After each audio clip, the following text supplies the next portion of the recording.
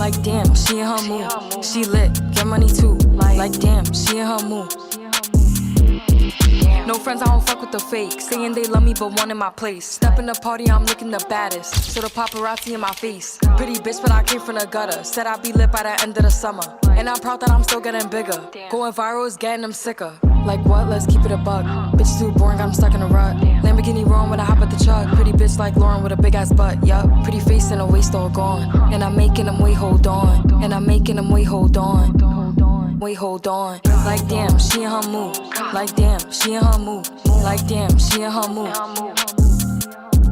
Like damn, she in her mood. She lit, get money too. Like damn, she in her mood. Like damn, she in her mood. Like damn, she in her mood. Like damn, she in her mood. Like damn, she in her mood. She lit, get money too. Like damn, she in her mood. Damn.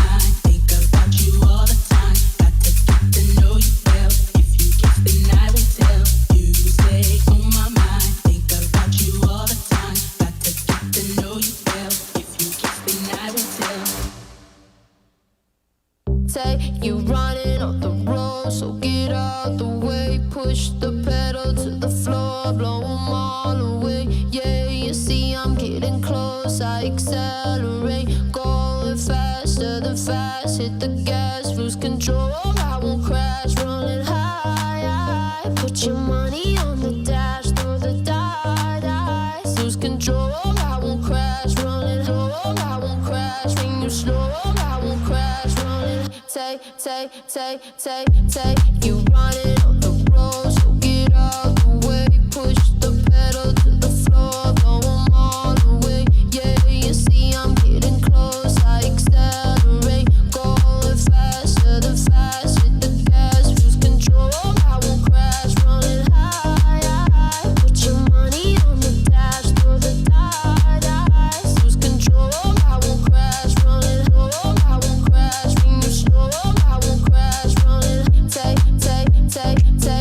say you're running off the road, so get out the way. Push the pedal to the floor, blow them all away. Yeah, you see I'm getting close, I accelerate. Going faster than fast, hit the gas, lose control, I won't crash. Rolling high, put your money on the dash, throw the dice, lose control, I won't crash. Rolling low, I won't crash. When you slow, I won't crash. Rolling, take. You running on the road, so get out the way. Push the pedal to the floor, blow 'em all away. Yeah, you see I'm getting close, I accelerate. Going faster than fast, hit the gas, lose control, I won't crash. Rolling high, put your money on the dash, throw the dice, lose control, I won't crash. Rolling low, I won't crash. When you slow, I won't crash. Rolling, take.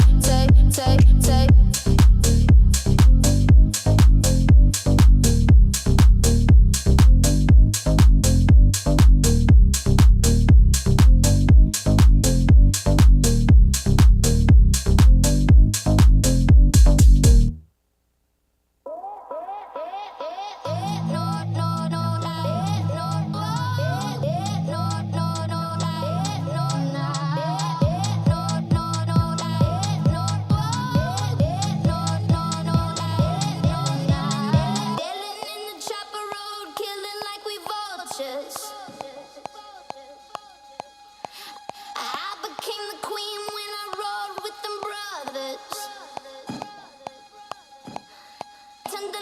Tender lion, I eat nightmares for supper. Brow, one command and I'll sick 'em on another. Ain't no love in the jungle. Ain't no love in the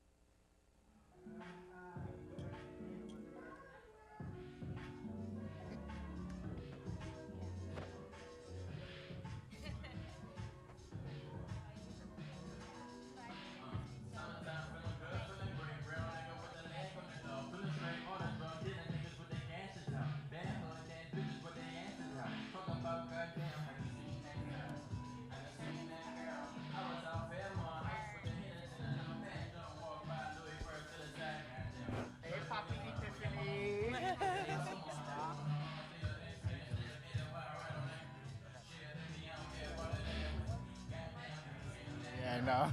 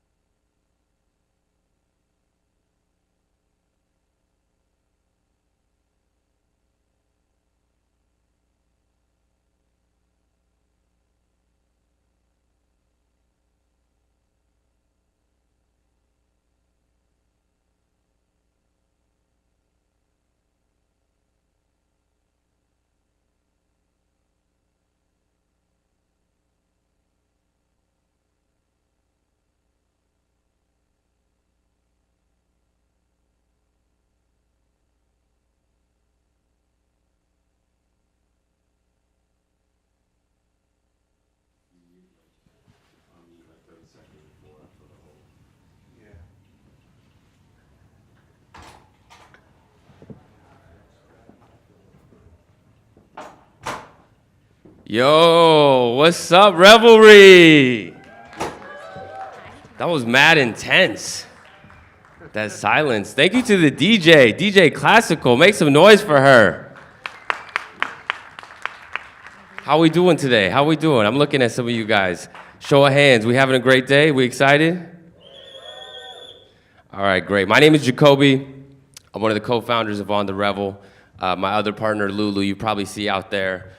We make it work. We have a beautiful team, and our whole goal is to make sure that people understand this cannabis game, they understand the ins and outs, and we can help do our part to make sure that you guys are successful in the industry.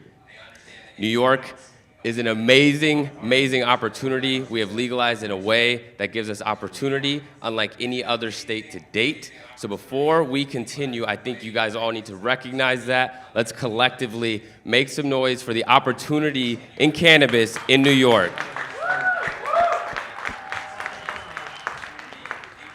All right, so luckily, I'm gonna be sitting down like you guys getting this game all day. And there's another member of our team, his name is Jason. He's our Chief Impact Officer. He is going to be our MC for the day. This man has inspired me.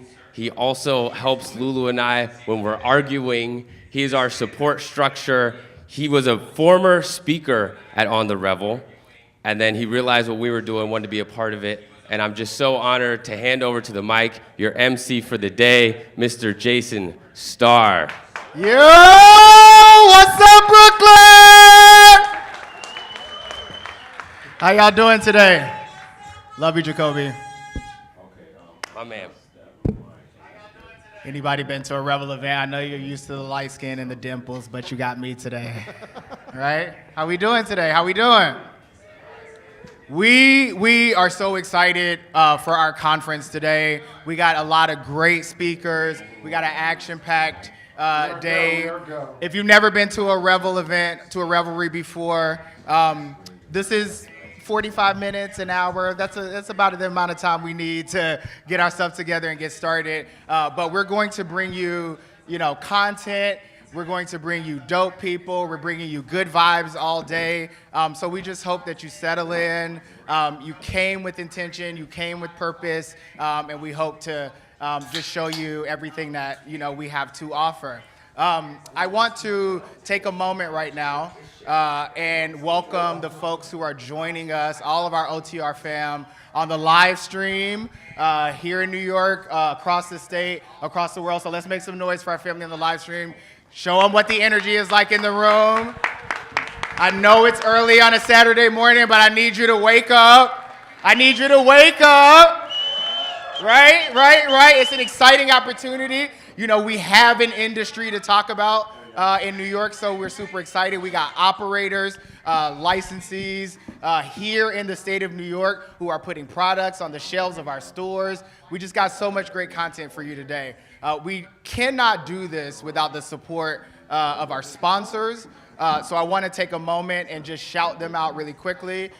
We have right here on the screen behind us, Cannabis Association of New York, Flores Farms, Honeysuckle, McNeil & Company, Liquid Death, Cannabis Media Council, Women Grow, TLBK, Etain, LeafLink, PAX, Dutchy, 3 is 4, Blaze, and our title sponsor. We are so grateful. They have really, come through for us this year. They saw what we were doing. They said we want to be a part, not of an event, but we want to be a real partner to Revel. So we are very, very excited to have our title sponsor here with us. Make some noise for Weed Maps. And a wonderful activation outside. I hope you've had a chance to stop and see their vendor table. They'll be out all day. And it gives me great pleasure to welcome to the stage somebody who, for me, just really embodies the spirit of social equity.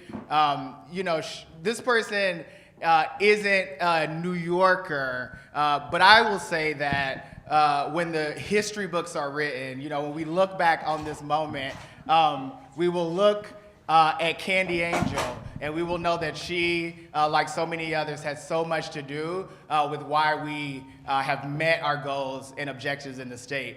I will say She's a little nervous to take this stage, so I hope y'all give her a lot of warm, positive Revelry energy. I want you to make some noise for my friend, our friend, the mother of social equity, Miss Candy Angel.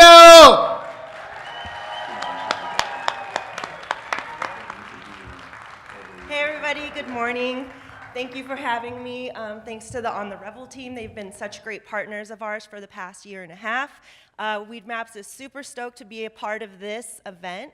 We do a lot of work in the communities across the country. New York by far has been my favorite, and I've been doing this for a long time. So I'm 13 years in at Weedmaps, and we've got a great team here, super passionate. Please take time to go by our booth, check out what we've got going on. We've got screens for you out there. We got some demos going on, so come say hi to the team, and thank you for having us.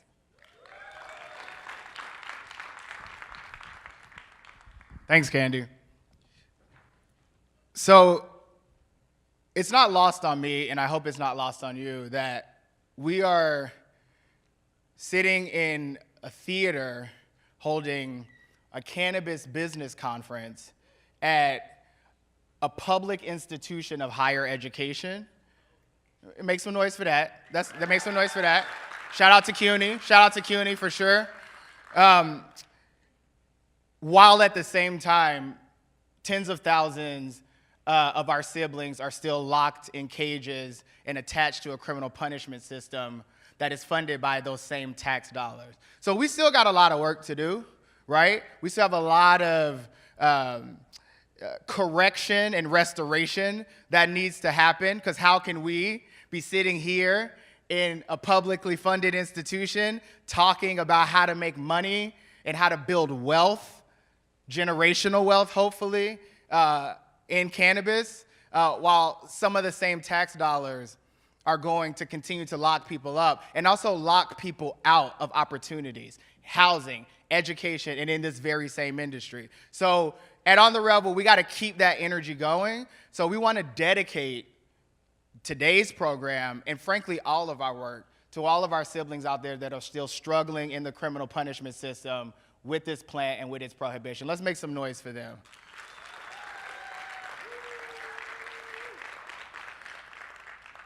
So Jacoby mentioned that I spoke at Revelry in 2019. At that time, I was in government. I was the Governor's Counsel for Civil Rights and Federal Affairs, and I had the honor of being on the team that helped draft and negotiate the Marijuana Regulation and Taxation Act. Okay, yeah, I'll take it. I'll take it. Shit was crazy. And one of the things I said there was, I'm probably the most ungovernmenty government person you're ever gonna meet. I think it got picked up on like WNYC and I almost got fired, but that's like a whole other story. But what I was really communicating is that, one of our taglines is, "This is what New York cannabis looks like."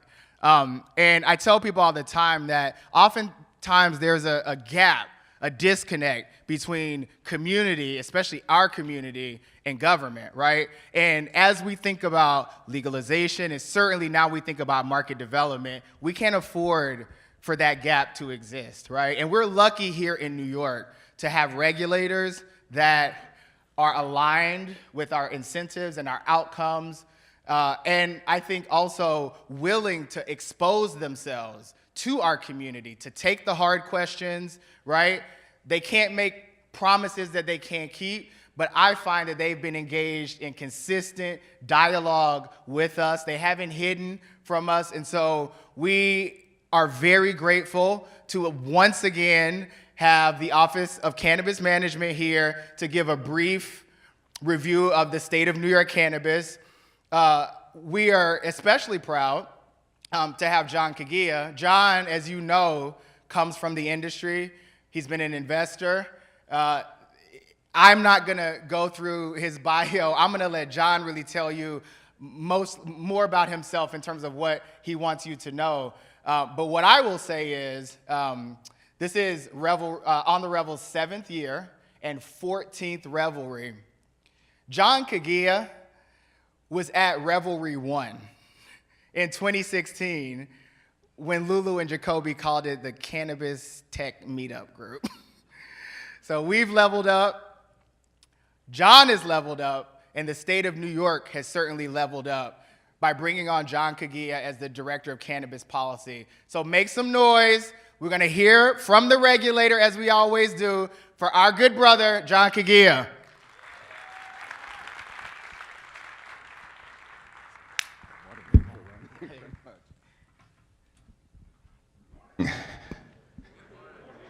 I know it's a cold Saturday morning, but good morning. There you go. Thank you, Jason, and thank you for Revelry for organizing this conversation today. It's an extraordinary homecoming to be back at Revelry 7 years after the first time I spoke here. And never in a million years would I have thought that we'd be back in New York as a regulator for cannabis when we started our journey in this industry over a decade ago. But there's a reason why you are all gathered here. There's a reason why I left a very comfortable life in the private sector to become the most ungovernable person in government since Jason left government.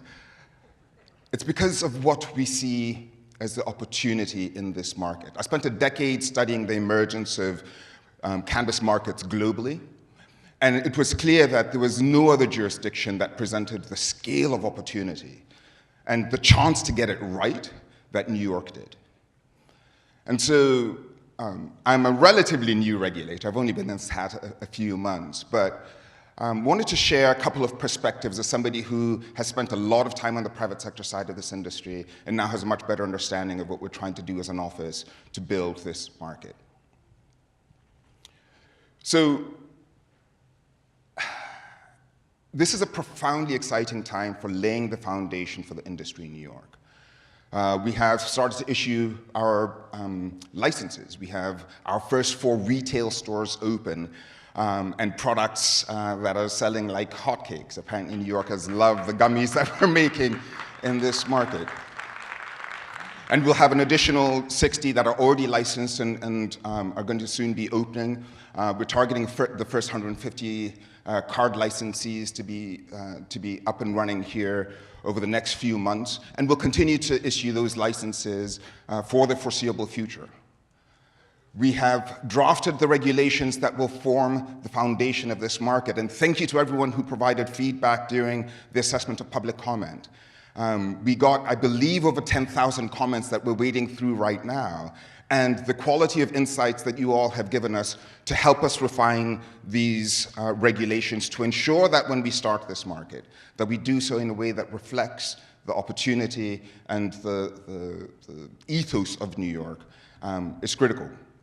So we're expecting those regs to be finalized as we go into the summer, and as soon as the regs are finalized and adopted, then we open up the market fully and start issuing the final retail, cultivation, distribution, manufacturing, processing, and the rest of the licenses that will build our supply chain. Jason mentioned the folks who are still struggling with incarceration. We have already expunged nearly 400,000 records in New York. And we have gone further in records expunsion and made it more convenient than any other jurisdiction in the country, a critical part of what we're trying to do here in the state. Our executive director, Chris Alexander, likes to say that, often says that equity isn't a thing, it is the thing that this market is about, that this program is about. And so it's been profoundly exciting to not only think about how to make this a successful and equitable market, not just by expunging records and trying to undo some of the harm done by a century of inequitable cannabis prohibition, but by giving these people from communities that have been so long disproportionately impacted by the inequitable enforcement of cannabis prohibition a seat at the table at the beginning of this market. That's never been tried before. That's never been done before. And I believe that's going to be one of the things that sets this market apart, is the very clear priority we are placing on ensuring that this market is equitably, grows equitably.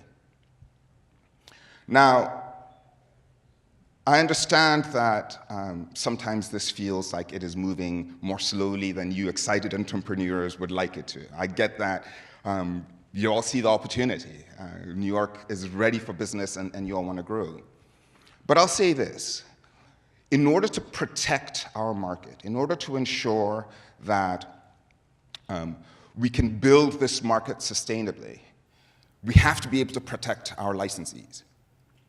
We have developed this two-tier market, so either a supplier or on the retail side. And we've created a structure that ensures that you can only play on one side or the other to protect and prevent against what we've seen in so many other markets, where within the first handful of years, you see the world's largest cannabis companies come in, parachute into those markets, and take over 50, 60, 70% of the demand in those jurisdictions. We believe that we can do this differently in New York by allowing small and medium businesses to thrive and to thrive sustainably.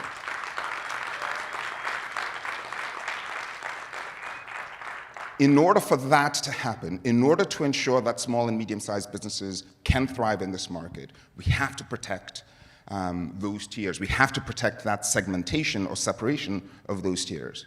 And in order to do that, it means we have to understand who is applying to get licensed and make sure that they don't have interests that would violate that two-tier market. I say all of that to underscore that it takes time to review the applications we're getting. It takes time to make sure that everyone is going to be compliant before you get licensed. And once you're licensed, you have, you'll be off to the races. We'll get out of here and let you grow your businesses. But it is critical for us to capture this information, review it, and ensure that folks are compliant before these licenses are issued. So they're coming, and they're going to come at scale. And to be clear, the first 150 licenses are not going to be the end of this story. As soon as we open, as soon as we finalize the regulations, we're going to open up this retail market fully. But this is going to be a process, and we want it to happen in a way that allows every single one of our licensees not just to be able to be successful on their first day, but that when we reconvene here a decade from now, the licensees who got licensed today are still not only operating in this market, but are doing so successfully. So much more to come from the office. If you want to know when our next upcoming board meetings are, understand how the regulations are evolving, and understand the scale of opportunity this market will present, please visit us at ocm.ny.gov. There's a wealth of information on our side. And thank you. Thank you all for the interest and commitment you have shown to this market. Thank you for being such great partners to the OCM as we try to ensure that this industry reflects the best of New York. And I hope that the conversations that will be had today will just be another step to build the community that will lay the foundation for the future of cannabis in New York. I believe New York is going to be the most consequential, the most sustainable, and the most equitable market in the world. And we can only do this with you. So I hope you have a wonderful conference, and we very much look forward to working with you to build New York's market. Thank you. Thank you, John. Thank you. All right. So we're about to get into the meat of our program. We have three real simple goals for every event we put on. One, we want to make sure that we create a welcoming environment. Two, that we provide actionable content. And three, and maybe most importantly, we ensure you're going to meet some dope people. And I would venture to say at this early part of our program, you probably have done all three. So we're going to kick off the first part of our conference, really looking at operating in the legal market. So we're going to have some speakers. We're going to round out the morning before lunch with an incredible panel of representing the supply chain here in New York right now, and bringing back someone who I hope that you know, and if you don't, you should, that really helped us start to build narrative across the city and the state around what legal cannabis would look like. And so we're really excited, but I will say some of the first conversations that we have or we hear from operators, and maybe I'll open this up to the audience, is what's that first thing that everybody tells you you gotta start to focus on? Money, but I heard somebody say real estate, right? Real estate, right? New York might be, particularly New York City, might be the most difficult real estate market in the country. So we're going to start today's conversation really on talking about or hearing from someone about how to secure real estate. So this good brother, Kobe Piper, this will be his first time gracing the Revelry stage. He's the director of cannabis real estate at Ripco Realty. All I will say is that this man is a major deal guy. He gets deals done. We were just talking backstage. I won't scoop any of his talk to you, but he's got major deals in New York right now as our market is emerging. So here to drop some wisdom in the real estate game, recently Ganjier certified Kobe Piper from Ripco Realty. All right, Kobe. What's up? How you doing? Good morning, everyone. Good morning. As you say, I'm Colby Piper. I am the head of the cannabis division at Ripco. A quick background about Ripco. We'll make it quick. We're the leading independent retail leasing and investment sales firm here in the tri-state. We have 5 offices, which are New York, New Jersey, Massachusetts, Connecticut, and Florida. I practice in all 5 of those states, specializing in cannabis real estate for my team. A little bit about me. I've been a realtor now about 10 years, and we opened the cannabis division because I realized that the plant was more personal to me than what I see to everyone else. My father here in New Jersey was the head of the ER. He's born and raised South Bronx, got a job in New Jersey. He ran the ER and he was first of 100 doctors to prescribe cannabis in New Jersey. My mother is a 4-time, 4-form opioid and cancer survivor. So to see the plant take care of her life and change it from negative to positive, in the 36 years I've been alive, the plant is more personal to me. So I want to make the world a greener place so everyone can have access and we can change more lives with the plant. My partner that runs the division with me is Darren Chandler. Darren Chandler, he has 5 licenses in New Jersey. He'll have his license here in New York. He's the president of Premium Genetics. So when it comes to real estate, we really understand both sides of the fence. So I'm on your side as well as on the real estate side. Here in New York, we do have a new company coming out called Mad City Canna. We're a card license winner, so I'm on both sides of the fence. Really quick, we could go to the next slide. Again.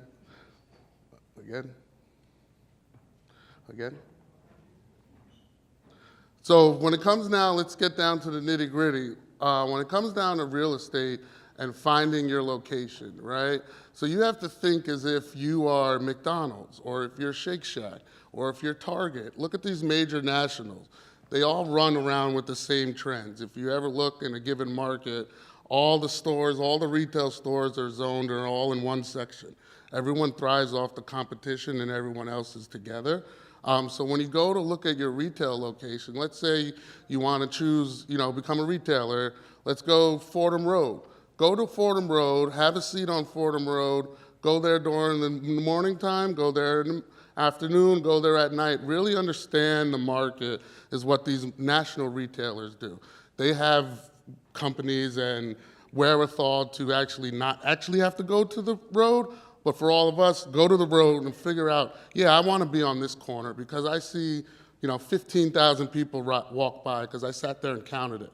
So get familiar with your actual given market of where you want to be, and location is actually important. Obviously, we know you have to find your location in order to apply. So that's typically how that goes. So you got to get out on the ground and scope out your location. Find some do some digging on the website. Find out your demographics. You know, if you're in a market where, you know, incomes are very low at $20,000 or $30,000, how can your business perform if the income is low at that given market? You maybe want to be in a higher market with higher incomes. It's something that you guys will see as you move forward. Next slide. So when it comes to finding the real estate, there's multiple hurdles. The number one hurdle in real estate, finding the real estate, is the lender on the property. Majority of the properties here in New Jersey and New York are owned by the bank. The bank does not allow the landlord to lease to a federally illegal operation. Because of the good old RICO charge, the bank could be wrapped up in the RICO charge as basically money laundering. So the number one hurdle is to find a property that is owned free and clear without a mortgage, so you can actually transact and become the tenant of that property. The next hurdle is to find a cool landlord that's willing to accept the use. That's another hurdle. The reason why it's a hurdle is because it's very risky for the landlord. This has never happened in the history of the cannabis space being open, but technically the feds can come and seize the property from the landlord because he's technically operating in a criminal enterprise. So it's very risky, which has never ever happened before, and we'll never see it happen. But ultimately, it's very risky for the landlord. So in order for the landlord to want to play ball with you, you have to make it somewhat more feasible or more beneficial towards him. So it's kind of sad on our end because the landlords calls our shots. But ultimately, as the stigmatism of the planet, we make the world greener, landlords will become more acceptable to it and not hit us with this cannabis tax that everyone talks about. Next slide. So then the other thing come to is zoning. In Long Island, specific towns say you're only allowed to be in certain sections of the given town. So what they do is the townships are zoning cannabis to be in the way, way back in the industrial section that's scary, that no one ever wants to go through, potholes on the road. How's your grandma gonna go get her weed in the middle of the industrial sector, right? That's not the safest place for us to go purchase weed. You got 18-wheelers driving like, you know, any way they want to do. But that's what some of these municipalities are zoning, because they don't want it up in front. So us as a community, we have to explain to the municipalities that we are retailers just like Shake Shack, just like Target, just like your barbershop. We are the same as them. Ultimately, we are also pandemic proof, and we're an essential business. So it's like a medical operator when it comes to talking to your landlords. The state can't shut us down if we go through another COVID, and we're also medical, so we'll be there forever. The amount of money that we spend in our build out, we're not moving locations to move the lease. We're doing to expand and open up location number 2. So we're gonna be there for a long time, landlord, so let's make a deal. That's one of the things there. Then, you know, get out into your community and get familiar with the community boards and the neighborhood boards here, and say what you want to do and what is that neighborhood specifically missing and how you can help them. It makes it a little bit easier when getting approval from your community boards. Next slide. So obviously, like I said, you have the retail properties. The retail property is obviously your typical brick and mortar store that you go to. The average size of the dispensary across the country is about 4,300 square feet, plus or minus. Obviously, some of that space is not used all for selling. It's used to stack the line, so you don't have too many lines outside. And then when it comes to construction and build out, depending on the level of build out you want to do to your space, on average what we're seeing, people are putting $250,000 to $550,000 in the space, given on the square footage. If it's a larger square footage, you could be upwards to $1 million, $1.5 million. It all depends on your negotiation with that cool landlord to see if he's willing to give you some, what we call in the real estate world, TI, it's called tenant improvements, meaning the landlord will pay to improve the property for you to have it ready for you to move in. That's retail. So we'll go to industrial. Industrial is where the money is. That's the cultivation and manufacturing. These facilities normally cost lots of money.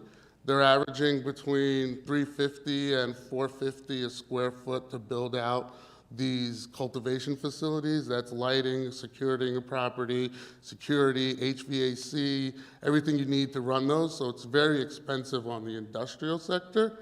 What we see in the industrial sector across the tri-state, so you guys can get familiar with it, the going rent for cannabis in the industrial sector in the tri-state is anywhere between 15 and 20 bucks per square foot. If you're over 20, you are a little bit high, but if you're at 20 bucks, you got a good deal. If you're below 20, take it and run with it. The next slide. So that's pretty much the industrial sector there for you guys, so you can understand how that works. Obviously, there's farmland. We could grow greenhouse and things like that. Next slide, please. So how to start the opportunity and strategy to find the real estate. First, like I said, do your research.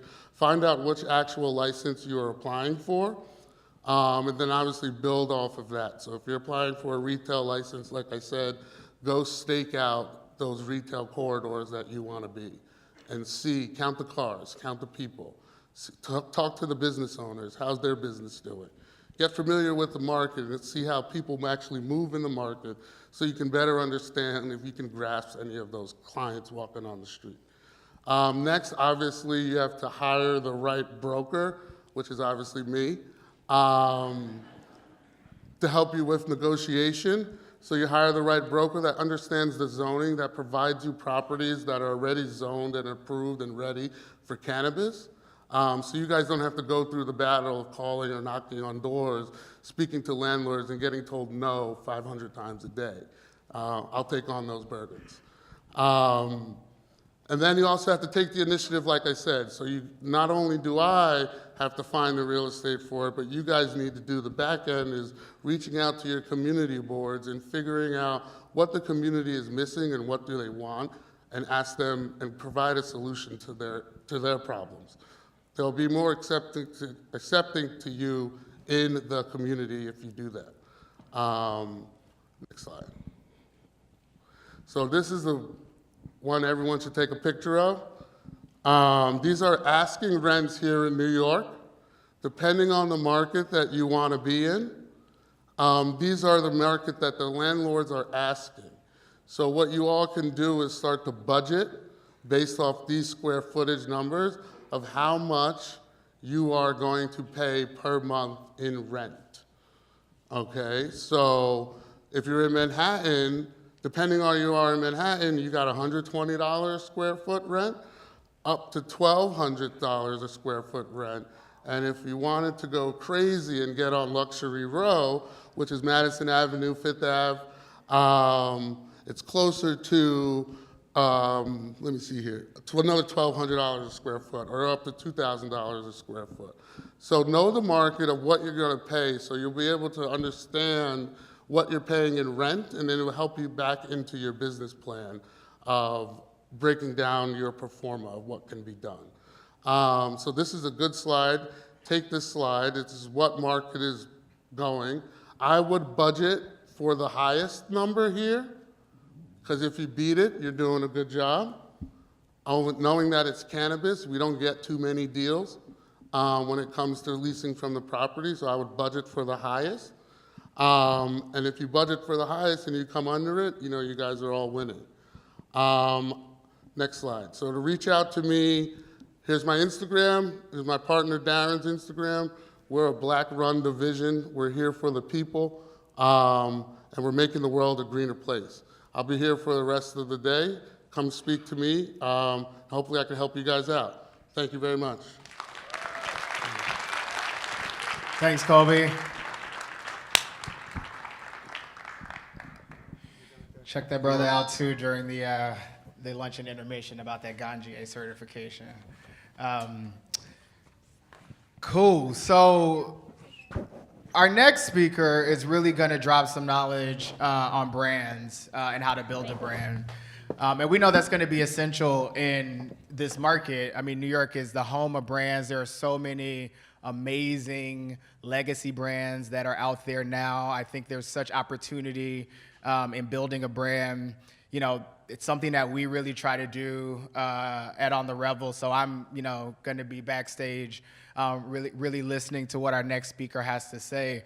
Carly Miller-Hornick is Chief Executive Officer and co-founder at the New York Farmer Group.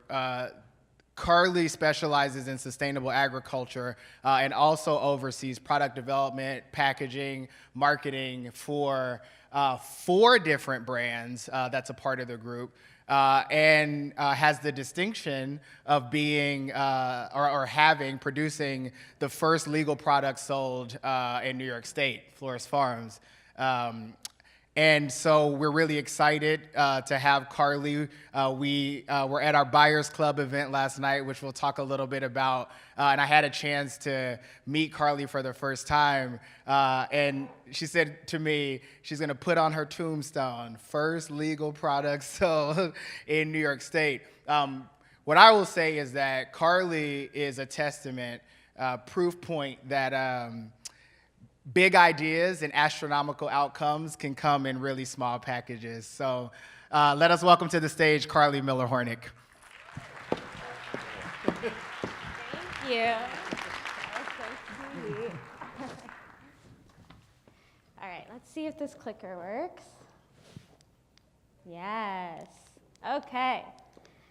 So, oh no, the QR code is all the way up there. All right, well, hi, good morning, everyone. I'm so honored to have this opportunity to talk to this room and hopefully help you guys not make the same mistakes I've made over the last 4 years.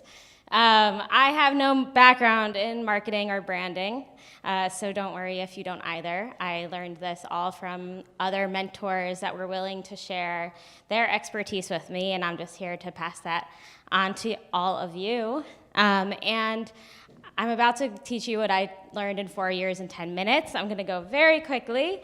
So just know that at the end of this presentation, there will be a QR code that you can scan that will bring you to a website with a bunch of links and helpful information. So how many of you currently have a brand? Show of hands. Wow. Oh my God, almost the whole room. That's amazing. I wasn't expecting that. Well, all right, well, hopefully I can help you guys figure out how to get to market with a compliant product today. But one of the brands that we brought to market is Head & Heel. And I started Head & Heel teaching myself how to use Adobe Illustrator.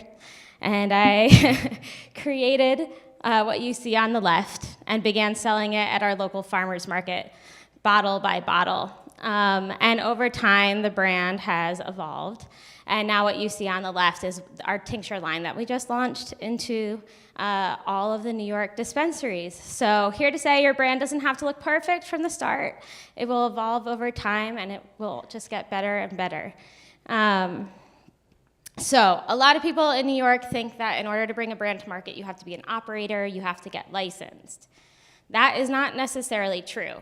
So I'm sure a lot of you are familiar with Can, the beverage company. They have launched into New York dispensaries. They do not own a license. What they did was partner with a processor or manufacturer license to make their products and bring them to market. So not only do I run our brands, but we also have a cultivation license and a manufacturing license, and we manufacture for other brands. So how do you find one of these partners? The OCM has a list of the 40 of us on their website. It will also be linked on my site because it's impossible to find on theirs. And you'll get all of the email addresses and phone numbers, and you can just go down that list and start calling people to see if they're open to manufacturing your products. All right, what to look for in a manufacturing partner? Be careful. You never know. You're getting married to this person for years. Your business is in their hands. So do your due diligence, reference checks, LinkedIn searches, search their name for lawsuits, make sure you know who you are getting in bed with. Build a solid relationship. Make sure that you can work together in the best of times and the worst of times. You need to make sure that somebody you have great communication with, because things will get hard and challenging and frustrating. Any processor that you're going to work with should allow you to tour their facility. Ask as many questions as you want. Preferably, they would have experience bringing a compliant product to market so that they could advise you along the way and make sure that everything you're doing is correct so that when you bring it to the dispensary, it doesn't get rejected. And make sure you have a contract and a lawyer to review it, understand your terms, and most of all, be realistic about timelines. Building a brand took me 4 years. And I'm going to go through those steps now on a timeline of what it would take to build a brand. I would say that in the shortest amount of time, it takes 6 months, if you're very lucky. Usually about a year, because there are all of these steps and more to building a brand. All right, this is my big warning. Do not begin designing your brand without a very clear understanding of the regulations. This is a very brief view of the 30-page document of required information on your packaging in New York State. It is unlike any other state. You can't look at California packaging and say, ooh, I'm gonna have this simple, beautiful, sleek design, because there is a lot of information required to go on the front of your packaging. There are a lot of warnings, and you need to design your brand really around those, because trying to fit them in after you've designed is not gonna work. Study the market. Sounds like most of you guys have brands already, but I like to take inspiration in many places when building a brand. I like to go to dispensaries in other states and see what products are performing there. I also like to go to CVS or Target or my favorite boutique and see what products on the shelves really stand out to me to help get some ideas for how to create my brand. Choose your target market and price point. Know who you are targeting. Find a small niche or a large niche, and make sure you know where your price point's gonna be. Are you gonna be a luxury brand, a budget brand, somewhere in the middle? You need to honestly know your prices first, your wholesale prices, so that you make sure that your cost of goods is covered by that. Choose your product. We have every category available to us in cannabis, which is very fun, also very overwhelming at times. It's like you can get disabled by choice. But my recommendation would be to start with one of these many categories. Build your products in that category first, and once you have success with those, move on to your next category. All right, so finding compliant packaging in New York. The unique thing about New York is that your packaging has to be not just child resistant, but child resistant resealable. This is different than most markets. So make sure that you find compliant packaging. You can either work with a stock company, a company that keeps all the products in stock in the US, or you can go fully custom and go overseas to Asia. These are a few of the companies. Some of them I've worked for, some of them not. I've worked with. If you're going to Asia, you're gonna be looking at 10,000 units minimum order quantity and about 6 months of lead time. So just think about that. My recommendation would go to be, if you want to get to market fast, go with stock, maybe transition to custom later once you have more funding, because in stock you can buy like 50 at a time, 100 at a time, whatever it is, and the lead time is 2 to 3 weeks. And then you can just print your labels and put them onto that. And so basically what you should do, because there are hundreds and hundreds of packaging companies, call them up, ask for samples, make sure you have them in your hands before you start designing. All right, defining your brand style. This was one of my original Pinterest boards for Head and Heel. When working with designers, they like to have an idea of what you want your brand to look like. So the easiest way for most designers to do this is go find inspiration on the internet and create a board And then when you find your graphic designer, explain to them the elements of the packaging that you really like and want to see in your brand. So I loved some of these colors. I love the farm feel. I love the natural feel. And that's what inspired the Head and Heel brand. The other thing that you need when you're going to your graphic designer is a design brief. Every single word, every single period, every single capital, every single logo, every single icon, everything needs to be in this document. If you have a box, what's going on top, what's going on back, what's going on the front, every single thing. So you're gonna go to your graphic designer with this design brief, with your Pinterest board, and that way they can start designing and you don't have a million revisions. Oh, I need this warning. Oh, I need this icon. And lastly, hiring a packaging designer. I learned the hard way that graphic design does not equal packaging design.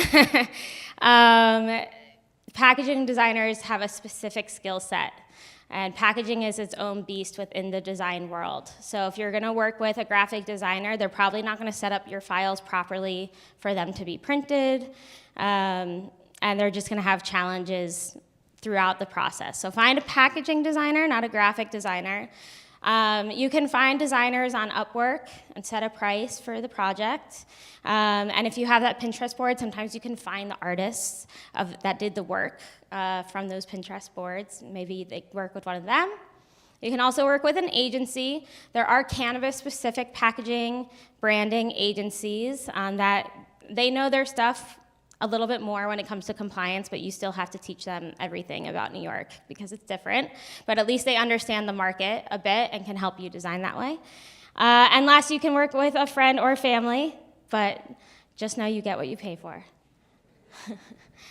All right, so thank you. That is my presentation. You can scan the QR code, make sure you save it, and if you want to talk about branding and manufacturing or looking for somebody to make your products, reach out to me or find me today. Thanks, guys. Kylie, thank you. Thank you. How y'all feeling? Anybody out there do live production?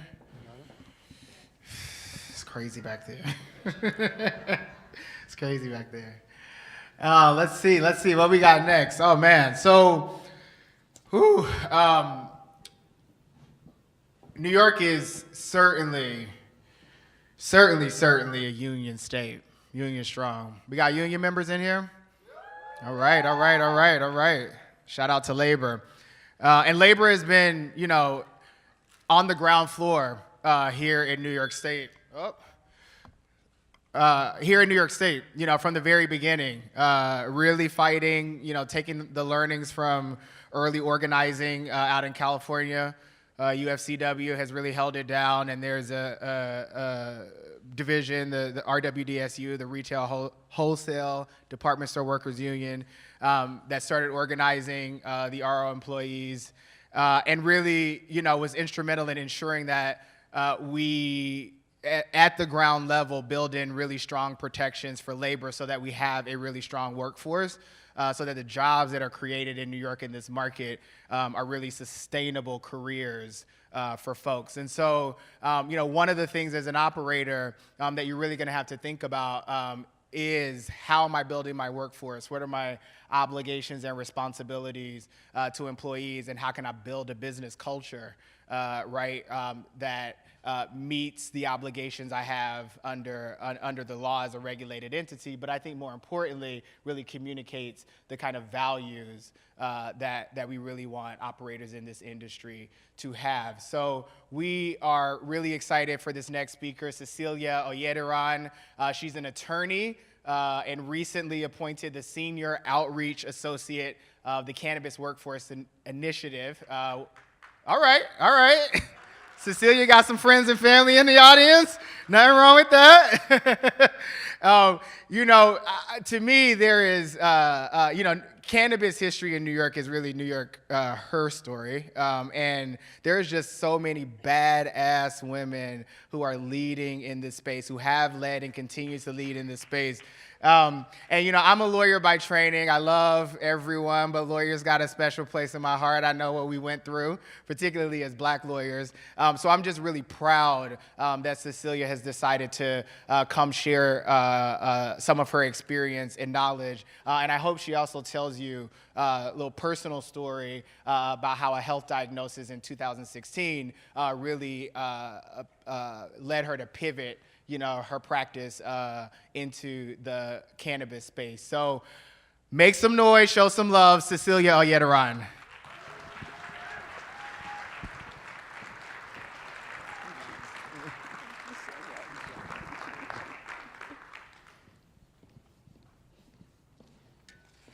Let me just make sure this.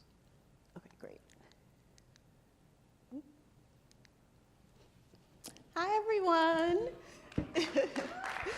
It's such a great opportunity to be here with you today in my new capacity as an attorney with the Cannabis Workforce Initiative, also known as CWI. As a cannabis attorney, I've helped clients navigate the legal cannabis industry in various areas, including labor and employment, and I'm excited to use my skills and abilities to help support New York's cannabis workforce. And as Jason mentioned, my pivot into cannabis was inspired by a personal health journey. Unfortunately, I was diagnosed with breast cancer a few years ago. I'm good now, we thank God. And during that time, I really started using the cannabis plant to help heal me during treatment, and I'm all the better for it. So after that, I decided to dedicate my career to helping the industry expand and helping the plant get into the hands of people, because I truly believe it can make quality of life so much better for so many of us. So more about CWI, now that I've told you all my business. So CWI is a collaboration between the New York State School of Labor and Industrial Relations at Cornell University and the Workforce Development Institute. And our mission is really to promote and support social equity in the adult use cannabis market by providing quality workforce development training and legal education. So to that end, we partner with community-based organizations, elected officials, schools, to provide free training and resources. And the best part really is that our programming is 100% free 99, we like that, to participants and our partnering organizations.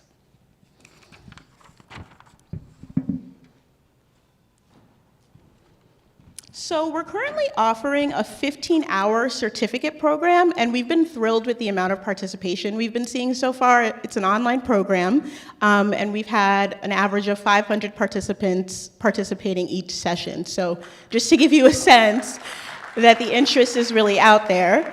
And the certificate program serves as an introduction to the cannabis industry, as well as to careers across the supply chain in the cannabis industry, and worker protections under labor and employment laws and the MRTA, which I'll touch upon briefly today.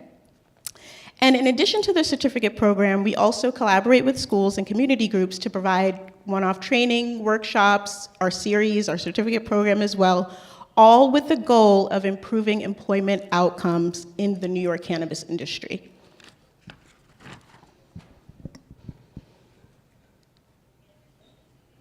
Okay, so let's talk a little bit about the MRTA, which I know you all know all about, but I want to talk about it in further context with respect to employment and labor law. So as we know, the major driving force of the MRTA was to deal with mass incarceration and the fact that the war on drugs took far more of a toll on people of color.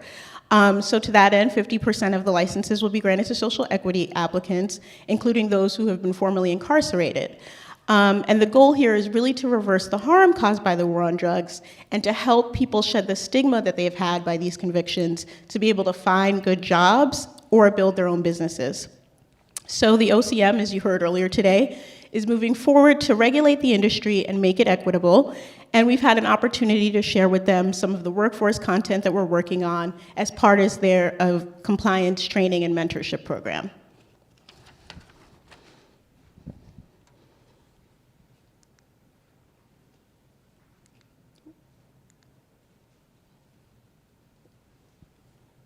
Okay, so licensing is just one part of the full picture under the MRTA. The MRTA's equity aims also have a major impact on the state's labor and employment laws, as well as on employer and employee rights and responsibilities. So one of the most important things that the MRTA accomplishes is the expungement of criminal records for low-level cannabis convictions, which is happening automatically. And this is very significant because it means you do not have to list the expunged conviction on a job application that asks if you've been convicted or arrested. And the issue here is that people aren't being notified about the fact that their records have been expunged, but this is something that happens automatically and free of charge. But if you want proof that your record has been properly expunged, which we recommend, you can request a certificate of disposition from the court where the case was decided for a small fee. So the MRTA is also set up to allow employees to decide whether or not they want to join a union. As Jason mentioned, New York is a very pro-union state, and labor and peace agreements provide the ability for a campaign to take place by requiring employers to remain neutral, and in return, the union agrees not to strike or boycott during that process. The MRTA also amended labor law in New York so that now employers cannot discriminate against employees using cannabis outside of the workplace, outside of work hours, and without the use of employer equipment or on the employer's property, subject to a few exceptions, such as certain type of jobs or other federal law requirements, or if the employee exhibits specific symptoms of impairment that creates an unsafe workplace or decreases their job performance. Employers are also prohibited from drug testing employees for cannabis unless they're required to do so by law.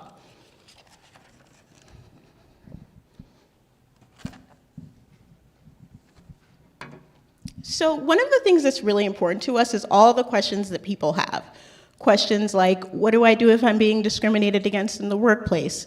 What hourly rate do I need to pay my employees? What information can I ask about in a job interview on the job application?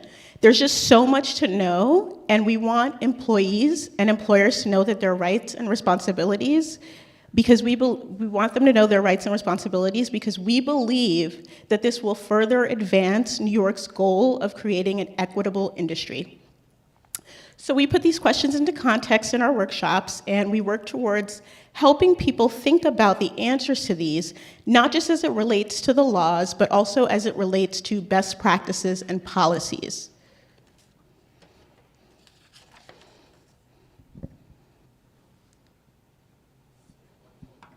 So for us, it's really important for us not to just focus on the law themselves, but to also focus on the areas of the laws such as that the laws impact, so such as compensation, discrimination and harassment, privacy, safety. So looking at these categories, you get a better sense of how important it is for employees to know their rights and for employers to know their rights and responsibilities.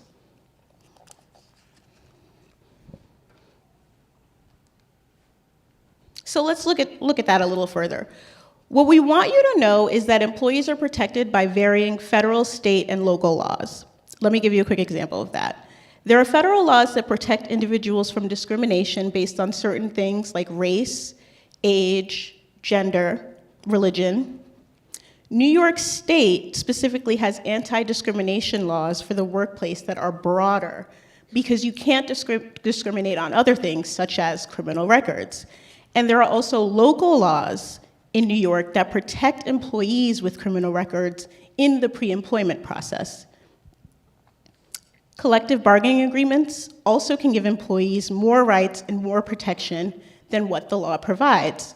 For example, while the most common arrangement for employment is at-will employment, which means an employee can be terminated for any reason without warning and without the employer having to disclose the reason, a union can negotiate in a collective bargaining agreement that union employees cannot be fired without just cause, which means that the employer would have to adhere to certain steps and standards in order to discipline or terminate an employee, such as issuing a series of warnings or disclosing the reason for the termination.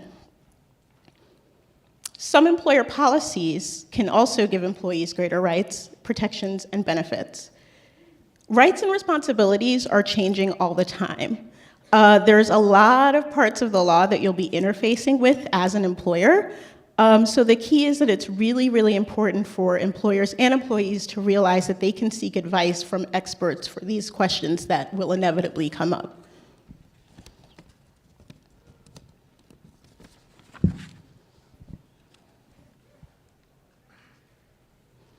So what's the overall mission of what we're trying to accomplish at CWI? It's really to create a fair and equitable workplace. We want to see cannabis workplaces that have respect, inclusion, where employees have a voice, where they are giving positive affirmations for the hard work that they're doing, where there is fairness, equity, safety, good benefits, and good compensation. Sorry about that. It looks like we're missing a slide with our website on it, but the good news is I'm here all day and we have a table in the back, so I would love to answer any questions you have, talk about potentially partnering. I'm really excited to be helping to move CWI's mission forward, so I hope I see you back there.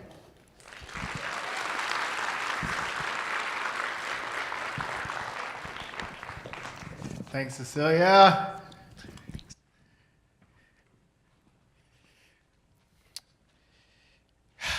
All right, I'm really excited about this next guest. And on the Revel, we try to do a lot of design thinking. I think that's a credit to Lulu. So hopefully you see the product of some of that in terms of the experience you have at our events. And so we're going to stick a little bit with retail here for this next speaker. And Kim Miles is the co-founder of Miles More. Kim is a producer of entertainment, and her words, not mine, badass hair. So you might recognize her beautiful face and smile from productions across a number of TV networks, including HGTV, Discovery Plus. And one thing that was really notable in her bio to me was that she said the best advice she ever ignored was to pick a lane and stick to it. And so here to talk about retail design and, you know, how you gonna break up with your guy and get into the store is Kim Miles.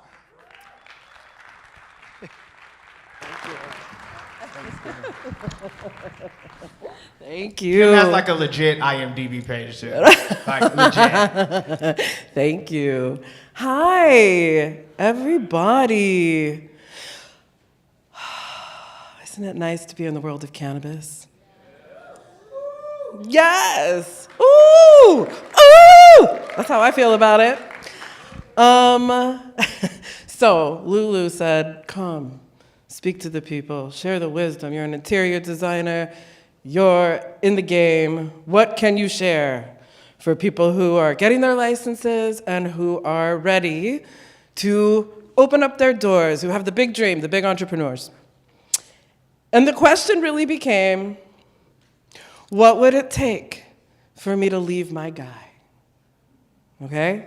That's the question. What would it take for me to leave my guy and make your shop, make your brand, my brand, right? Because I have to tell you, my guy is dope. He knows my schedule. He knows my strains.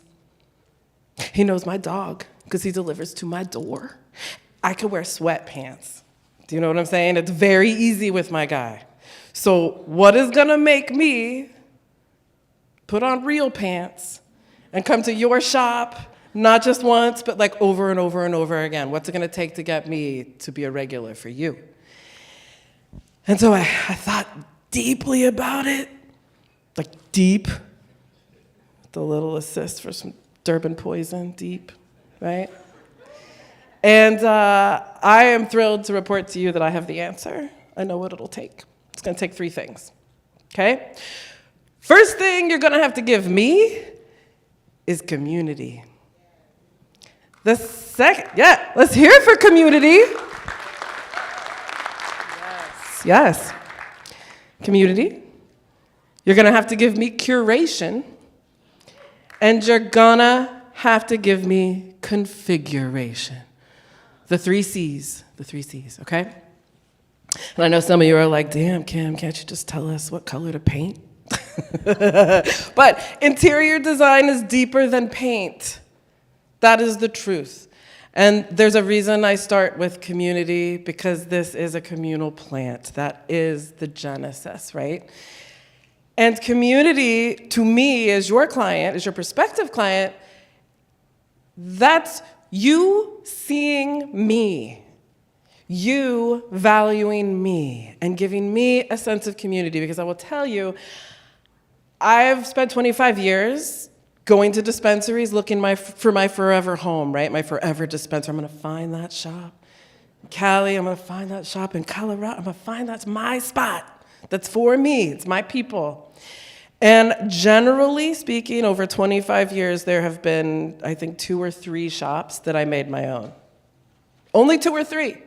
And the reason it didn't stick for me at the other shops is because they did not make me community. They did not plug into community, and I wasn't their community, right? And so, yes, that is key. That is so important. I want to feel like you care. And community for you as the operator, it's more than just your vendors. It's more than just the people that are all here. We are all like-minded folks. It's the guy that runs the bodega on the corner.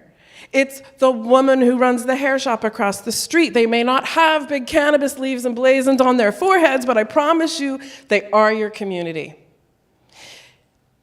The other part of your community is what I like to call like OG influencers. They are not on the gram, okay? Your OG influencers, it's the FDNY, it's the Department of Buildings, it's your community board. You plug into your community, and you think of it this way. You think of it as the deeper your roots go, the more nutrients you can draw into your business, right? And the richer the offering is for me as the person who's deciding whether to leave my guy, right? I want to come in, and if I feel there is community there, and if you have done the work, it will be there for me as your client. I will feel connected. I will feel that by proxy, I have earned a rich community through you, right? So popping in to earn your buck, that is not the way to scale. Diving into your community, that is the key. Okay, so community, curation. Oh my God, curation. I made over a shop on my show, High Design. So High Design was my show on Discovery Plus. I created it, I executive produced it, I starred in it, and the whole purpose was to travel America making over dispensaries for entrepreneurs, for mom and pops who were smaller scale, right? And what's fascinating is that one of the shops, the owner, their whole thing, it was like, we have all the weed. All the weed. All the weed, everything you could want, we have it. You don't have to go anywhere else. We have 1,600 SKUs. It's a shit show. Right? Like, that is chaos. That is visual chaos. That was systems chaos. Bud tenders didn't know where things were. And the kick in the pants is that actually of 1,600 SKUs, maybe 700 were really in play.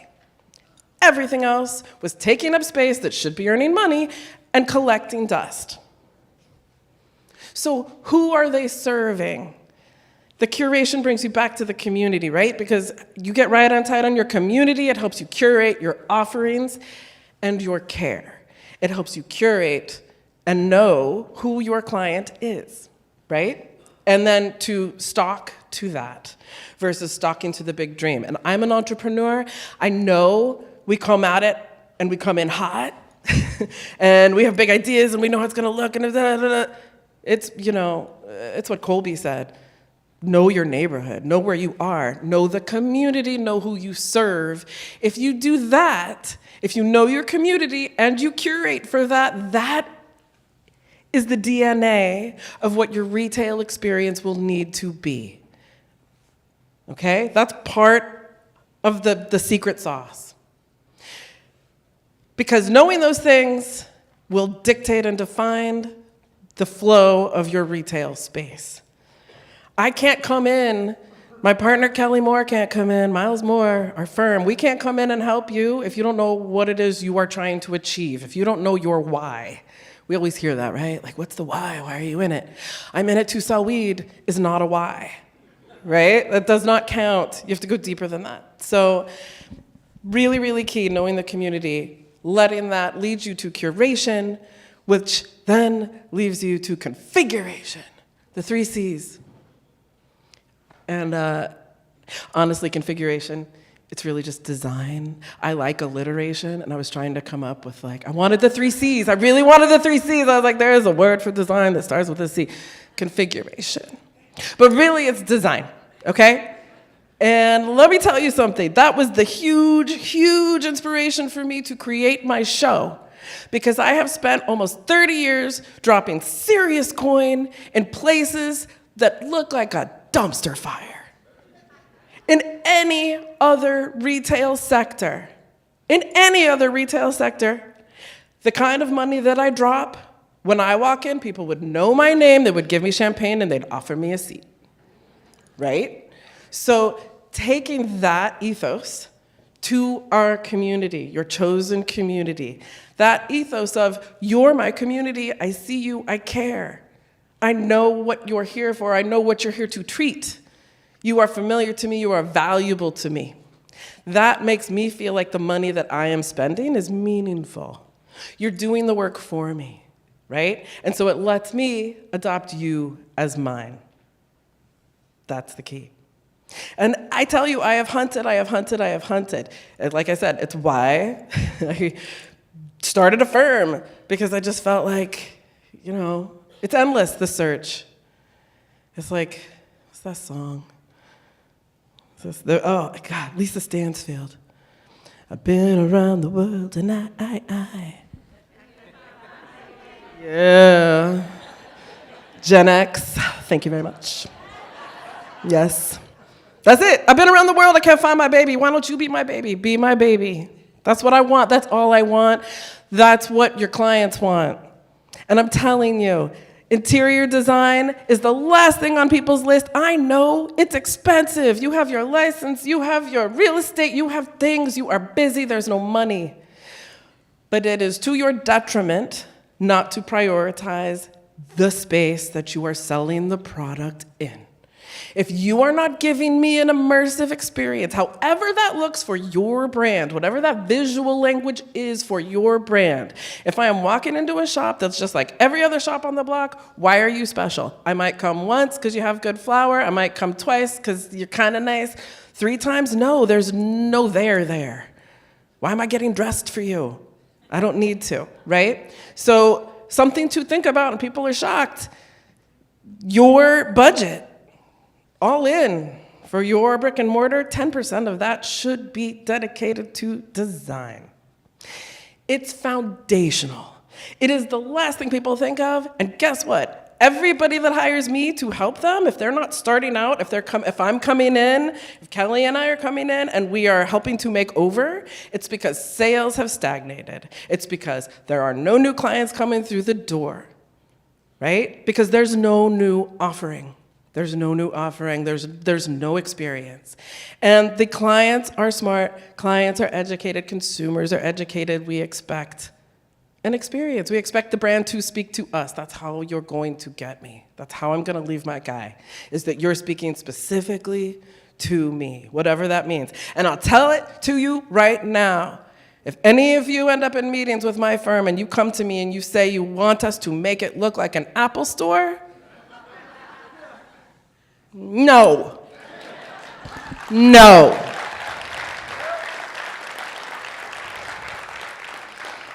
This is a caregiving plant. This is a communal plant. Apple Store was a great place to start with MedMen in 2017, but it's 2023. It's about boutique. It's about drilling into your brand story, your offering, getting really specific and finding that niche that you can crawl into and then expand it, crack it open. And that's why I wanted to speak today, because I am so grateful that all of you are getting into this to crack it open. We are in this to move the needle, right? What I want for the New York market, what I want for myself, if I'm coming to your shop, I want this plant elevated. I want it destigmatized, and that will require you to have a space that speaks to that, right? So thank you. Thank you for having your hearts in it. Thank you for putting your lives in it. If you need design help, you can call me, I will help you. But in the meantime, focus, focus, focus. Community, curation, configuration, I promise. You do the first two things, it is going to help you get to the third. You will be running more of an Occam's razor, straight line, none of the zigzag, none of the mess, none of the wasted time that comes with entrepreneurship. That is built in, but if you follow this strategy, I promise you, it will save you. I just want to say thank you. Thank you, thank you, thank you. Today is so inspiring. I want to thank Revelry, everybody who's on this stage. It's so amazing to me as somebody who came of age in the 80s that I'm standing in a public institution talking about the weed business. That's amazing. It's amazing. I was a DARE officer.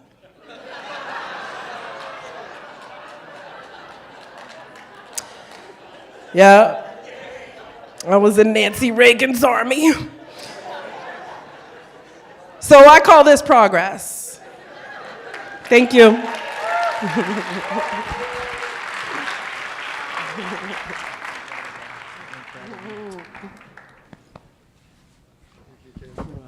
Don't we want to see her on our TV screens again? Yes. Where are all my Hollywood money people out there? I know you're in the room. Let's get Kim on TV again. All right, so we're again so grateful to our sponsors. We cannot bring what we intend to bring to you without their support. You know, they're supporting Revel, but they're really supporting the vision of what this industry can and should look like in New York. And so a word from our sponsor, one of our premium sponsors, not Peter Mercado. Give it up for Kai Kirk, Chief Product Officer at Blaze.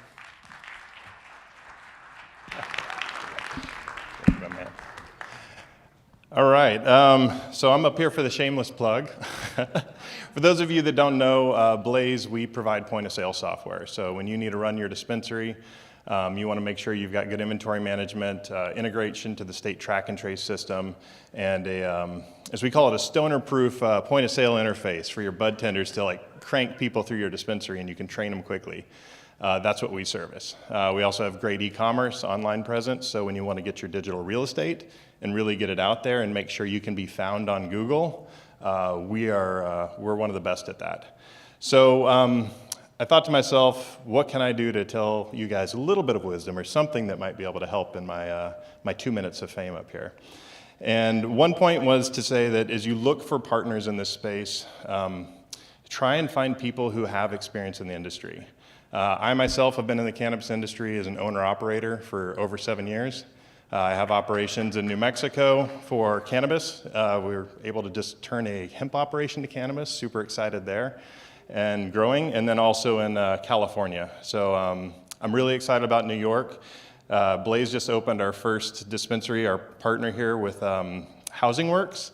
And so really excited to have them running Blaze and just see the volume going through there. Went and visited them yesterday, and it's really, really fantastic to see the legal operations happening here. I know it's a long time coming. I know it seems like it's slow going and slogging, but you know, coming from the space, I have seen the gray markets transition to a legal regulated market in California and in other states like New Mexico. And our CEO, same thing. He is a owner-operator of a dispensary first. Sorry, that's my alarm for the speak. I'm a little early. He was an owner-operator, and he decided that the software out there sucked at the time, and he wanted to build good software, and that was the genesis of Blaze. Our chief of legal, he helped write the regulations for Long Beach, California. So we know cannabis. We really understand what it means to come from it, and our chief of legal has Probably been before the gray market, but I can't talk too much of that. The other, what was the other piece of advice that I had for y'all? Yeah, you have a choice. So when it comes to software, you do have a choice. If you hear otherwise, that you don't have a choice, know that Blaze wouldn't be here at this wonderful event put on by Revelry if you didn't have a choice in software. So make sure you pick what's best for you. Make sure you pick someone great that really fits with your operations. I don't know if you guys have been up to the lounge upstairs, but back behind the stage, there's a lounge upstairs. We've got Blaze up there. They're also going to be serving lunch. So come check us out. Come find out more about us and see if we can be a great fit to really help you succeed and thrive in this industry. So thank you for being here and really appreciate it, everyone.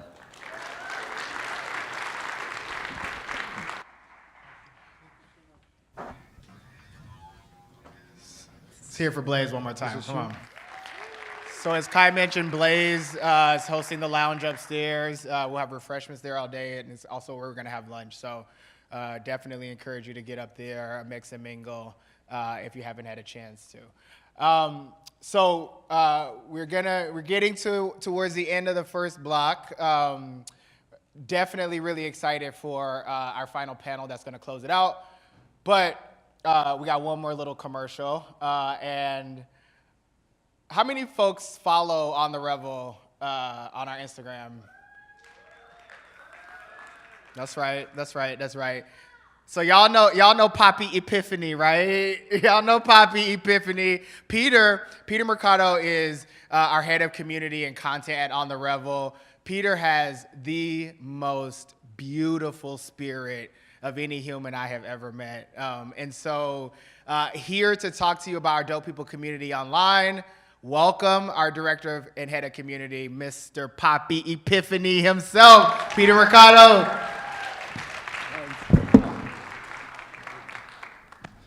Y'all are fucking beautiful. Wow.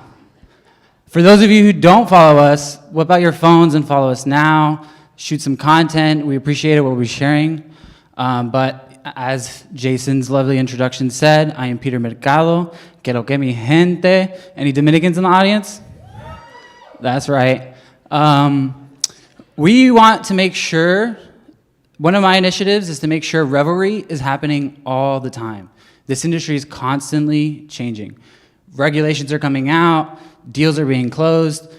This industry is rapidly evolving. If you want to stay connected, join our Dope People community online.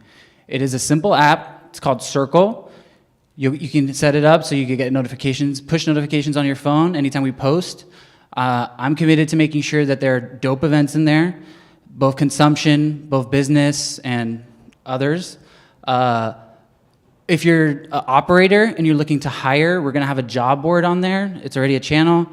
So if you're looking to recruit, we have an excellent community of people who are interested in operating. If you're looking for service providers, people to shoot content, lawyers, all the other service providers out there, hit us up, join the Dope People community, and find your people there. Last but not least, I wanted to shout out the rest of the team. I want to shout out Soul for all the work that she did behind the stage. Gigi, my right hand over there. But yeah, that's it. If you see me around, I am the head of content community. It is my job to make sure I touch each of you, and I do it with joy. So hit me up, say hi. Peace.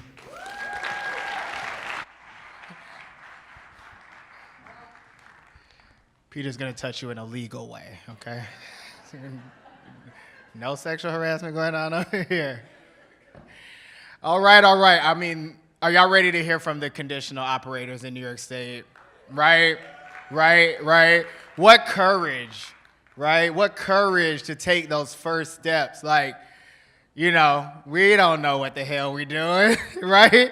And these people are putting, blood, sweat, tears, dreams, and really laying the foundation as the first regulated operators in New York State, really building that plane as we're flying it. And that really is what they're going to talk to you about today. And so I'm going to bring out first the moderator of this panel. Anybody used to subscribe to Word on the Tree? You got to be old school to know Word on the Tree. Mona Zhang, back in the day, used to publish a newsletter called Word on the Tree, and I think that was the first place that On the Revel, again, then known as the Cannabis Tech Meetup Group, advertised events. So we're, I think we got a little theme of evolution, and growth emerging today. And so cannabis has gone political, cannabis reporting has gone political.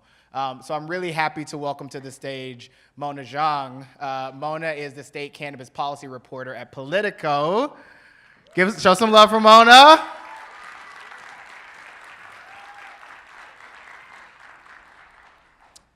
Like I said, we have to have a conversation with the body politic, right? Like we have to talk to people to sort of break down that stigma.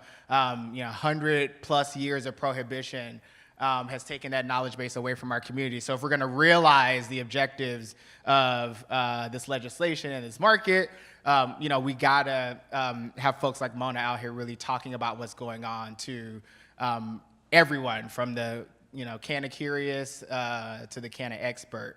And joining Mona for today's conversation, we have our 3 conditional operators. First, I want to bring to the stage Lindsay Villarreal. Lindsay, did I get that right? All right, from Flower House, make some noise for Lindsay.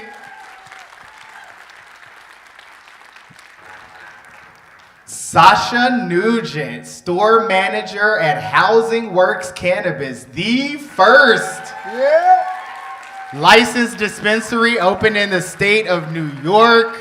Housing Works has been serving people living with HIV and AIDS for decades here in the city. So we're so excited that as a representation of what our industry is and can be and what cannabis can do for a community, to have Housing Works be our first dispensary. And last, but certainly not least, Jasmine Burams, co-founder of Claudine Field Apothecary. My Brooklyn sister. Y'all ready to hear from them? All right, I'm gonna shut up. Take it away, Mona. Thank you, Jason. Thanks, Revelry, for having us, and thank you guys all for being here today. I started covering cannabis full-time in 2015, and if you would have told me I would be up on the stage in 2023 with the first conditional licensees of a New York's adult use market, and it would be a stage full of women of color, I would have been shocked. And to be sure, the stage is not representative of the industry yet, but I think it is a sign of progress and, a sign of where things are going. So to start off, I'd like to just ask each of you to give us a brief introduction of yourselves. What do you do now? How did you come to the cannabis industry? Lindsay, do you want to get us started? Sure. Hi, I'm Lindsay Villarreal. I am co-founder and VP of operations at Flower House, New York. I have been in the cannabis industry since 2009, actively involved in every aspect from seed to sale. And we're currently at Flower House, New York. Our mission is to provide the best smokable flower for New York here in New York.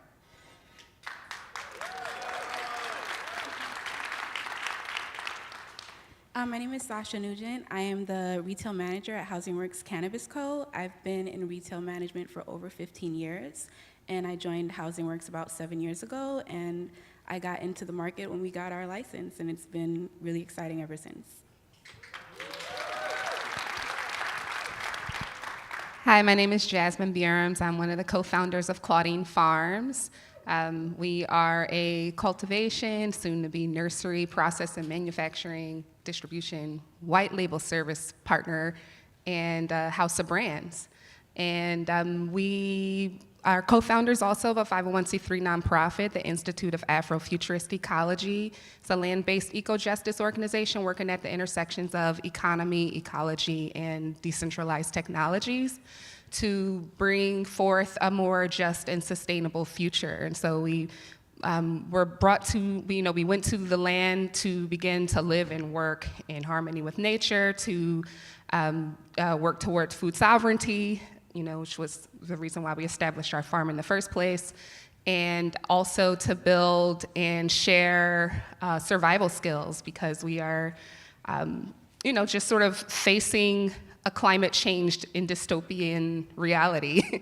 And so we have a 300-year vision, and cannabis and hemp are a part of that vision. And we're really excited to be in New York State, where the intentions of the regulations are so aligned with our vision for a more just cannabis supply chain overall. Thank you.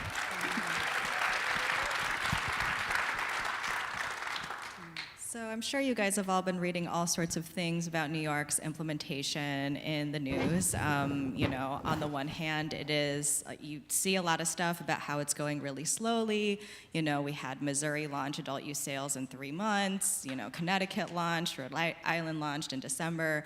And people are saying, like, what's taking so long? Well, it's, as you were saying, Jasmine, New York is really prioritizing people who have been justice impacted to be the first in the industry, and not just like these other states sort of turning on the medical operators to start serving the adult use market, which is how you launch a market fast.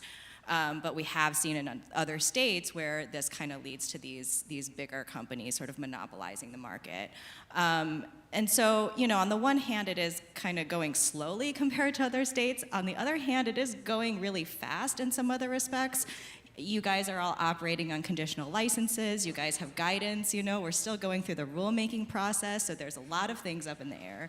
So the regulators are moving very fast, when you think about like how long things take in the government generally. So I guess to start off, what has the journey been like for you guys from when you first got your licenses to getting operational? Sasha, you guys were the first retail to open. What was that journey like? It was challenging, but it was also rewarding at the same time. For me personally, I've been in retail for so long, I was used to controlling my narrative, choosing when I can get my products in store, how I can merchandise them. But now we have the OCM, we have to follow certain guidelines. Also, there's lab testing that causes bottlenecks. We can't get products in stock on time sometimes. So that's kind of been a challenge, but for the past month or so, we've kind of gotten to the swing of things, and it's been a little bit more easy. And Jasmine, what about for you, transitioning from a hemp farm into the adult use license? Yeah, I think we always knew that we wanted to cultivate hemp. We made some strategic investments along the way. We always knew we wanted to cultivate cannabis. So when we were cultivating CBD hemp, which we still are, we made some strategic investments to just establish a boutique craft cannabis operation. But overall, it's been thrilling. It's been, like I said, it's been, a prayer come true, because we were in Albany sharing our experience as folk who come from the city, leaving Brooklyn, Bed-Stuy to the Hudson Valley. We were representing both our peer farmers and the communities that we came from. So, it's a prayer come true in so many ways, and it's been incredibly demanding too, because cannabis business is a compliance business, and while operationally there isn't a huge amount of difference between cultivating CBD and THC cannabis, except that there's a lot more compliance, a lot more regulations, and that in itself adds like a whole nother business operation. And Lindsay, you've had a lot of experience in other states. What was it like coming to New York, and how does it compare to other states that you've been operating in? Well, one thing is for certain is it takes hard work no matter what state you're in. There's definitely no days off, making sure you have the right people in the right place, and we have to remember that this cannabis plant is a live being. So at any moment, things can happen, so being adaptable is really important. So in every state, that has been the same.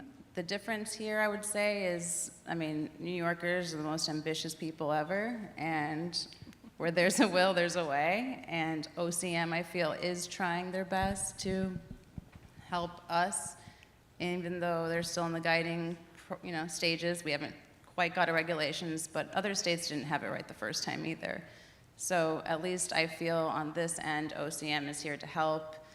And as long as we understand, like I was saying, there is an ebb and a flow of everything, but really it's more about the people and the plants.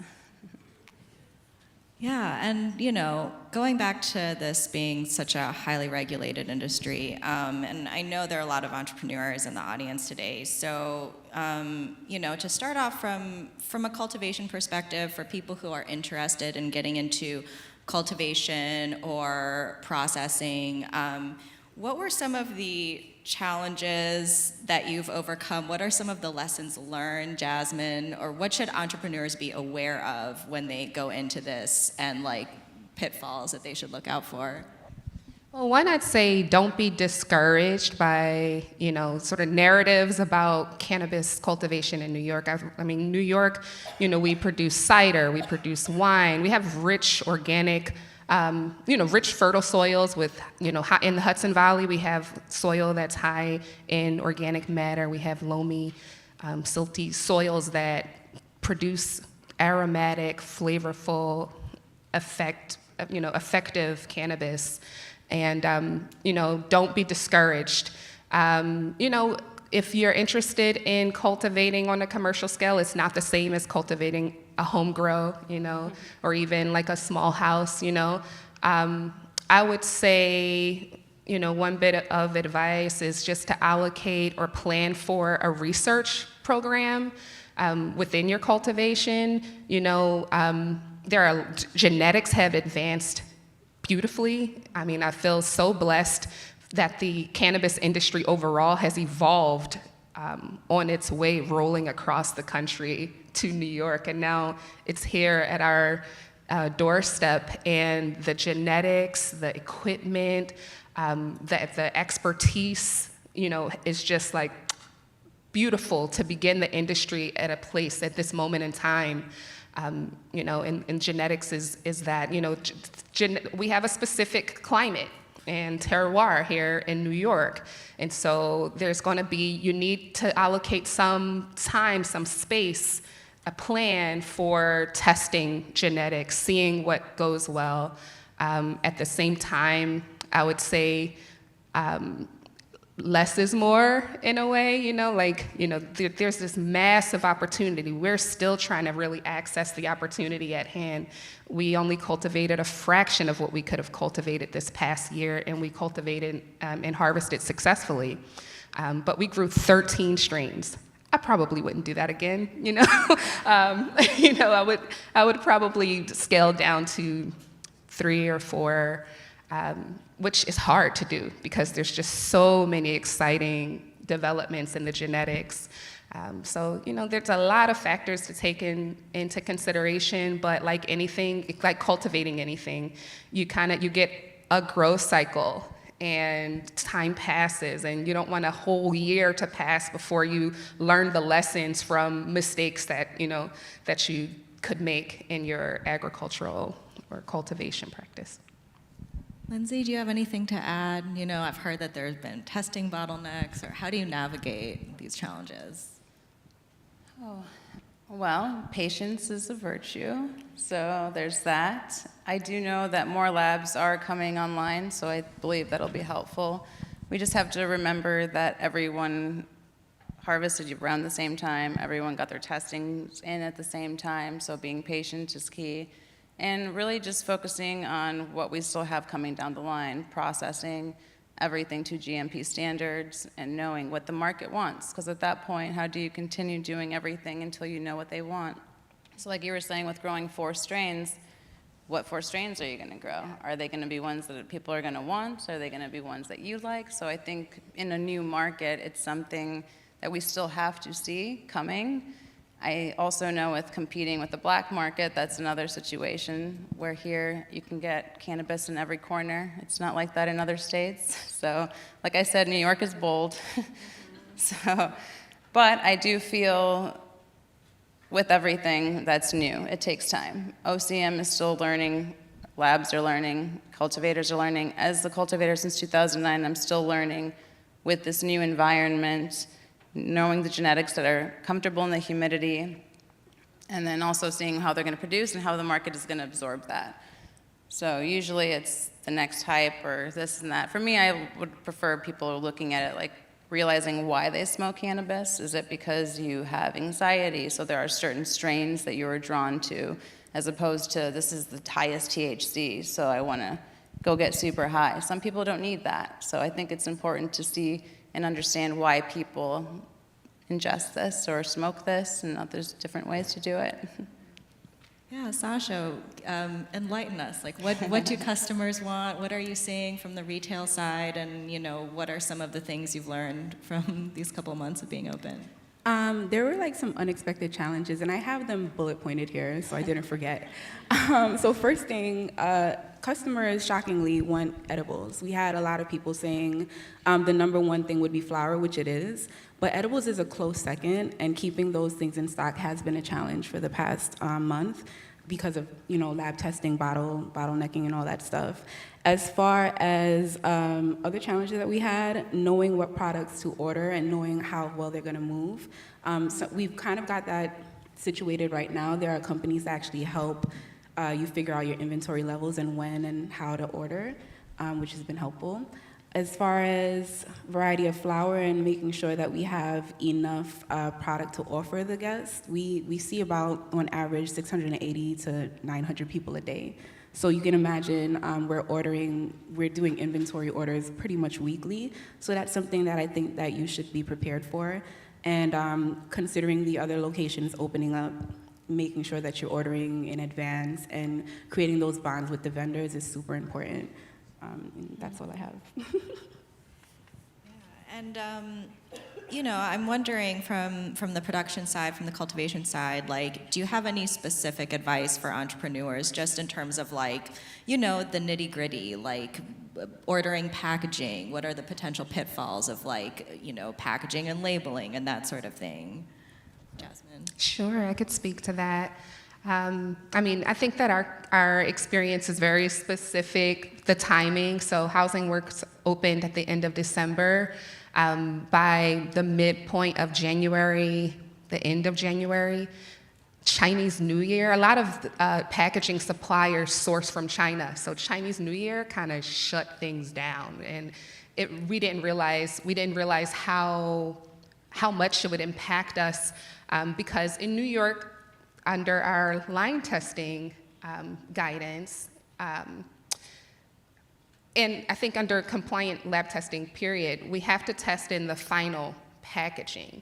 The actual design doesn't have to be complete, but the actual packaging does need to be the packaging that you sell on the market. We didn't realize that packaging could impact your testing. Like there could be problems with the packaging or residues that contaminate your cannabis. So we didn't have that experience, but just sort of the bottleneck of getting the packaging and the branding completed and figuring out exactly how you want your brand to appear on the shelf wasn't as easy as okay, the cannabis is ready, test it and get those COAs in. It's like, get all of this branding and packaging work figured out precisely in order to begin the lab testing. And that, in our experience, that, took us over a month, probably almost 2 months to pull all of those things together, along with other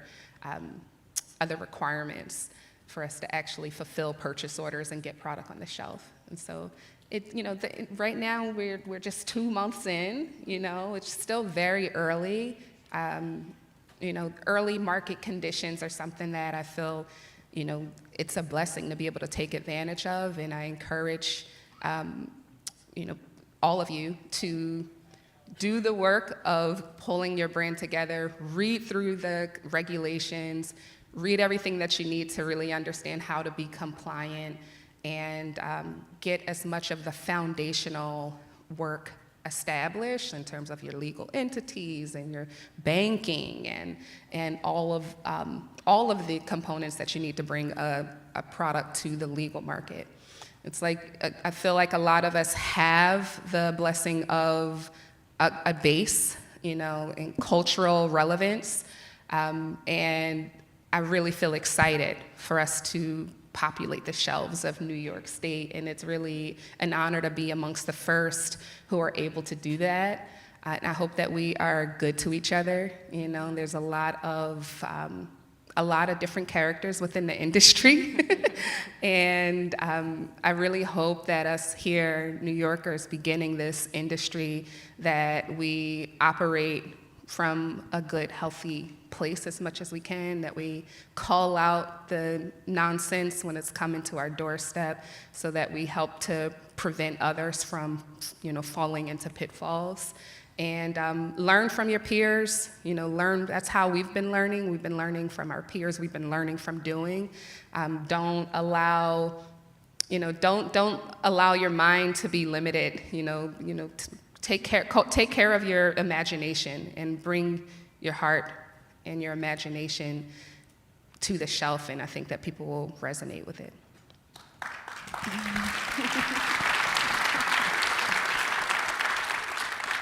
Lindsay, do you have anything to add? I mean, I know there are just so many challenges facing any cannabis business, banking, taxes, like there's the federal tax issue, there's state THC potency tax, tell us some more about those challenges and how you navigate them.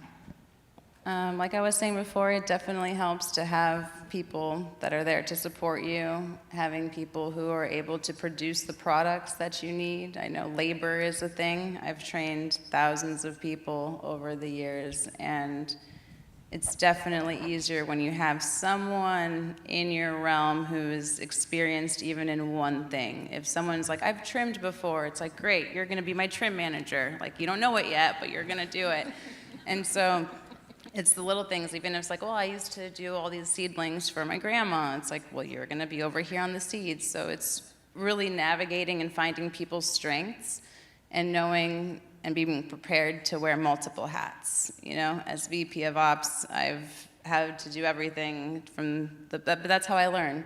I'm not gonna ask someone to do something unless I've done it before, so I'll time myself on how long it takes to tube 100 pre-rolls. So when it goes to that person and they're like, oh, I've only made 400 today, and you're like, oh, that seems good, but the person next to them is making 1,000 a day. It's like, okay, where's the disconnect?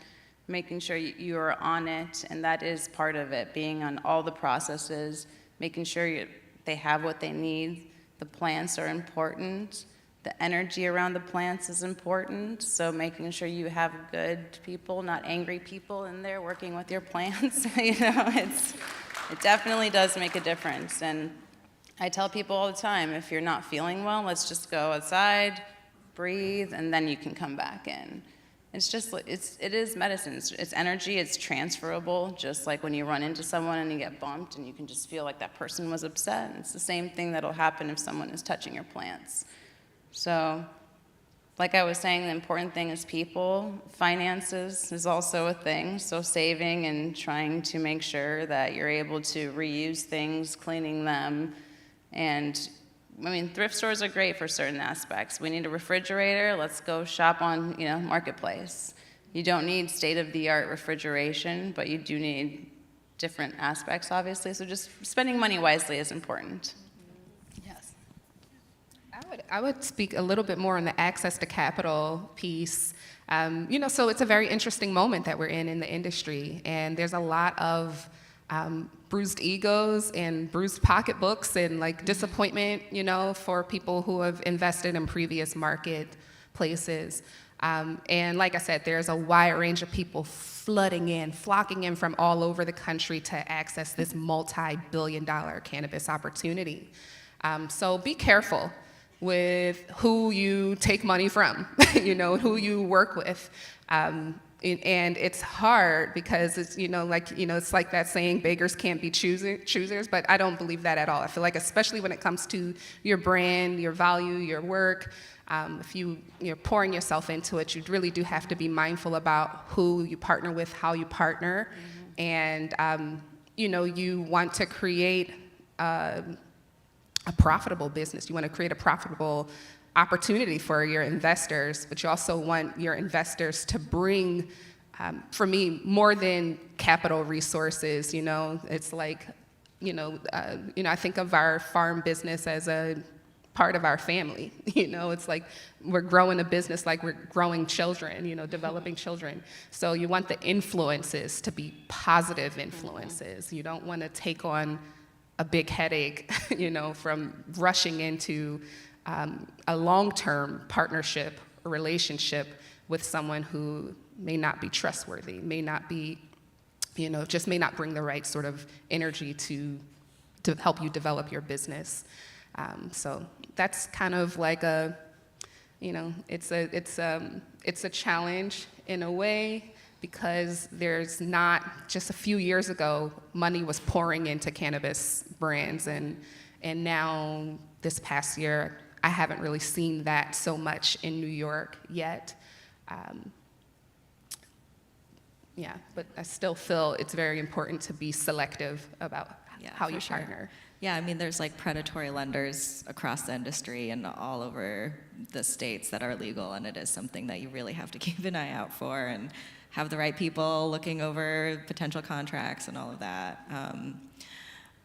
So to go back to retail, Sasha, could you tell us a little bit more about, what were the challenges you guys overcame, especially, with the practical advice of getting a retail operation up and running and the community engagement aspect of it? Because, I know you guys have some stuff to do before the community boards, and like, what is the process? What do people have to be mindful of as they embark on trying to start a dispensary? I think that it's really important that you open lines of communication with the community board and the community itself, and making sure that you're listening to their needs and their concerns. I know that the neighborhood was like, we don't want people just smoking outside, make sure the front of the area is clean and organized, and it's keeping open lines of communication with the NYPD as well. That's super important. You want to make friends there. You don't want any enemies there. And then I also wanted to just piggyback to what Jasmine and Lindsay were talking about, as far as finding banking that supports your business, as well as HR, payroll. Not everybody supports cannabis, and that was kind of not a surprise, but it's been a challenge. Doing payroll for a staff of 50 people at the end of a payroll period and doing it manually has been intense. So make sure you find somebody that supports. I have a business for you that I can refer. Thanks, we'll talk after. So yeah, that's kind of been what the challenge is. But as far as community, making sure you're out there, letting them know you're opening, maybe inviting them to a dinner, that would be helpful as well. And that's all I can talk about. So I think we have some regulators in the audience today, and so I'm curious for all of your thoughts on what is working, what isn't working, what can the agency and lawmakers and policymakers do to make this industry work and make it equitable. Lindsay, you want to start? Sure. I would say providing the process for people who, like myself and other licensees who are going to be limited on minimally processing and distributing in June. So having that transition to get our processing license and our distribution license so that when June comes, we're not at a standstill. I know that they're working on a bunch of things still, and I do feel that they are trying their best. I feel that making the licensing part easiest and more clear for everyone who's already involved and for those who want to get involved is important. I do feel that the push of the social equity is great. I've never seen that in any other state. In California, they said that that's what they wanted to do, but to this day, I don't see any social equity companies that have really been pushed forward like they have here. So I hope to see more of that, more labs opening, obviously, but I know that's all a work in process. So. I definitely do want to see more labs opening up, because that's how we're going to keep our products in stores and in store on time. Also, as far as social equity and advocacy goes, Housing Works has been in that market for over 30 years. We've been supporting people in marginalized communities for over 30 years. So to see, New York do it and keep their promise is super important, and it's actually makes me proud to be from New York, because we're doing it differently than any other state, and we're keeping our promise. As far as me, I make sure that whoever I hire has a passion for cannabis, number one, and a few folks on our staff are justice involved, and we're training them not to just, operate a POS system, but to run a business.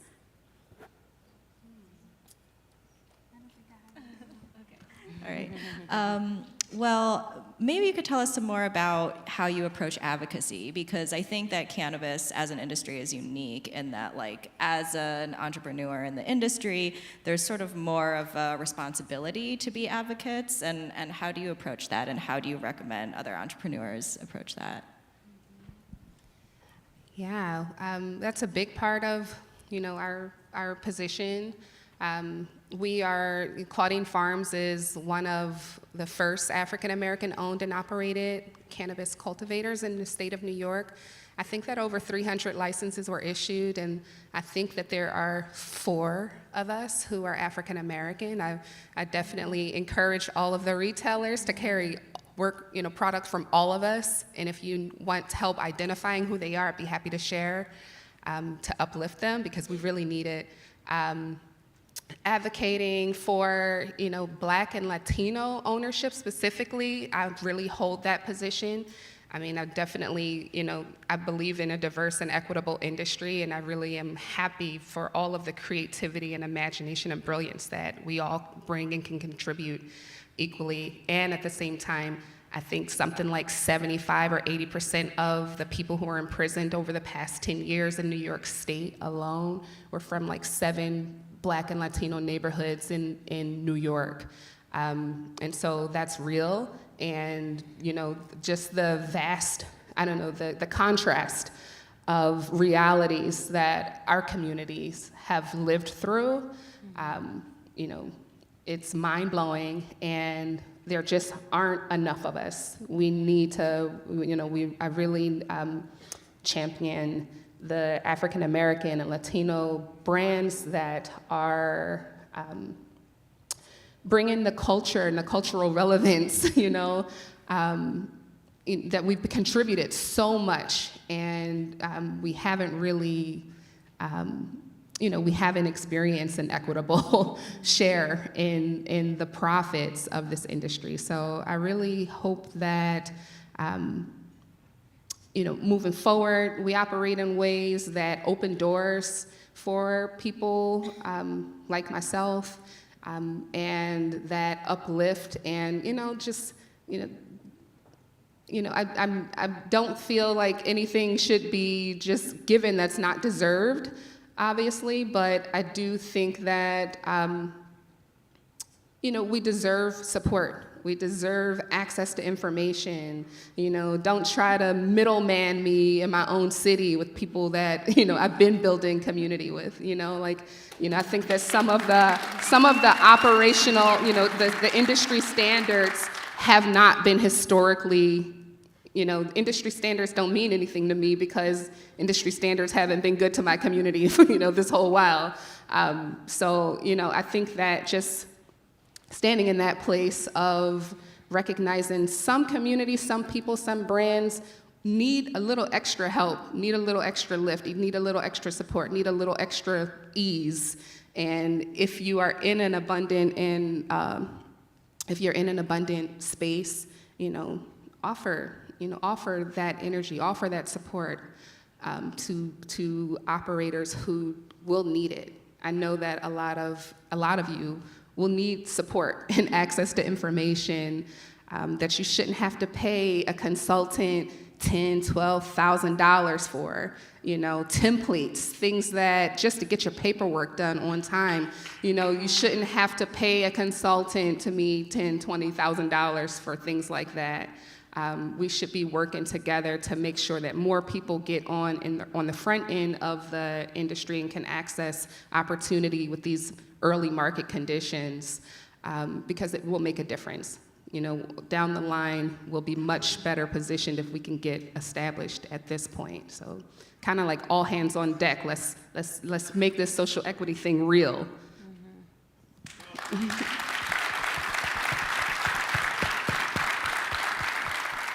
Do you guys have anything to add on the advocacy side of things? Yes, I would say our biggest way for advocacy is education. Like you were saying, you don't have to pay thousands of dollars for someone else. It's finding people like ourselves who are, hey, come to the farm, whatever you want to know, like we're here. I think that's the most important. That was my goal of coming out east, was to share all the knowledge and all the trials of tribulations that I learned in the last, well, God, I don't even know, I've been doing this for like 14 years now, and making sure it's like, hey, don't do this, like do that, but there's only so much I can do. So one thing I want to be open about is letting people know, like, any questions you have, any types of situations you're in, things you're afraid of, you want to come check out to see the full seed to sale spectrum and see what it really takes and how many people we have to do on this line and how much paperwork you have to fill out to do little things. We're here, and I think it's good to really know what part maybe you think you want to grow, and then you go into the garden and people are like, man, I can't do this, it's too hot. Like, you guys are in the greenhouses, it's, you know, can I take a break? And it's like, everyone, we got to do it. Like, you'll take a break in an hour, you know? So it's important to understand what aspect you really want to be in, and going and trying it for a day. Try it for a week. You'll never know, and maybe you'll realize you wanted to be more into genetics, not into the flowering part. So I think that's important for people to share their knowledge. So that's where we're about. All right, well, we're out of time.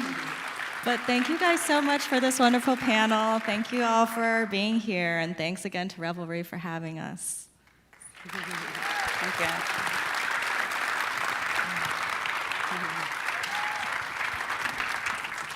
Come on, make some noise for our panelists. That's right. Okay, everybody take a deep breath in. Let it out. We made it through block one, y'all. We made it through block one. All right, so couple of announcements. We're about to take a lunch break. Lunch is upstairs in the Blaze Lounge. You can go right outside the theater hallway, look for the floral arrangement, go upstairs, enjoy lunch provided by our good friend, Chef Layton, at Aroma Culinary. We are so grateful that our Revel family and friends also get to be our Revel vendors. We're meeting back at 1:30 for block 2. It takes a village. We're going to be talking all about those aligned partnerships, the importance of building strong community partnerships. We got some great speakers, some great panelists. So go enjoy lunch. We'll see you back at 1:30. Oh, and if you need to go outside, take a smoke break, get some coffee, fresh air, right out and to the left is a nice little square. But we're back here at 1:30. Thank you.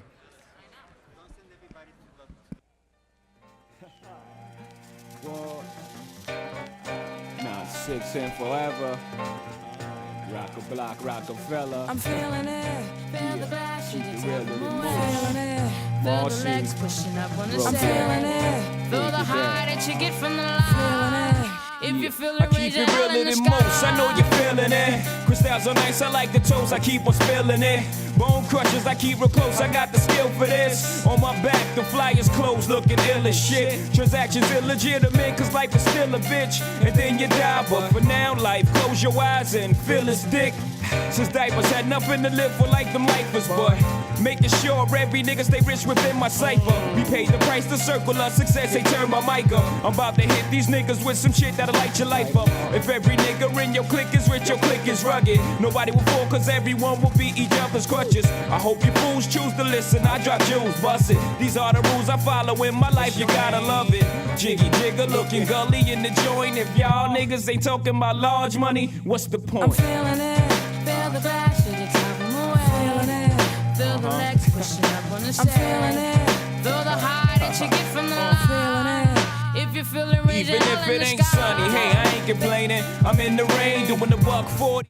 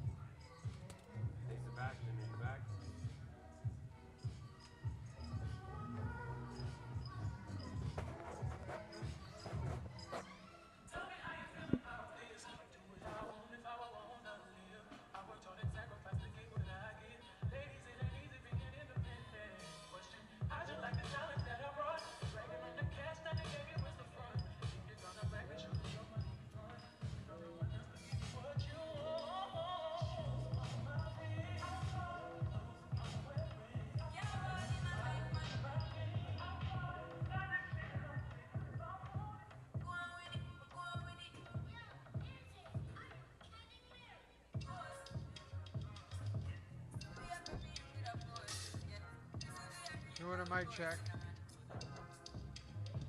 Mic check. Main mic. Mic one. Mic one. Mic check one. Mic check one. Mic check one. Mic check one. 1, 2, 3, 4, 5, 6, 7. Mic check one. You're getting me on one, right?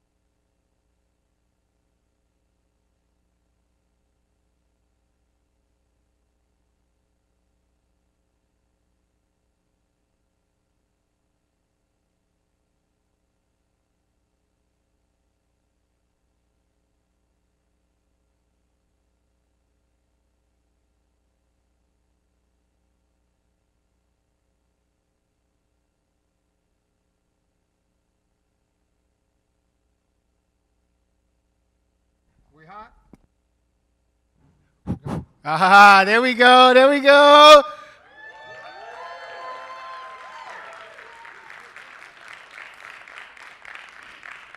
Listen, I know it's post-lunch. There's nice, comfortable seats in this theater. You might be inclined to take a recline. Some of you might have gone and gotten lifted during lunch, but we're glad that you are back with us. Make some noise for yourself one more time.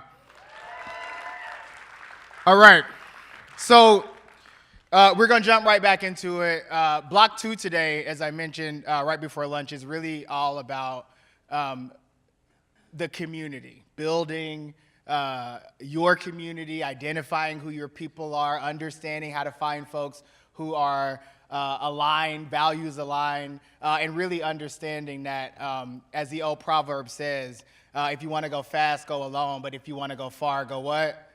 Together, right? Absolutely. So it is apropos that our first speaker post-lunch is someone whose life and career has really embodied that particular spirit. I know her as Miss Bertha Lewis.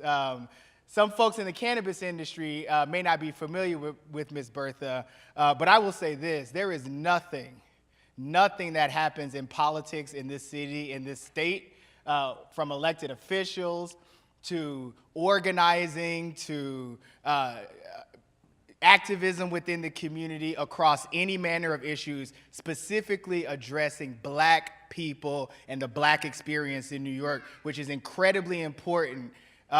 This Bertha has been throwing down and showing out for our communities and for our people in this city and across this country as long as I've been alive. And so at our block party, you know, I'm scanning, I'm doing my thing, and I was like, is that Bertha Lewis?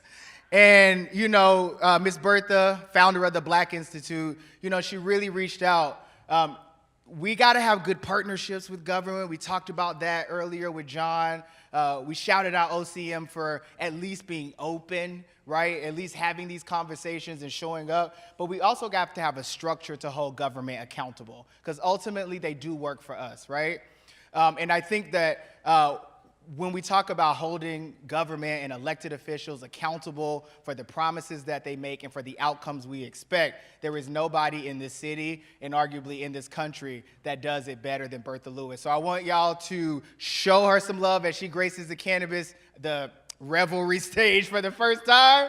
The founder of the Black Institute, Ms. Bertha Lewis. Hey, y'all. All right. How many of y'all got the itis after lunch? Yeah, I know you do. You better not fall asleep, because I'll call you out.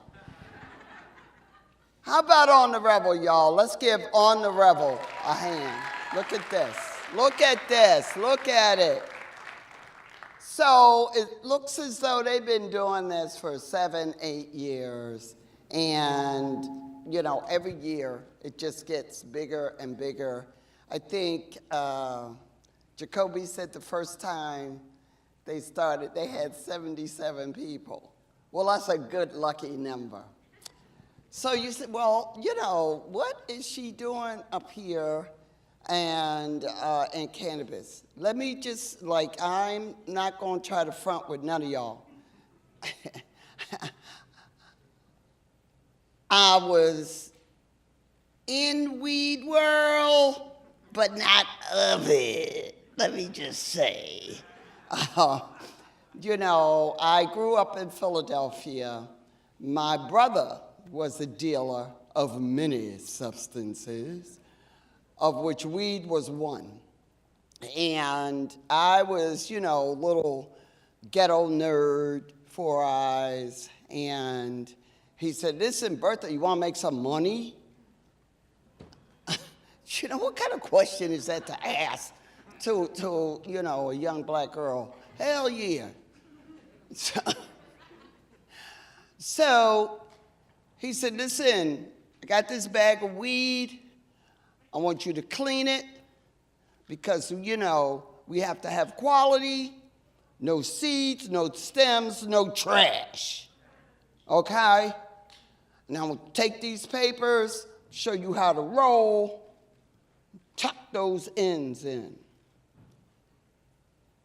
Ladies and gentlemen, I guess you would call this an ancillary businesses. I was making $300, $400, $500 a week rolling, and my rolls were the best. All right? You could have a hurricane, and none of my joints would become unraveled. Plus, there was always the right amount of air to product. So that's my background, other than being an organizer and an activist for social justice. And as Jason said, I founded the Black Institute. Go like, why would you name such a thing as that? Because I wanted there to be no mistake.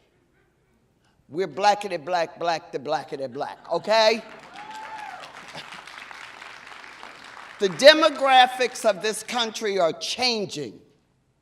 That means, if not already, what the other folks say in a few years, they keep putting it off, putting off the inevitable. This will be a new majority country in which people of color will be the majority. That's a psychic shift, okay? And some people in this country done lost their mind. They really have lost their mind.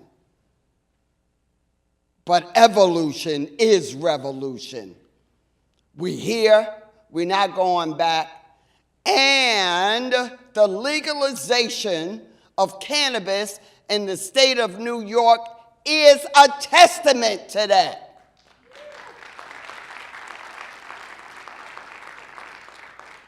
So I'm not trying to get a license. I'm not trying to go into business. It's too late for that. I know who I am, what I am. I can't go back. But there's 3 things that I want to do. 1, I want to educate our people. In economics, for years, I've worked with minority and women businesses. We have some of the most creative and the best product and services in the world. But let's tell the truth now. We don't always have the business acumen. So number 1, here folks want to come, and always, and I know a lot of you are, you're suspicious. When somebody say to you, I want to help you, we're so sorry for locking your ass up. We're so sorry for ruining your families and your lives and, and driving you crazy. I want to help you. I want to help you now. So first, we had to sell it on the corners and around the corner. Now you want to put us in a storefront, but it's still the same old thing, right? Who is going to do retail, for recreational cannabis? I'm not a hater. I ain't trying to hate on the state of New York. So New York Post, whatever spies you got up in here, please don't. Bertha Lewis, the revolutionary liberal, no. Because New York finally came around, but guess what's getting ready to happen? We're going to show the rest of the country how to do this thing, okay? Am I right? We're going to show you how to do it. From California, Colorado, all the other states that were supposed to be trying to figure this out. We're going to show you how to do it. So one, we got to educate our people. We got to make sure that folks understand. Anytime somebody tell you that they're doing this to make amends and for your own good, this is not a get-rich-quick scheme. There's many traps. You got to watch out for predators, and they out there. Predators and perpetrators, okay, that claim that they know all about cannabis. Oh, let me be your lawyer. Let me advise you. I want to invest in you. Don't believe the hype. So always beware. So I want to educate our folks so that we run this business and we run this town and we run this state and we run it right. Number two, oversight. You know, this social equity thing, God bless them. God bless them. You say you want to do it, I'll take it. I'll take it. But the Black Institute, you know, we're always weary. And we are going to do an annual report because I'm a bit of a ghetto geek. Yes, I am. I confess. Yes, I am. Data, research. What's the facts, New York? What's the facts, New York City, about social equity? Let me tell you a little bit about part of the stuff that pisses me off. I worked for over 10 years to push, to prod, and try to get this recreational legalization of cannabis in the state of New York. Man, it was hard. They wasn't trying to hear it. They pushed back and pushed back and pushed back. Okay. I know politics. So when the law gets written, basically what does the law say? We're going to issue licenses. So it's all legal. But guess what? It's going to be 50-50. 50-50 if black and brown people have been disproportionately affected by the war on drugs. How come we can't get a disproportional amount of the licenses? Come on now. Come on. 50-50. Anytime, you know, we want to get something, we always got to share. But we can't even talk about reparations, but let me not get started on that. Okay. Sorry. You know, I go off sometimes. We have to look at that. How do we make this law and this new reality something that's real, that's fair, and equitable for women, especially? Now, don't take offense. But weed world is very testosterone-y. It really is.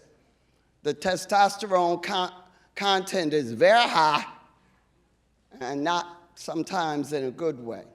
But that's all right. Again, New York gonna show you what to do.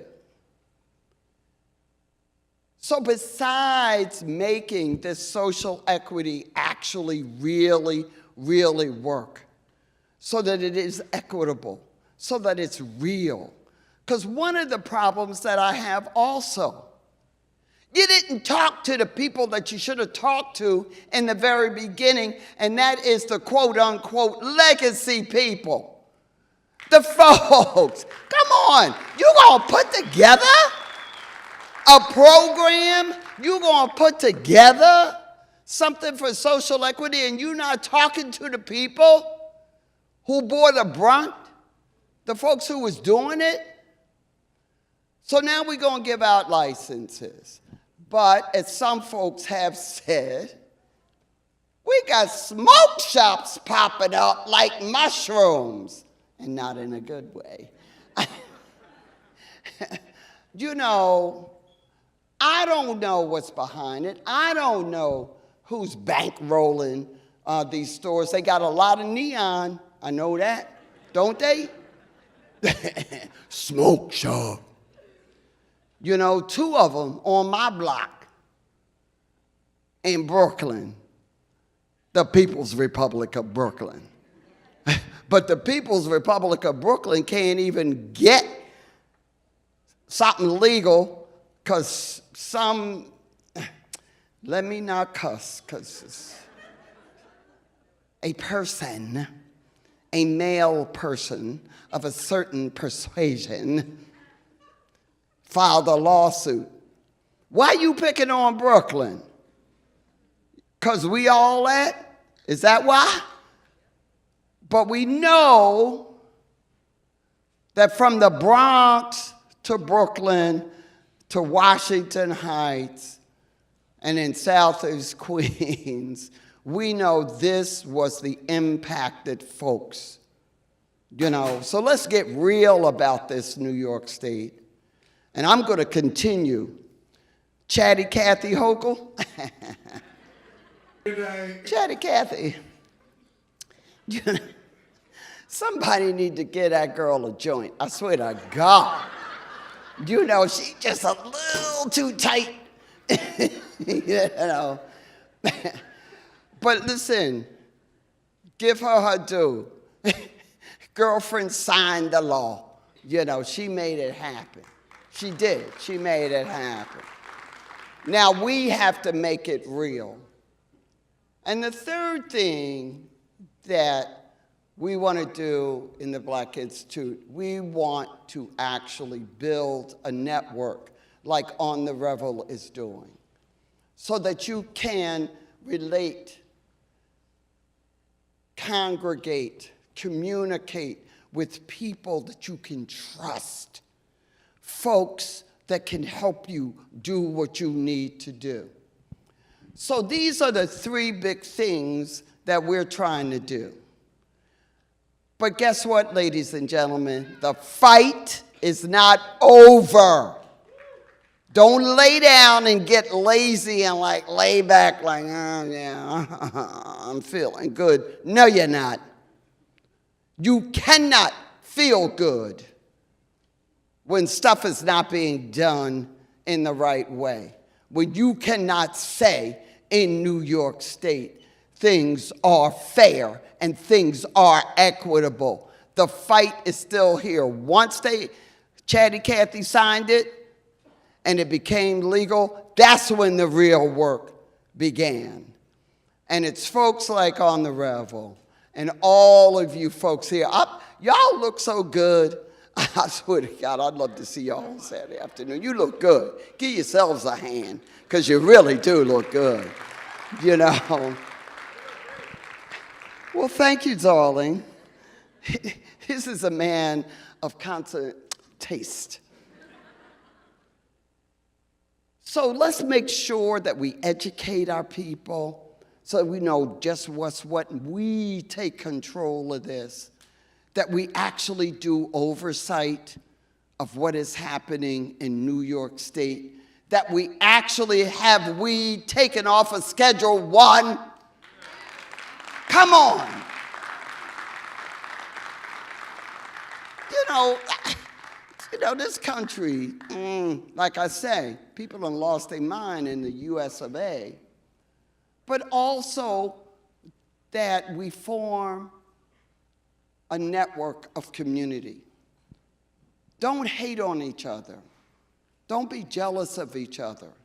Don't be looking at, oh, so-and-so doing this and doing that, and how they get in this and how they get in that. Some people are hating on the Revel.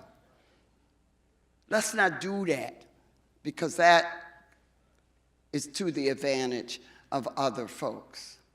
So I'm trying to do my little part, making trouble. I don't give a damn. I really don't. And you know, I'll get up on the steps of City Hall and call the mayor a racist. I don't care. I don't care. I'm too old, and my people are in too much need. So I just want you all to know, go to the blackinstitute.org, find out what we're doing. If you have a couple of coins, you can always donate. And we're having a big party on March 9th, in which we are honoring women in cannabis. March 9th. The first annual Cannibal. So go to our website, find out all about it, and listen, just stay high. That's all you have to do. Thank you all. Thank you, everybody.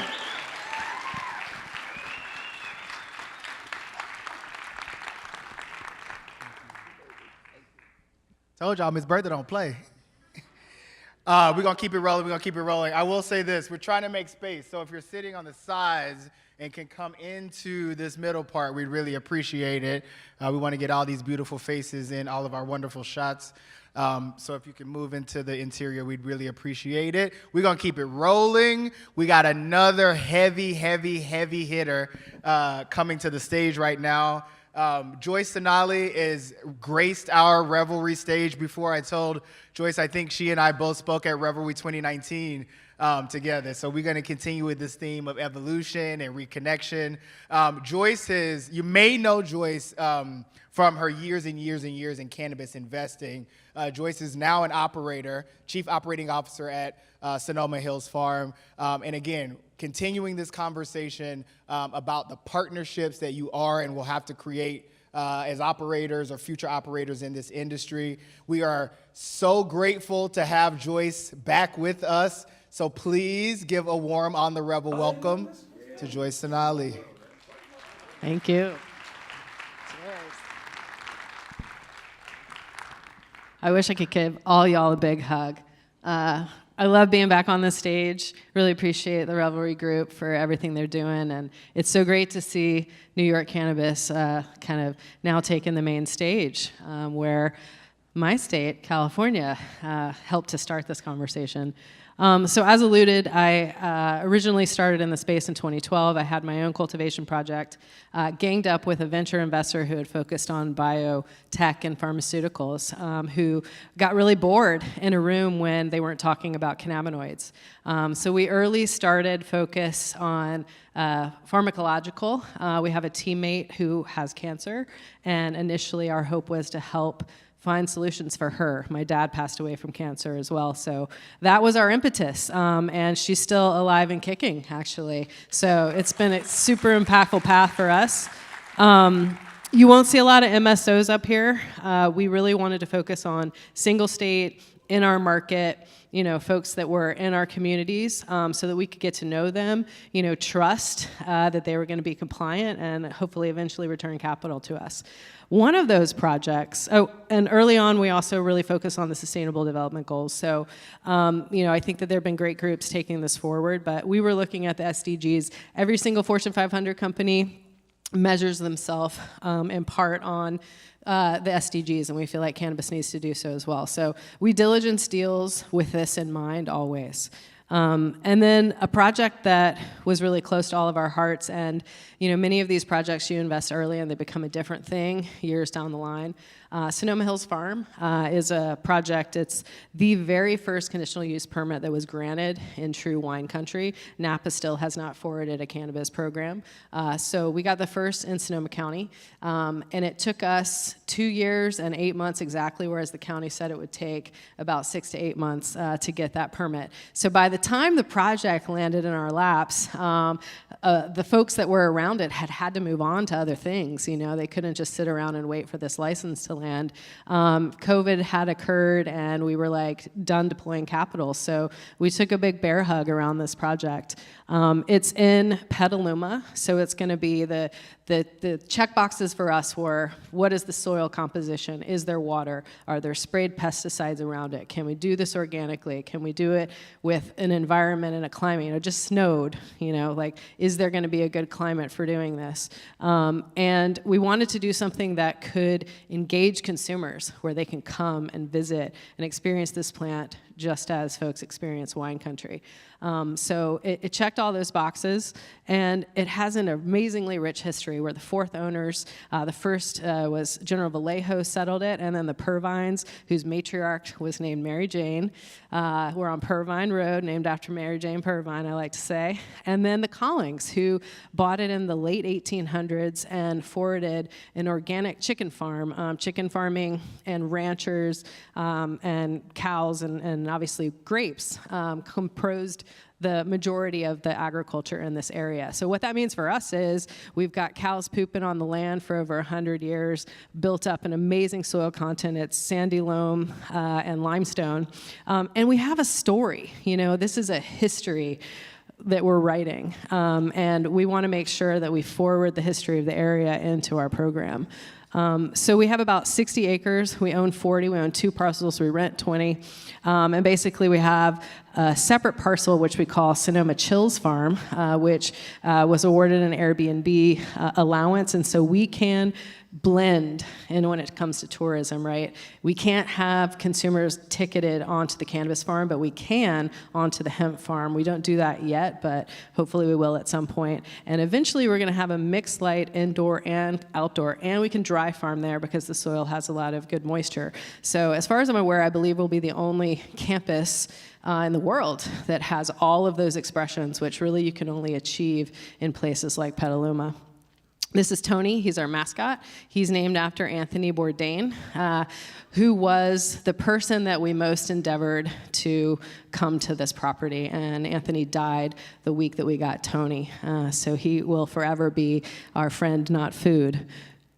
We have a vegetable program, a hemp program, animal program, and a cannabis program.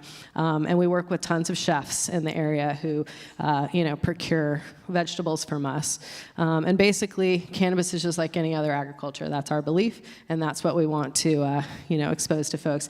Really interesting story. One guy came out from the finance space and was walking through the cornfields and said to us, "Oh my God, this is the cannabis." And, it was a little bit one of those, like, didn't want to laugh in his face. But a lot of people still don't know what this plant looks like. And so many folks in the industry, we have had folks come out for farm camp that work with companies, and usually about half of the people that are working in cannabis have actually never seen a plant in its native environment.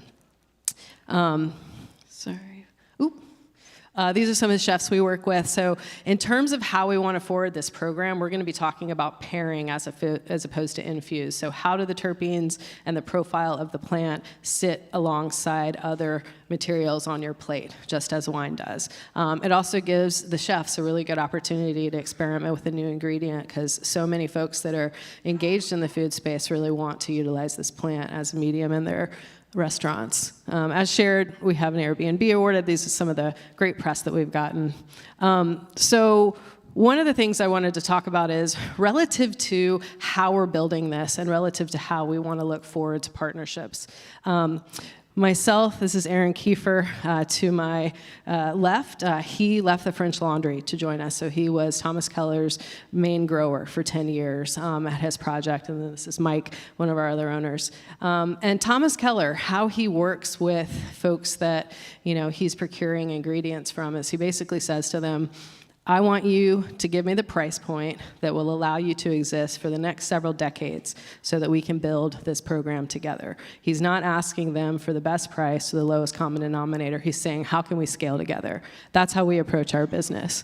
We are the very first CCOF OCal certified farm in the world as well. CCOF is a program that came about, OCal came about through the CCOF program in correspondence with the NPOP, the National Organic Program. So it is not true organic because of the scheduling, but at the time that descheduling happens, we will forever be the first organic cannabis farm in the world. We're also Sun and Earth certified. We really appreciate what Sun and Earth has done for this Dr. Bronner's group. They have 3 pillars: fair trade, treat your employees well, and what goes into your soil and regenerative organic farming. But what they've also done, which we felt was really important, and what the CCOF is going to start to do, is actually speaking to retailers, and saying, how are we going to impress upon consumers that this is differentiated?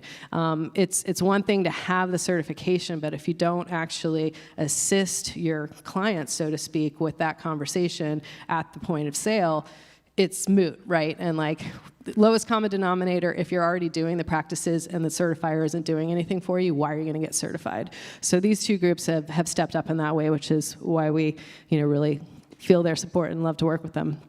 We've worked with a lot of companies over the years. Obviously, we have native, very long-term relationships with some of them, but as a part of trying to build this program, we are building a big story. And that story is going to approach varied demographics in a way that our brand, Sonoma Hills Farm, maybe can't. And we want to weave diverse size companies. It started with us by thinking about who needs full spectrum, materials that have more than just the cannabinoid content in them to inspire that product to be born and that product to be, told about in the retail environment. So we've worked with a lot of really small companies that I'm wearing, face oil from Green Bee. Every day I wear it. It really helps with, my skin. And they do very specific wellness products for women.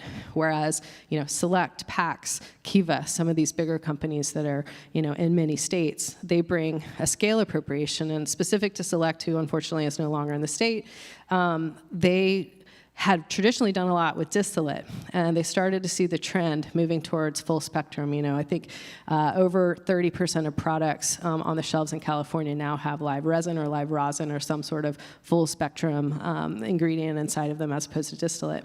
And that is an ever increasing, it's like spiking, whereas distillate is going down as an ingredient. And Select had always done distillate. So they launched a Farm Select program. We were the first farm that they worked with. It sold 4 times faster than any of their other products. This was about a year before they pulled out of California. We believe if they had stuck to that program, they probably would have had a better time in California. So why some of these companies haven't been able to make it? Essentially, there's a lot of operators in California. This was from 3 days ago, the DCC website. There's over 6,300 licensed parties. There's over 4,500 licensed cultivators. Now, over half of those have less than an acre, but a fair number of them have many hundreds of thousands of square feet, where they're doing stuff with more automation. So we saw a massive dip in prices and the bulk price of a pound, and then that forwarded into the retail environment where you have mass saturation of brands and the consumer saying, I want to pay less for this.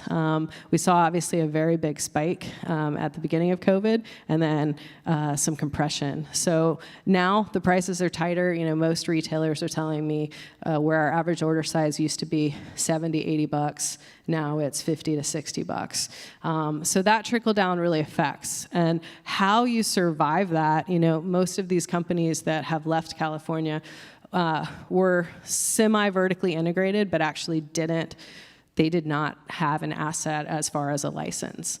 They were working with co-packers. And there's just so many layers, to this process. Cured flour, let's just say it's an average $400, the tolling fees and then into the end product, and then paying your distributor, and then you get to the retail, and you have no power in naming what your retail price is going to be. It is completely up to them. They may not even tell you. You just find out because you are shopping. That's how I find out. And it just doesn't give the brands a lot of power in the conversation. So how we gain that power is by working with a lot of other brands so that we can understand what their issues are and they can understand what ours are, and we can try and sort of penetrate that conversation together.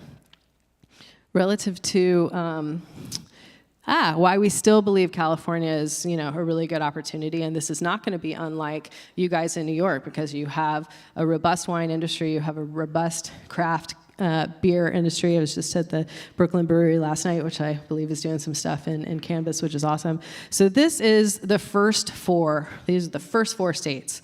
California's not up here. Nevada went legal a year before us. But if I put California or Illinois, any of the states, it's going to be the same pattern.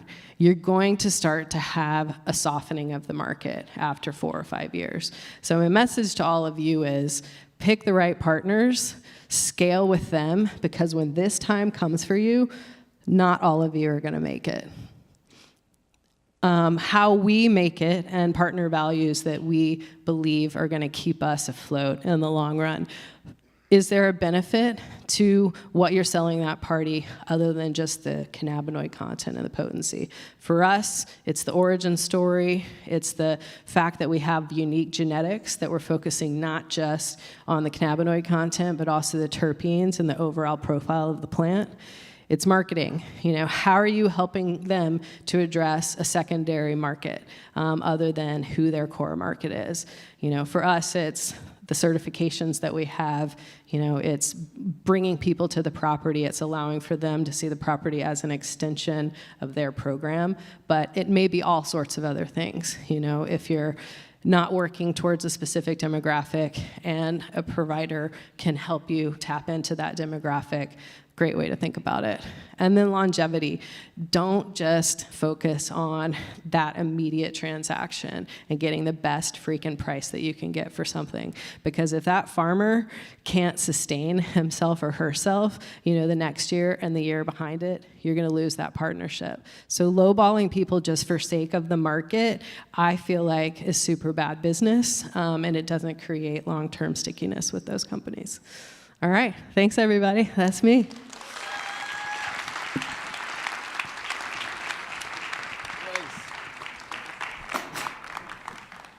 Feels like a master class, right? Yeah. Telling you, actionable content. How y'all feeling? We keep it going? It's a beautiful crowd. So y'all notice my outfit change? Right? Because I was born in the month of September and I'm in the second act of my renaissance. You caught that? If you know, you know. Because I feel like falling in love. Let me stop for Parkwood coming to us. We don't have the rights to that music. Listen, one of the things that I've enjoyed being an observer of as, this new industry comes online here in the state and really across the country is to see folks who have, global platforms, for media and entertainment, really open up and leverage those platforms and their voices to uplift the cannabis plant, uplift voices in cannabis, and really, I think, introduce cannabis to, new communities of folks. And so Jacoby and Lulu met the team at 3 is 4 a few months ago, and it was sort of instant alignment. So impressive, the ethos that the leadership has developed and the energy and purpose orientation of the leadership team. We like to think about the work that we do is very intentional, and when you find folks who are doing similar work as you, moving with that degree of intentionality, it felt like the partnership really came together and defined itself. So we're really grateful to have them sponsoring our event for the first time, and also coming to show you all about what they are doing to uplift the cannabis plant medicine generally, mental health, and utilize an incredible set of voices to tell powerful stories about our community, to our community, and to folks who need to hear it. So I'm very, very happy to bring to the stage Chris and David, two of the co-founders of 3 is 4, and also just shout out as they come on the entire team that they brought with them. Jojo, Danica, Kelly, Jen. Let's show some love to 3 is 4.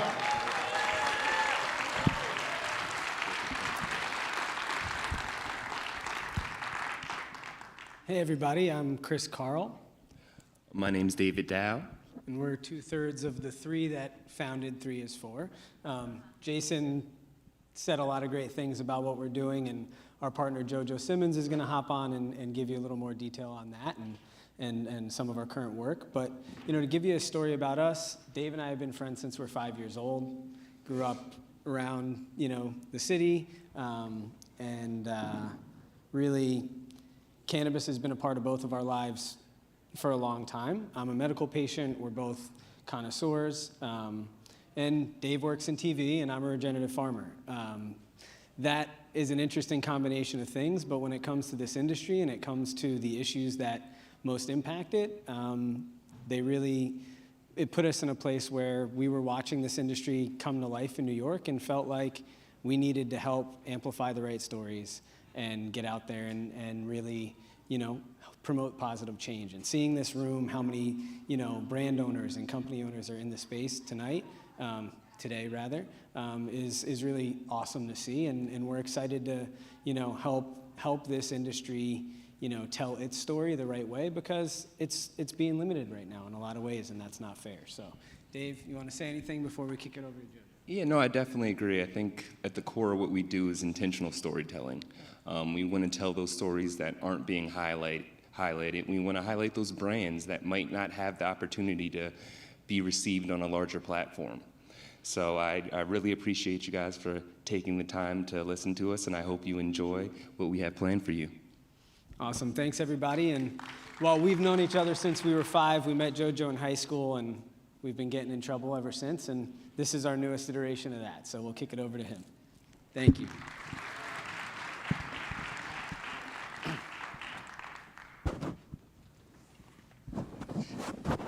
Yeah.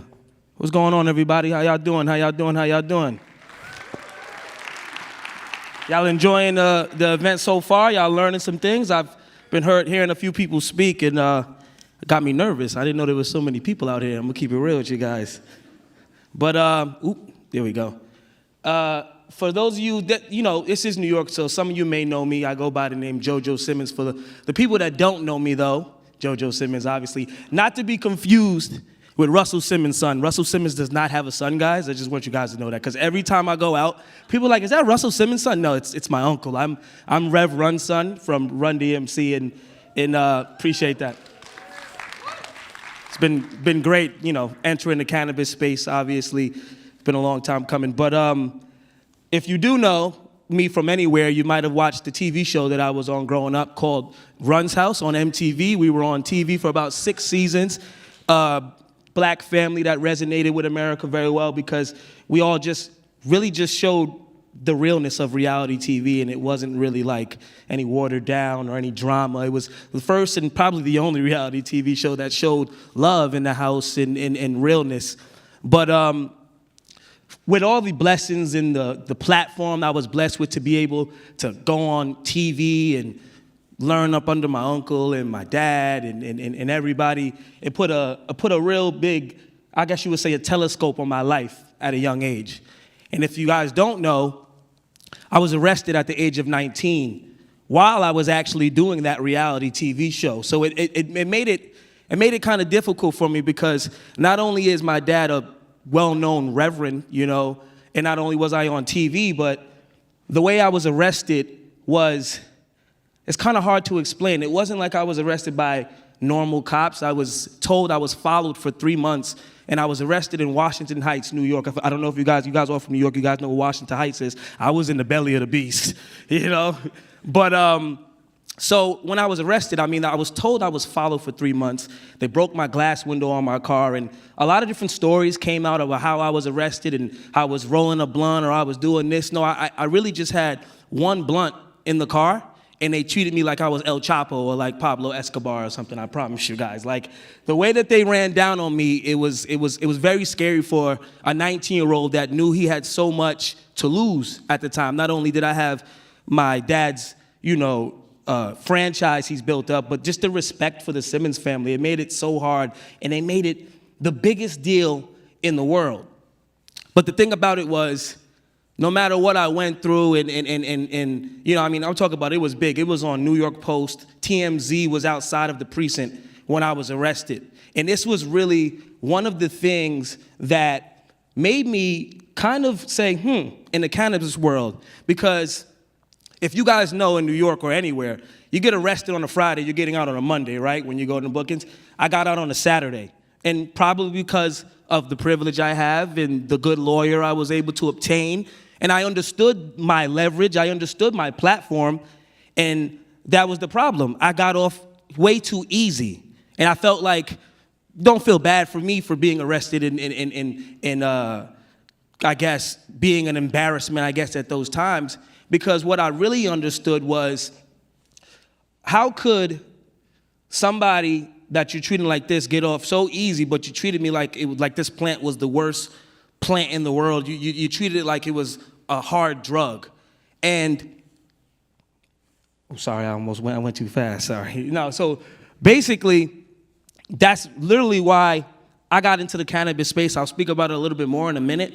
But I realized that there's so many people still arrested. There's so many people that weren't able to get off easy like me. Like, I was able to talk to one of my partners, and I said, hey, can you find somebody that was arrested on the same day I was arrested and see what they went through? And I found out that there was a person arrested for the same amount of weed I was arrested for on the same day, and because of his priors or whatever, he served a few months on Rikers for cannabis. So that was something that really stood out to me, because I was like, there's so many people out here that are served time, have things on their records that now we finally can get them expunged in some places, but it just wasn't fair. Now, from 1997 to 2019, 17.5 million cannabis arrests have been made. You understand what that is? That's unbelievable when you think about what they're being arrested for. Like a plant that we've all found to be useful and helpful and not harm anybody, honestly, and save more than it's ever harmed anybody. Since 1992, 203 people have been sentenced to life for trafficking marijuana. Now, a lot of people, they hear that cannabis is legal in these places, but a lot of it's not decriminalized, and it's not, these people that were trafficking weed, they have not been released. There's still people in jail for as little as an ounce.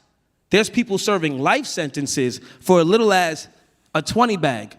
Speaking on that, I've been able to, me and my company have been able to be blessed to work with a few organizations while entering the cannabis space, and one that I will soon become an ambassador for is the Last Prisoner Project. I'm not sure if you guys heard of the Last Prisoner Project. Give it up for Last Prisoner Project.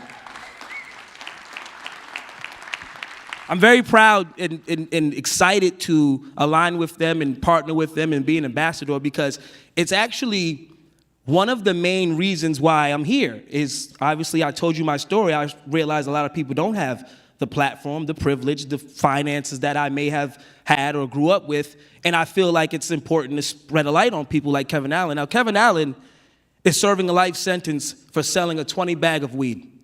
A life sentence for telling it. And the reason he's serving life is because this was his third offense, but it was his third nonviolent drug offense.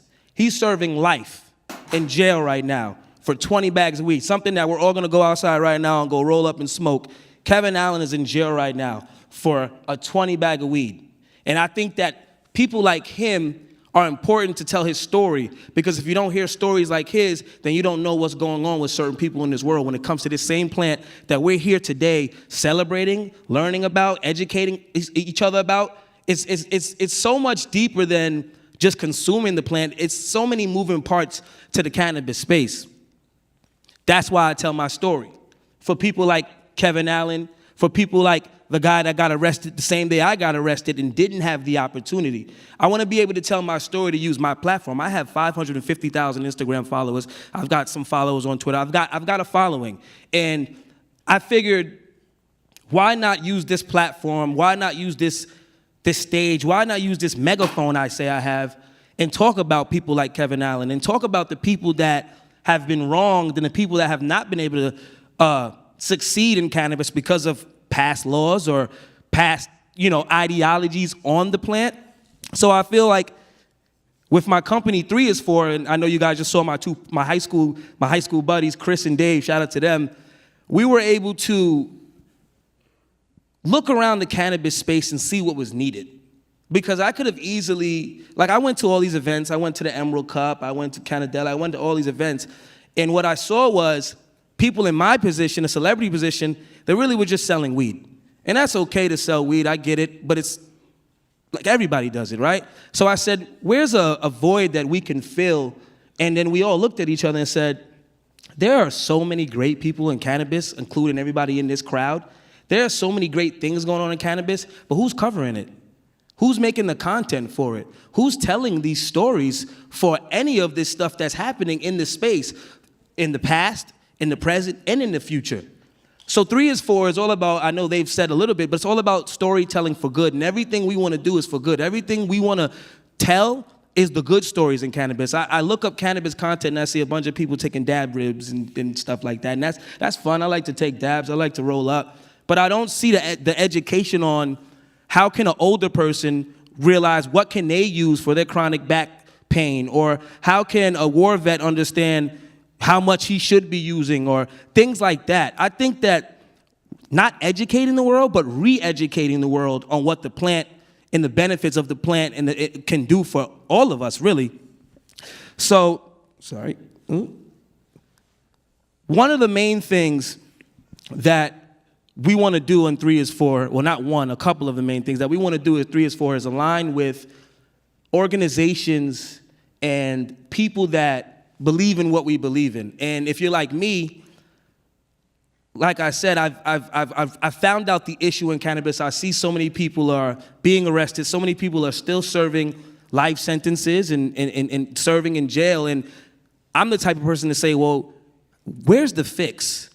A lot of people want to state the issue, but not actually look for the fix or something that can change something, right? So what me, Chris, and Dave did was like, not only do we want to educate the world, not only do we want to tell these stories, but we want to show people how they can fix certain things. And I was able to sit down with Andy Bernstein about a year ago, who's head of Cannabis Voter Project. I'm not sure if you guys know what Cannabis Voter Project is, but I urge you all to go to their website because you're able to find out in any state what elected official supports cannabis. And I think that a lot of people don't understand that the law that's one of the main things the laws are the main things we need changed.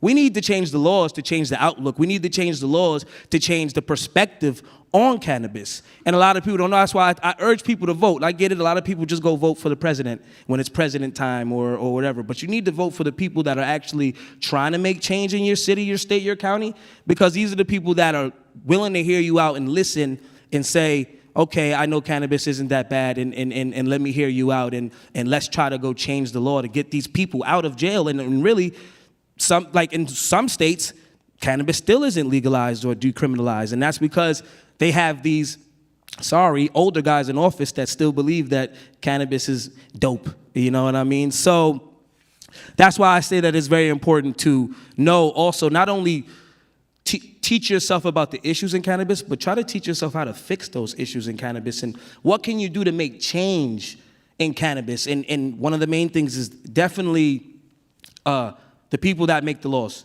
You need to get the right people in office.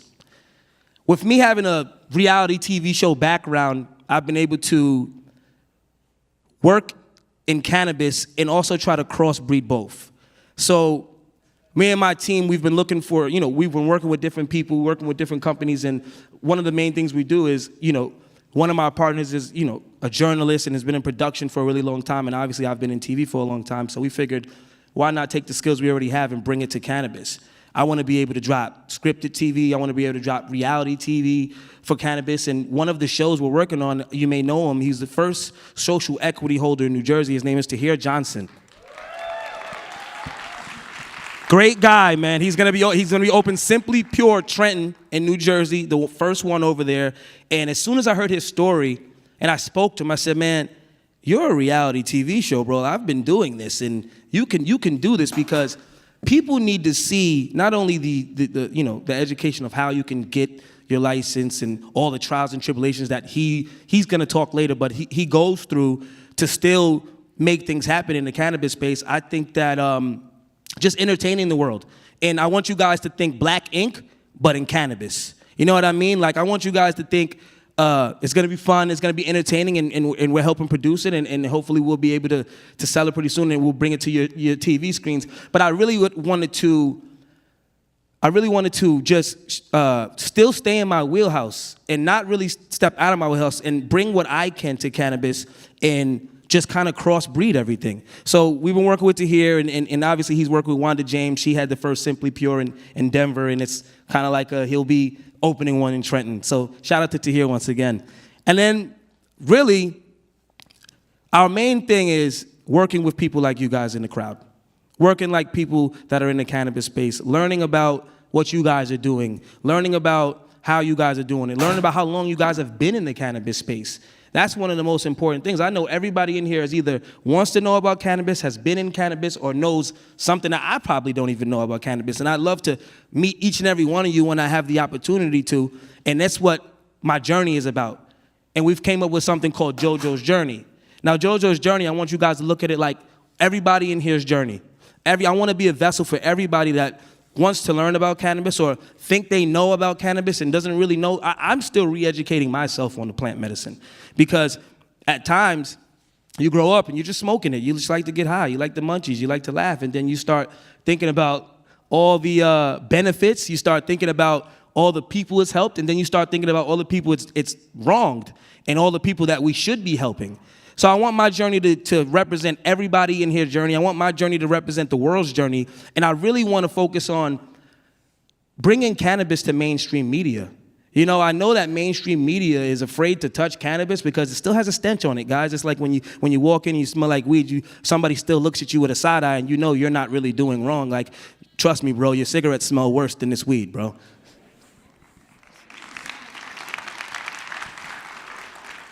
So I want you guys to look at this journey as a journey for everybody. I want to be able to show you guys a kind of a sizzle reel that my team, shout out to Danica, Dave, Chris, Ariana, Jen, shout out to Whole 3 is for. My team put together this. I've been going around, like I said, I've been in LA, I've been in Miami, I've been a couple places, and I've been going around, I've been meeting the people that I've said right here. I want to meet people, I want to speak to people, and it's been fun. We're still going, we're still doing stuff, but I'd love to cover somebody in here, maybe.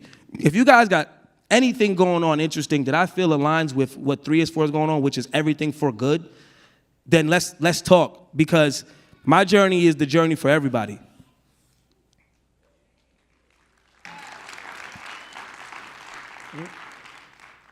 How you play it, Danica? I gotta play the video. I clicked it. Somebody press play for your boy. So how's everybody doing today, though? Everybody good? Let me get some love, man. Shout out. Turn up, man.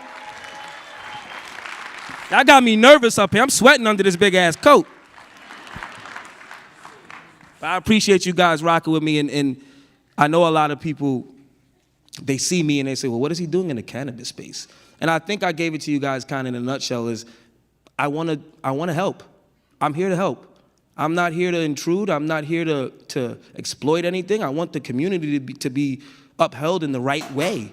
I want the people in the community to be loved in the right way. I want the stories to be taken in the right way. I'm tired of telling the same stories in cannabis.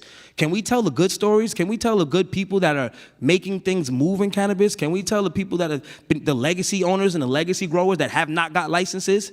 Can we talk about that?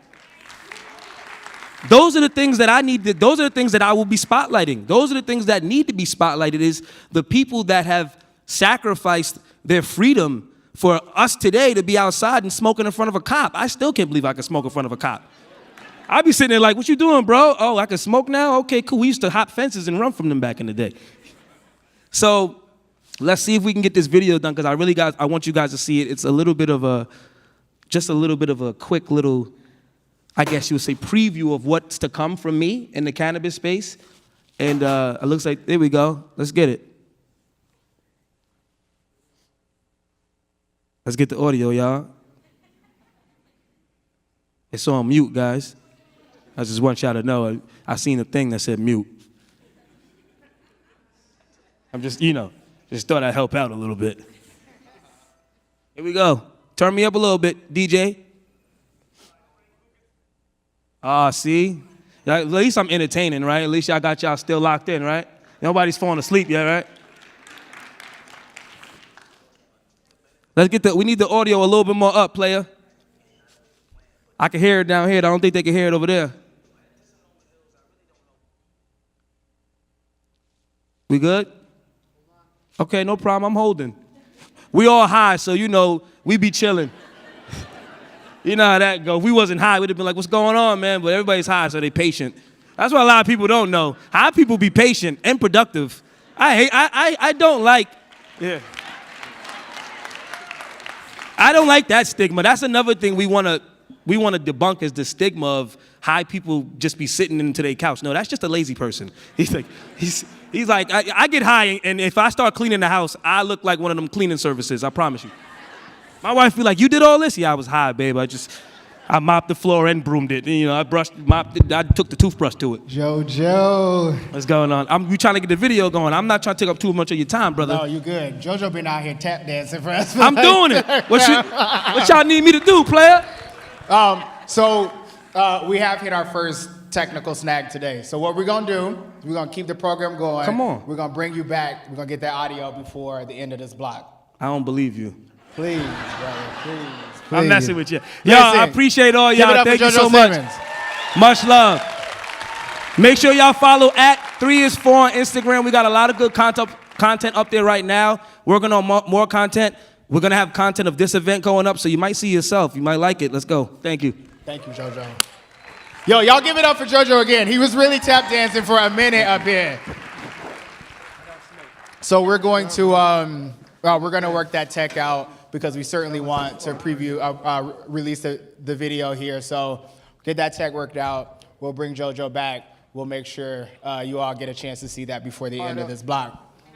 Y'all still with us? That's cool? Listen, we're not perfect. We fuck up sometimes. It happens, right?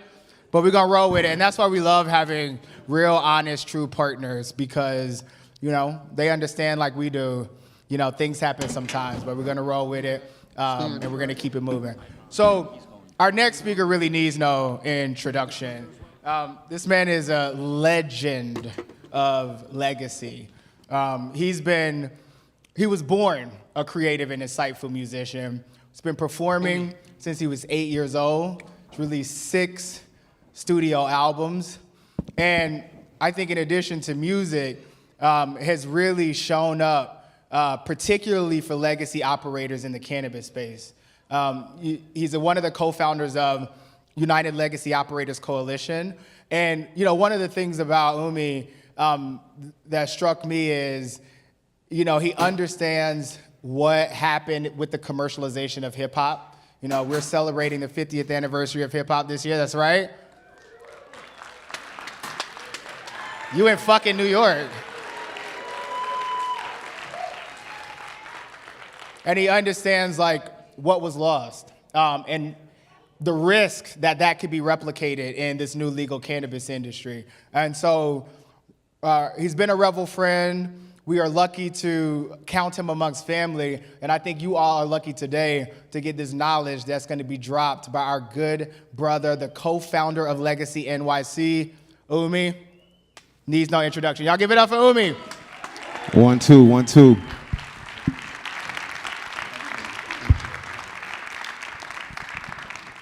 Hello, hello, hello, hello. Yeah, we've been smoking. We've been smoking. May the words that I give you be received in just an open-mindedness and an open heart. Before I give you this work, I want everybody just to stand up for 1 second. Just stand up.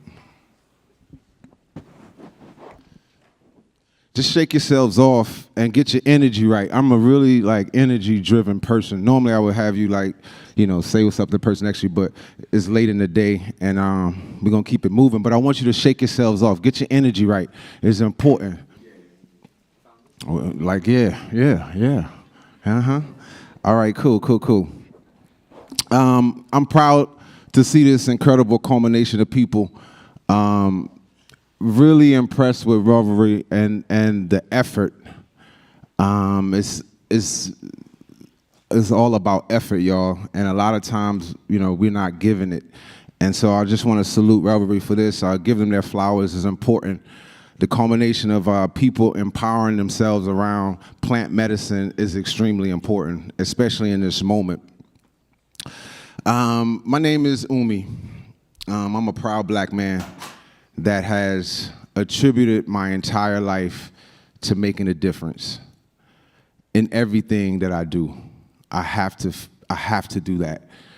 If we write in rhymes, if we write in movies, if we open in stores, whatever we do, it has to equate to changing people's lives. I'm an entrepreneur, a business owner, I'm a rapper, a songwriter, a social influencer, I'm a vibe reader. I'm the president of the Justice Board, I'm proud of that, of the Justice Foundation. I'm the president of the board, and we try to make sure that legacy to legal is a real thing. I'm an author, I'm a friend, I'm a very recent father. I cannot believe it. And most importantly, in regard to this moment, I am a nearly 30-year legacy operator. And I'm only 36.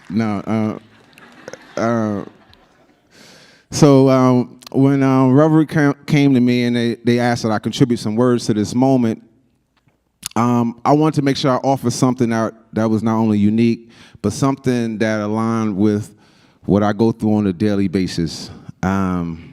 And as being the owner of currently 4 vibrant businesses and being a part of the Tell It Like It Is outfit, Dead Prez, shout out to Stick It M, as we work on our new album right now.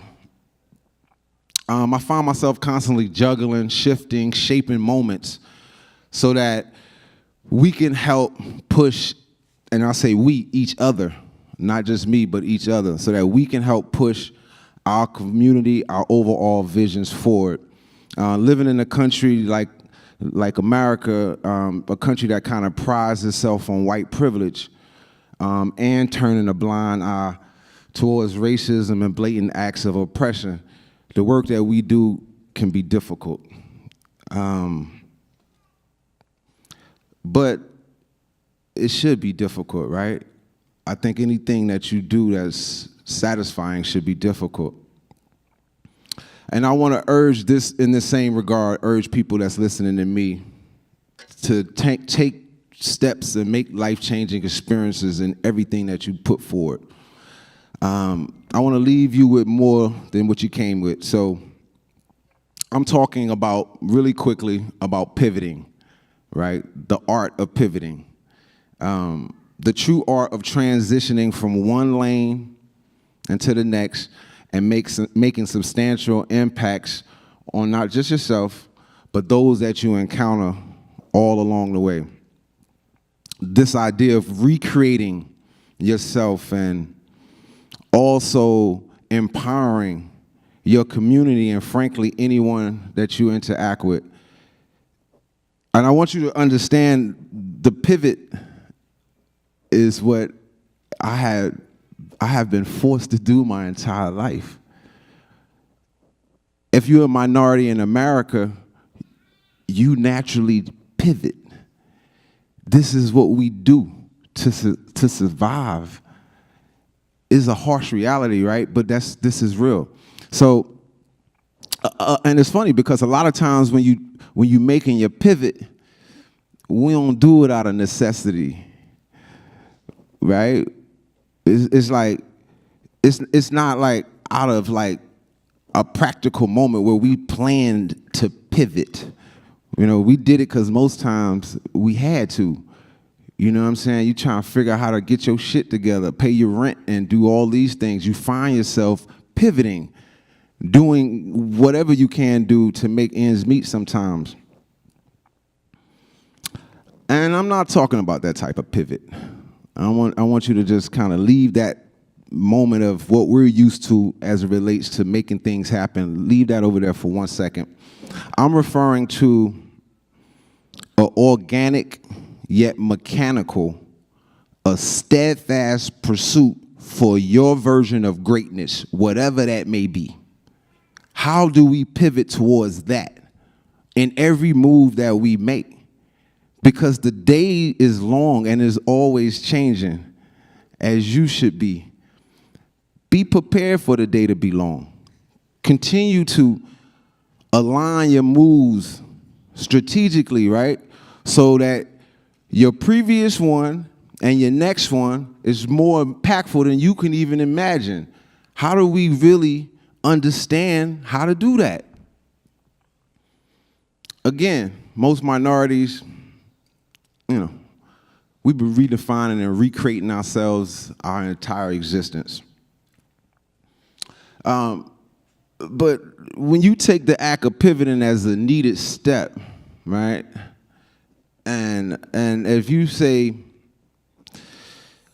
you know, I'm going to use my movements to create an unbreakable platform, a moment that is undefeatable in my pursuit of success. And sometimes, you know, if you're a ball player, you can even understand this in layman terms. The correct pivot, right? It allows you to take another step, right, without traveling. You know, in real terms, like in a larger context, I guess in the real world, you can push yourself further without violating any rules if you know how to correctly pivot at any moment. But you got to be ready at every moment. And this applies to any industry, but especially cannabis. Having an uncanny ability to shift speeds, directions, it becomes a necessity as you pioneer your path towards success. And if we really understand, like my dog Bruce Lee was saying back in the day, be like water, right?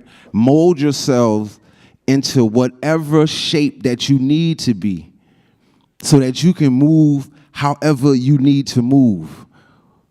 We have to know how to do this. Unfortunately, this is required of you. We have to really understand that we are the currency. If we can, as a community, understand that, the need to make a transition becomes a lot easier because we can lean on each other as we make transitions. You good at this, I'm good at this. How can we get there together? These are things that we have to communicate to know. We have to encourage each other. We have to be there for each other, support each other. If we don't do that, it's very difficult to meet a larger, to reach a larger destination. To get right in front of you, you might be able to do that.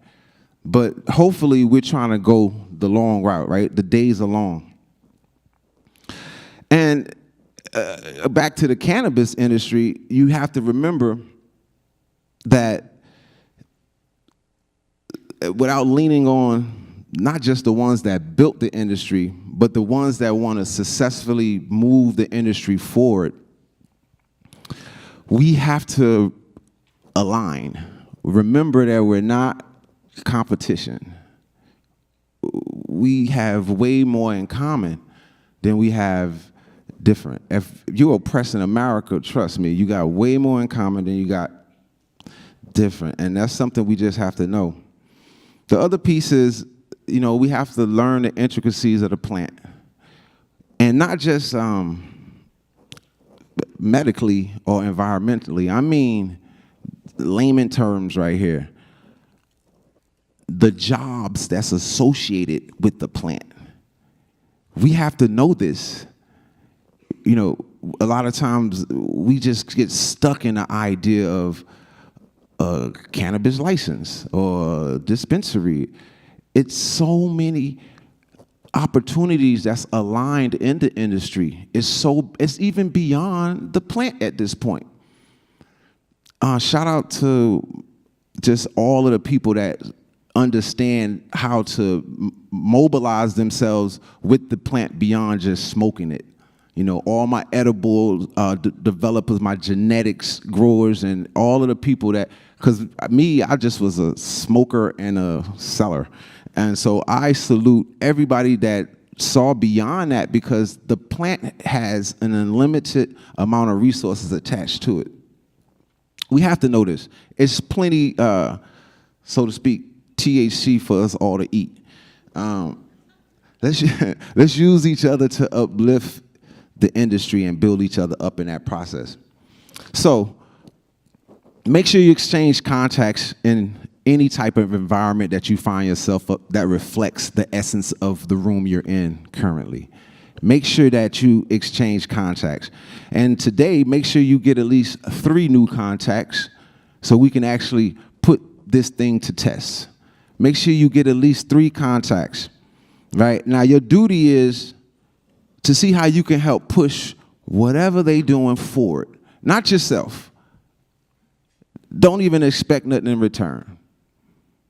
If you can help 3 people in this room today, and you ain't got to do it this week. I mean, meet them and want to help them in some way. A lot of times we get stuck on the idea, I ain't got no money, I can't help. It's, you wishing me well helps me progress through the day. You wishing me well helps me progress.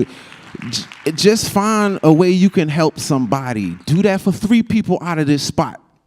I challenge you. And I want you to watch how it comes back into your own life. This is just how the energy works. A lot of times we always want money. How do you get money? You help somebody else get money, and you will get plenty of money. Trust me. I've been helping people get money a long time. And it might not just come, but it's going to come. Just be ready to know how to invest it when it comes. But make it your duty to help push someone or someone's idea forward. Don't expect nothing in return, like I said. Do it because the same energy you put out to help someone in our community, I'll be damned if it's not going to come back and help you. Trust me on that, and just trust me. It's the cycle of how life works. The great James Baldwin said, there may not be as much humanity in the world as we want to see, but there is some.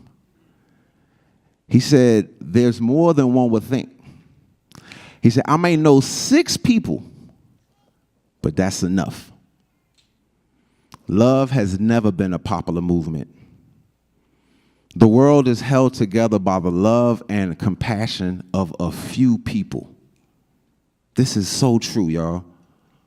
We need to be those people and help each other find new ways to work together and exist in this newly popularized industry that I've been a part of for 30 years. That I can't go get no federal money for. Me and the shice bubs, where my man at? We got to start collectively building, and then we got to collectively scream our thoughts into action. And we got to do it together. This, my friends, is the ultimate pivot. I want to leave you with this. The only thing we got is the blood in our veins, our family name, to make minimum wage or rock up cocaine. We find our limits while searching for the answers, while going through shit most y'all can't imagine. We started drug dealing because times got extra hard. When pops broke out and moms just lost a job. Go figure your figure, we're missing all our father figures. Ain't hard to figure out, they rather be pissing liquor than raising their seeds. It's easy not to show and prove. And the path you choose reflects how your family moves. The problems was here before my mama spit me out. Before Reagan and Trump was ever in the White House. America's glory was built by slaves. And the same social structure is still in place. The war's begun. And so we gotta bomb first. Because before it get better, it just might get worse. Yo, we living in a crazy world, and all we have is us, y'all. Give it up for yourselves. My name is Umi.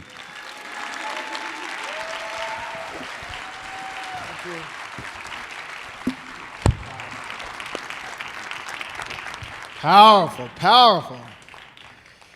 Oh, man. So we're going to keep it rolling. We're going to keep it rolling. One thing that, JoJo mentioned was the importance of really engaging with mainstream media and bringing mainstream media along when it comes to talking about the industry and talking about the plant. And so we are proud to have as a sponsor the Cannabis Media Council. One of our co-founders, Lulu Sway, is one of the co-founders of the Cannabis Media Council. Give it up for Lulu. And here to talk to you briefly about the work that they're doing on behalf of the industry and certainly on behalf of us. We're going to bring back Joyce. We're going to bring back Kim. You've heard them before today, so let's show them some love. Joyce Sonali, Kim Miles. Once again. Cheers. And we're back. Hi. Hey, y'all. So, can I get the clicker or forward? Just walk us through the slides, whoever back there. So the Cannabis Media Council, we all know all the prohibitions and censorship that we as cannabis brands all have at market. So we founded an organization. It's an operator and media specialist-driven organization to use the power of media to build lighthearted, uplifting stories about folks that consume cannabis and try and present positive narrative that hopes to destigmatize and normalize it to the general public. Next slide. We've launched an amazing campaign. Which is called I'm High Right Now. Which, frankly, is something that I always believe anyway. I believe everybody's high all the time. Like, I see people, I'm like, oh, that's a lifted person. So, yes, that is the first campaign. Happy people are high. Yeah. Hi. Happy people are high. So we've got 4 different advertisements. We focus on the baby boomer generation because our elders have so much influence to, the generations below them. And they were the ones that sort of started the DARE campaign back in the day. So we wanted to sort of evoke a little bit of, hey, you started the stigma, so you can help us end it. Amen. So our first program, it is The Lovers. And we really wanted to reach out to the boomer generation who were the most influenced by, of the degradation, the propaganda against the plant. And darn right, it's a gateway. It is. One thing we weren't prepared for in our older years is the shift from a rainforest to a desert. Then we did some research and learned the thing we were taught would turn us into burnouts actually helped us slide back into our old ways. And while it might not be for everyone, we're certainly feeling randier. Get the lowdown at I'mHighRightNow.com. As the gardener, I will read, Dirtbag, that's me. I got our house in the divorce. Shove it, Albert. But revenge was less sweet when my creeks got in the way of my gardening. It's true, y'all. Out of spite, I tried Albert's worst enemy, and just like everything else in our marriage, he was dead wrong about it. It's no downward spiral. It's a gardening lifesaver that brought my planting groove back. Now then, anyone want a gently used sports car? Me? A loafer? You know it. They told us it would make us unsuccessful and lazy. And you know what? I do like a snooze on the couch after walking 18 holes. How'd I ditch the cart and switch to walking? Easy. I did some reading, talked to friends, and found a little something special that works for me. So call me lazy if you want, but I'm clocking 19,000 steps before I grab some afternoon shut-eye. And the walker. Hell yeah, I'm hooked. Sure, like you, I was hesitant. I'd been fed the idea that it would turn me into a cold-blooded killer or a basement-dwelling couch potato. But then I got the facts, did some sampling, and wouldn't you know it, my sunset strolls have never been brighter. We encourage you all to go to I'mHighRightNow.com right now, and you can kind of see continued education and just language about how this plant can be helpful to everybody. And we do have a QR code. There it is. We would love everybody to join. Please pull out your phones. Membership is free with high values, and I know everyone in this room has high values. And it is a trade organization, not for profit, so we do take donations.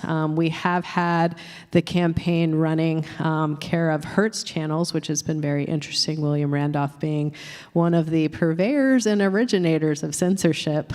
So it's been interesting to have them open the door, and Kim in her days has had a lot of strife with media. I mean, yeah, that's part of why I joined the council, is that, when I developed my show and I went to sell the show and I pitched and pitched and pitched, and I was in so many rooms, and everyone in C-suite across so many networks said, "This is amazing, we love it, we love it. We can't, our ad space, our advertisers are scared." Like, it was such a barrier that it's a small miracle that Discovery said, you know what, we're going to take a shot. Because I couldn't get anybody to do it. And so that is what the council is for. So think about the 1980s PSAs, this is your brain on drugs, right? That's what we do. The PSA that's pro-weed, national PSAs, changing hearts and minds. Changing hearts and minds. Industry-driven PSAs. Industry-driven PSAs. Thank you, Joyce. Yes. Yeah. Yes. We will also be releasing an annual report every year. The first one will come out this May, which gives guidelines around how to access and then like case studies and different information about what you can do with the media companies. Obviously, Twitter made their big announcement. They're not actually as friendly. They really just want our money. So how do we navigate that in a way that actually isn't just the terracins and the big guys, but the smaller companies being able to share our voices. That's really what this is about. It's about trying to bridge the gap for those of us that maybe don't have big enough budgets to go access a really expensive agency and have that primary, directive with the Twitters of the world. So we would welcome all of you guys, and thank you for the opportunity. Thank you. Thanks, Kim. Thanks, Joyce. Thank you. I'm not high right now.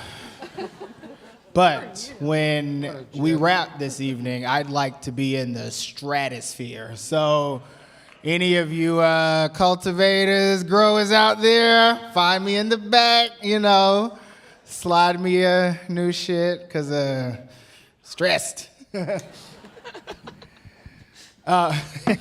The next sponsor highlight we're gonna do is really, really important to us. I mean, Dutchy has really, really, really shown up in New York and really thinking creatively and innovatively about how they can partner and really fill the gaps, particularly for some of these early conditional licensees.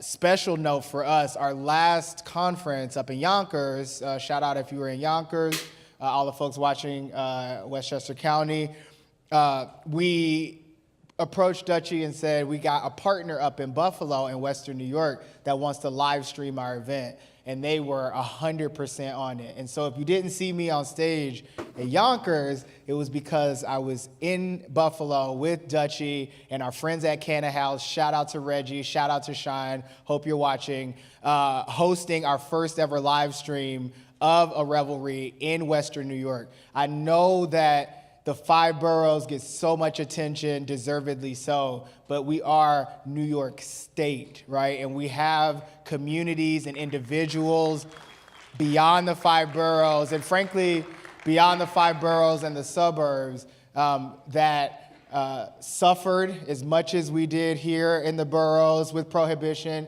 and that need as much or more than we need to make real the promises of this new market. So shout out to Dutchie for believing in that. And please, please, please help me welcome to the stage, all the way from Conway, Arkansas, Jalen Jones.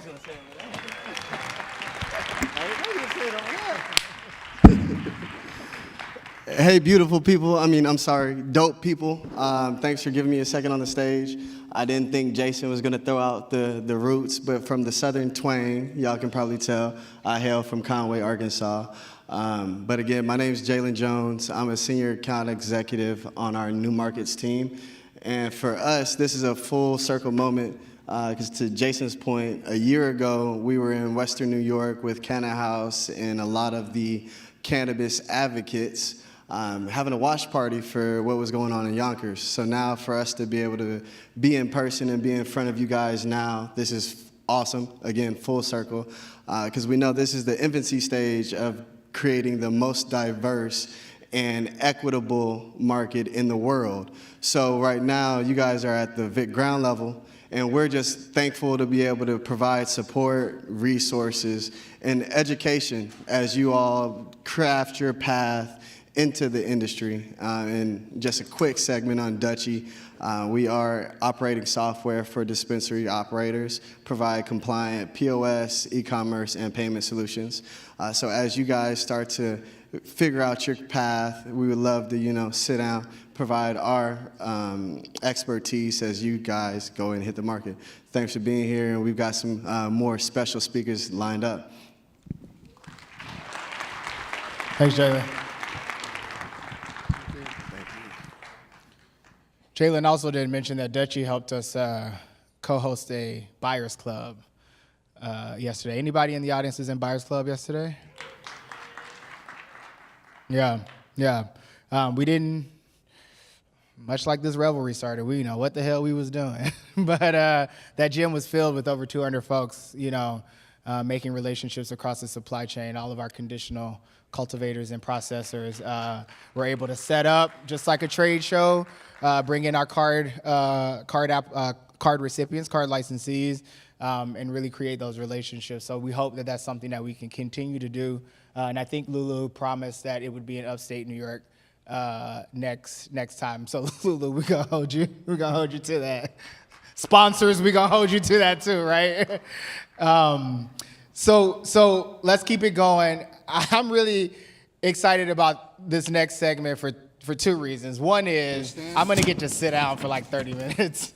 So I'm really excited about that because we are turning the stage and the mic over to none other than Shice Bubs.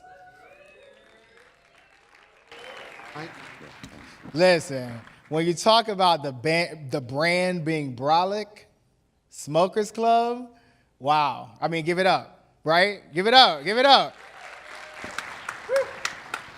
We met Shice again last year through our block party. Real, instant, deep, meaningful connection.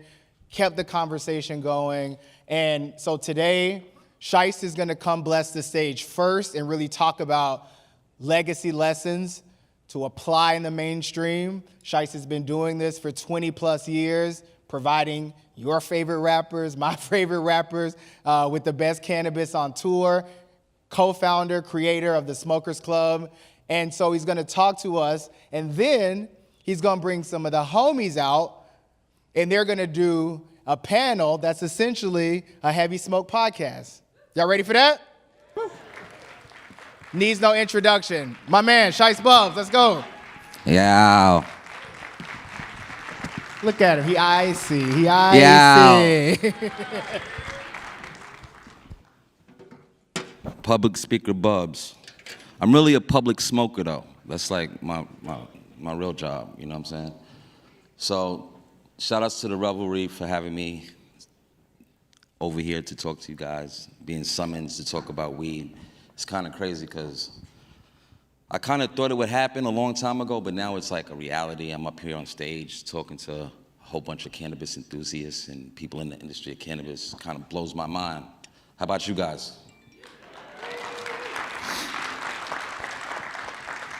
By a show of hands, how many people come from what they call the legacy market or the black market? So do I. And in this transition that we've been making from illegal to legal, I like to put it just like that, just simple and plain, so it's not confused of what it is. I've learned a lot about cannabis and, you know, just not about selling weed, but how to utilize it to do other things besides just make money off of it. Kind of how to live out my dreams, how sometimes I have visions of things that I want to do, and I get stumped. Like, this is a long time ago, because I'm not stumped anymore, and I haven't been stumped for a while, but in the beginning, I was like, how am I gonna do this? How am I gonna do that? And I didn't want to be too much of a dreamer. I'm a Pisces, so that's part of one of, yeah, Pisces flow, you know? So that's one of our traits, that we're real dreamy, right? So when I got gifted cannabis, and I say that in the purest form, it was a gift. It was a gift to me, because prior to being heavily influenced with cannabis to be like, all right, this is my path, I was really in the black market. And the black market consists of everything illegal, not just weed, just everything. Drugs, merchandise, stolen goods, everything, like just cars, you know? So during that journey, I was just like, weed is making me have some clarity about what I actually want to do without actually having it to be like I'm doing all these things that are going to land me in prison for the rest of my life. So I'm here to share some of 5 things, basically, that I think that everyone from today, being that we're 3 years decriminalized in New York City, which is like we're all juniors in high school, so to speak, right? No one's graduated yet, not one person. But coming from the black market, you know, we're like doctors and professors in real time. We know more than a lot of people who think that they know shit. You know, you could have went to school. A lot of us who are in the cannabis industry, like the black market for real, we didn't go to college. Like, I went to Morgan State, but as a dealer. Like, I had 2 weed spots on campus, and the teachers thought I went there. I'm not gonna lie to you. I lived in the dorm and everything. My partner that I used to sell weed with, he was like, yo, my other homie who introduced me to him was like, yo, he want to go out of town with us. He want to leave the campus and go to the motherland with us, right? He was like, nah, man, he in school, man. Like, I don't want to take him away from school. Kobe. He's like, he don't go to that fucking school, man. He's selling drugs in that school, man. He was like, word, get out that school and let them kids get their education, man. You know what I'm saying? But at the end of the day, I scored 1350 on my SATs. So when I did that in high school, I was like, I'm a master problem solver. I figured it out already. I'm gonna do the trade, hands-on. So being that I was very smart, I scored like the 2nd highest score in my high school, in my class, my homeroom, right? And I went to school for architecture engineering. So mapping shit out is like second nature to me. You know what I'm saying? And I was just like, lost my thought, I'm a stoner. Anyway, listen, cut the long stories. Listen, let's get down to the nitty gritty, because I'm losing patience, all right? Real shit. So, first thing is this, right? First thing is this. Where did I leave off? Anybody remember? Matter of fact, this is a Smokers Club sweater, by the way. You could purchase this. This is my merch. This is not something I bought. You know what I'm saying? Being that I was smart and shit, right? I was like, I got the weed. I'm selling mad weed. I was like, for the first time in 1995, I was like, yo, it's hundreds of thousands of dollars in weed. and no real jail time. So, I started dibbling with that, but I was attracted to money. I went to jail, was in jail sitting there like an idiot, like, how could you be so smart and you're so dumb, right? Got out, got my blessing with the weed. It was like, you better make some good decisions. Here's the weed for you. What you gonna do? I'm like, I'm gonna take the weed and I'm gonna figure it out, because that's what got me the things that I wanted to do anyway. So, number one is understanding the rules and regulations of compliance for cannabis. You understand what I'm saying? You have to know what you're getting into. Not just in New York City, but you need to know what's going on in New Jersey. You need to know what's going on in Massachusetts. You need to know what's going on in Cali. You need to know what's going on in Detroit. You need to know the business, okay? And it might not happen overnight, but you gotta put that time into where you're like, all right, I know this is going on over here, this is going on over here, this is going on in my state. Then you can make assessments of, some accountability, right?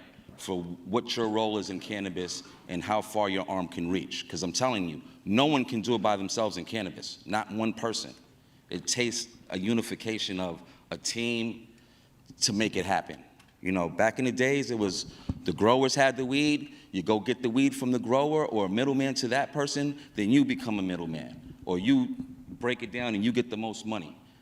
You know what I'm saying? But it was always systematic. It was never just you grow it, you break it down, you sell it, you market it, you do everything. It doesn't work like that. And it's never gonna work like that. You know what I'm saying? So number one, like I said, is just knowing your compliance for your state and what's going on rules and regulation wise, right? Second of all, a lot of people, they get into cannabis, but they don't have the brand, okay?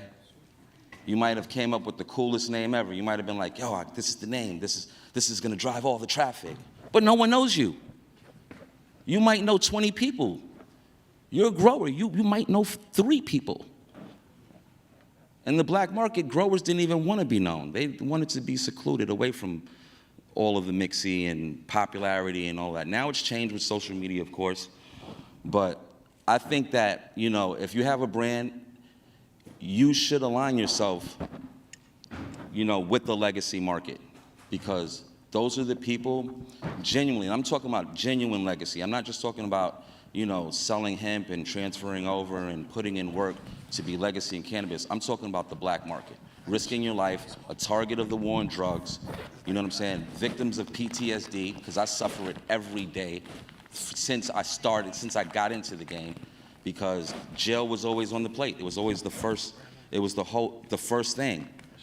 And back then you had to be like, all right, if I'm gonna sell weed, I have to cover up what I'm actually doing. I don't want people to know what I'm doing. So that sparked, the original idea of marketing strategies of how can we do this and not get in trouble, but do it.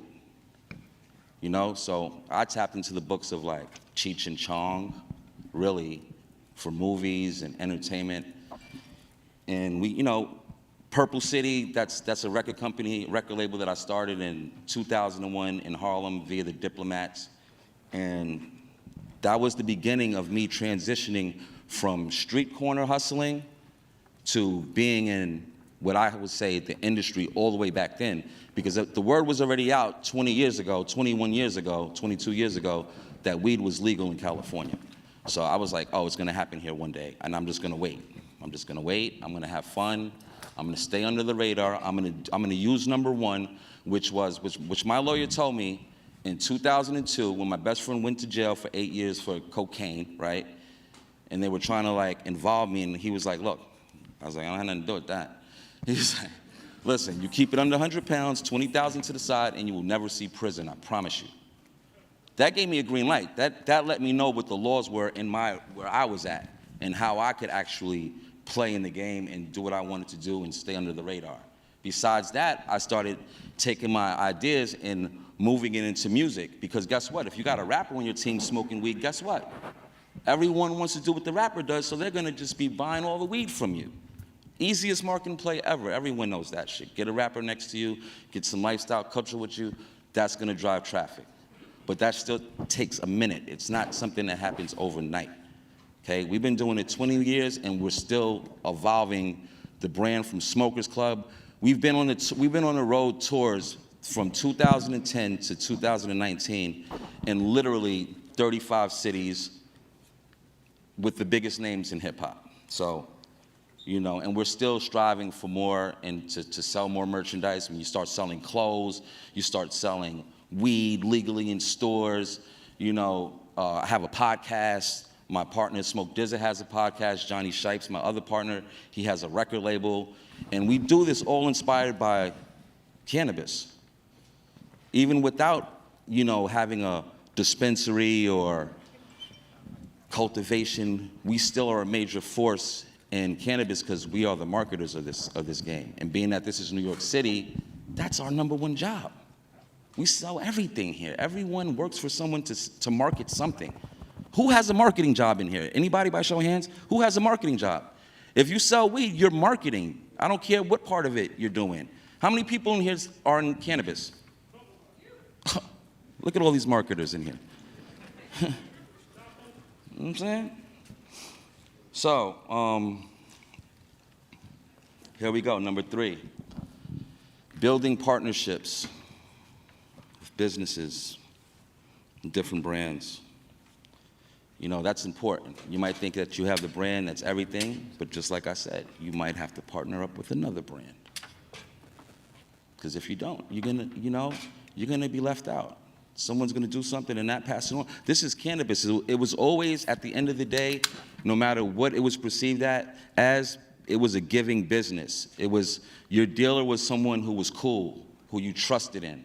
You know what I'm saying? To get you the good shit. You feel what I'm saying? So you always want to continue to keep that part of the game alive because that's what this is built off of. It's not just built off of, I have this business and it's by the books. Because if you don't have a lifestyle or culture with it, who cares? Everybody got weed, literally. Seriously, like, I went to the buyer's market yesterday and you know what's going on. We're not gonna do that, you know what I'm saying? Who smokes outdoor in here every day? By a show of hands, do you smoke it every day as your main weed? By a show of hands. That's what I'm saying, there's weed for everyone. How many people smoke Zaza every day though? Like fire, like gas or whatever. See what I'm saying? It's about even show of hands. So, you feel me? So it's vibes for different vibes, you know what I'm saying? Number 4 is knowing your product, right? If you have a product, you should know your product. Who wants to go somewhere and they don't know what they're selling? It's very annoying. It's very annoying. You go to someone, they don't know shit about anything. You're like, your brand sucks. You can ruin your whole brand by having people that are not knowledgeable about the brand, right or wrong. You know what I'm saying?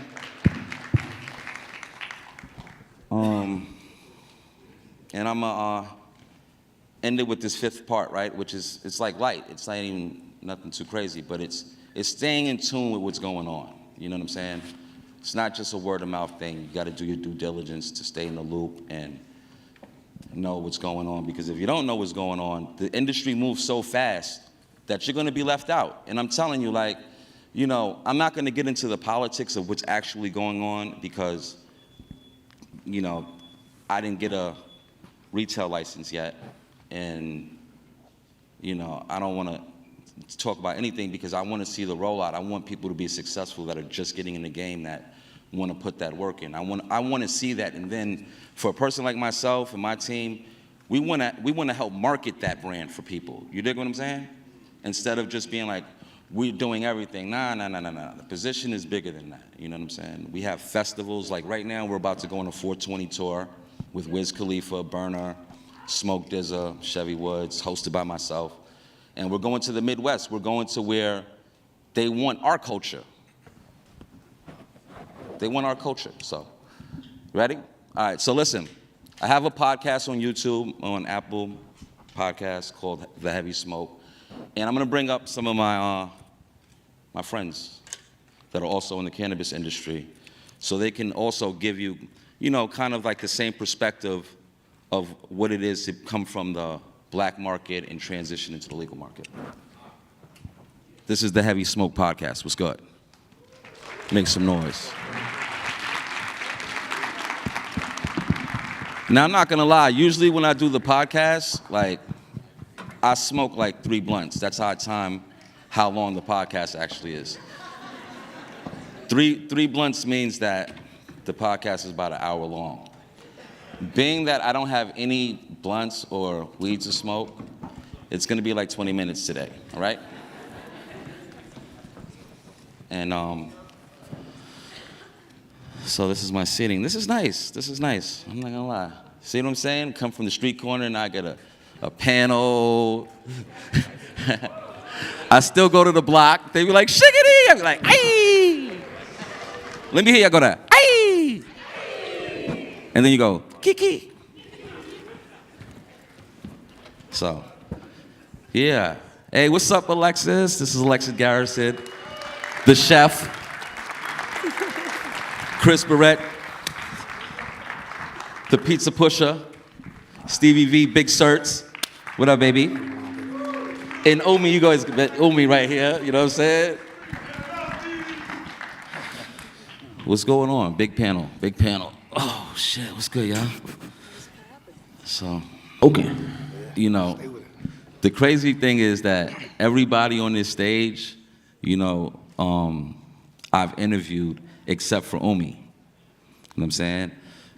You could catch Stevie's interview on YouTube, and the pizza pusher and Alexis, you know, those episodes haven't come out yet, but this is the episode right here. So we're gonna talk about some things that I feel are important and that I wanted them to translate to let you know that it's real. So Alexis, can you just give them a little short background? Yep, I'm a chef. I have a company called Canahat. I started infusing cannabis into my food about 20 years ago. And it's been a passion of mine. It's turned into opportunities that I didn't imagine existed. So, yeah. Tell them about your awards. Oh, I just recently won High Times first and second place Best Edible in Massachusetts, as well as first and second place Best Edible for the Cultivators Cup, which is a big New England Yeah, Black Queen over here doing what she does, you know what I'm saying? Now, me and Alexis, the thing is, I've known her for like 13 years, right? And about 8 years ago, we were just talking about this, 8 years ago, we were on a CNBC special, like Cannabis Undercover, right? And it was basically like an acting gig for me and her, but, because it was scripted. It was like one of those scripted, you know, fake news shows. It was like fake news. It was like, but I saw the vision. I saw the vision all the way back then. Like I was like, this is the move, and you know, we got paid for it. So yeah. When the shit came out, me and Alexis was under scrutiny. People like, oh, you guys telling the game, blah blah blah. She was on probation. I was on probation. She was like my probation officer. I was on probation. Right. I had probation officers. I was like, yo, chill, relax. We're gonna be praised for this later. Yeah. You know what I'm saying? They have to see the vision. You know, they already knew all that shit that we was talking about on that episode, but it translated good, right? Yep, it translated right? well. And you know what I'm saying? So, Mr. Pizza Pusher, what's going on, man? Yo. You know what I'm saying? So this is an OG right here. This, you know, what he's been doing, what you've been doing is legendary. Can you tell him a little bit about what you've been doing? 7 years ago, I started Stone Pizza, and we started as just a delivery and pickup business, and here we are 7 years later. We have 3 locations, and we're doing good. Yeah, make some noise, y'all. Doing really well. You know what I'm We saying? on Domino's the Pizza ass. Pusher Stone Pizza. You know, same with him. Like, you know, back couple years back, not even a couple, more than a couple years back, maybe like 7, 8 years ago. You know, those stone box pizzas was popping up, and it was the thing. If you wasn't in the game, if like you was in weed and you was trying to get your feet wet and you didn't have a box of Stone Pizza, you was like, how did you get that shit? You know, it's some dope shit. You know what I'm saying? Thank you.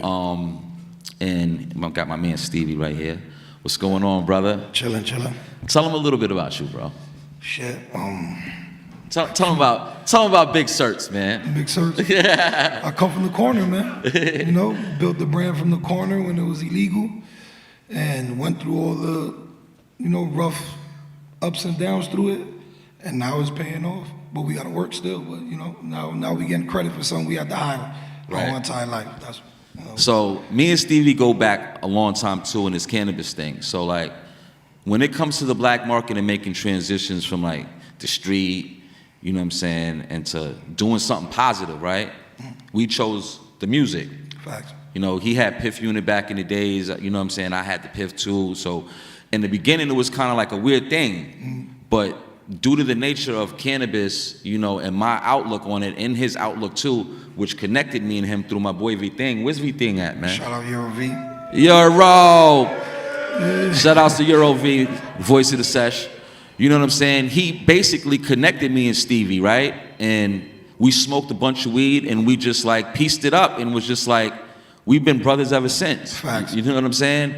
So it went from basically, coming from this Piff era, right? So there's a lot of people in here who be like, Piff this, Piff that. That comes from us, man. 100% facts. Started that, like on some real shit. Like, we started the street slang for naming cannabis, because that's what stoners do. We name shit, right, Stevie? Facts. You know what I'm Super saying? facts. So now you could go to the Midtown Search Lounge and, and it's still That's your lit. shit. Hello? There you go. Now, Umi. My man. You know what I'm saying? My man Umi was on stage earlier, had me nervous as shit. I was like, holy fuck. But, Yo, first of all, let me say this, man. You don't even got to ask me a question. Let me just say this. These guys, like right now, you are getting like the most humbling, like introduction. Like these motherfuckers up here are legendary. Like, let me just say that first of all. Like this dude talking like, yeah, I did this little thing. No, ain't nothing little about nothing they did. This dude right here is like, I got two. Yo, these are the biggest cats as it relates to pivoting. We was talking about that early. The big pivot. Understanding how to use their skills, assess an industry, and place themselves in it in a way that is unbreakable. They have done that. All three of these right here. I'm still trying to figure that out in this particular industry. I just do that shit on my whole life and everything. But in terms of cannabis, I'm still trying to really figure it out myself. But they have been doing this, and Shice Bubs included, like their entire time messing with this flower.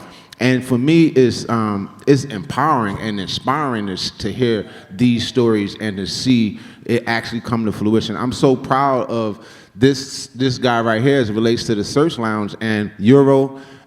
They push culture forward, you know what I'm saying? So I just want to just give some flowers because they up here being humble as fuck. Appreciate that. Yeah, man. Mama. Oh, clock right there. All right, cool. So yeah. Heavy smoke. See, right now I would have been taking pulls of the blunt right now. Like, all right, say some fly shit. So it's not too fly right now, but yo, thank you, Umi, yo. You know what I'm saying? One of the things I wanted to talk about mainly on this episode of the podcast, right, was partnerships in cannabis and how important it is to have the right partners, and not just partnerships, but like even employees. You know what I'm saying?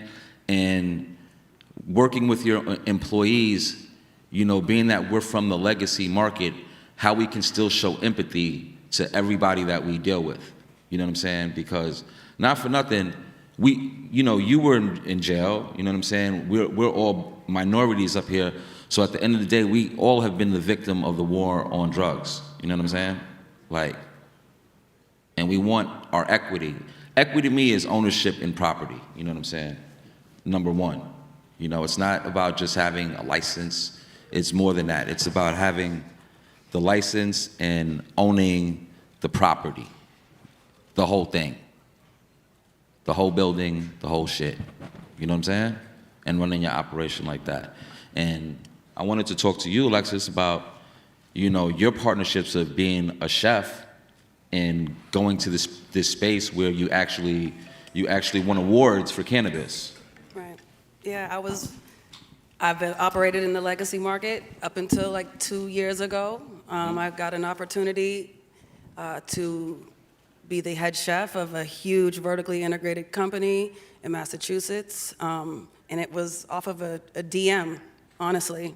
I got a DM on my Instagram, and someone was like, would you be interested in this opportunity? And I went to Massachusetts maybe the next day, and I got to build a kitchen from the ground up, something that I did not see myself doing or having this opportunity, something that I always wanted, and I got to learn a great deal. I got to create 4 to 5 edible SKUs for a company, formulation, build the team, and start producing like high volumes of edibles that like tens of thousands a week. And I learned a lot. I learned the metric system. I learned about the Cannabis Control Commission. I learned things that I wouldn't normally have the opportunity in a legacy space. But that legacy space gave me this opportunity to become an award-winning, High Times award-winning edible chef. Brilliant.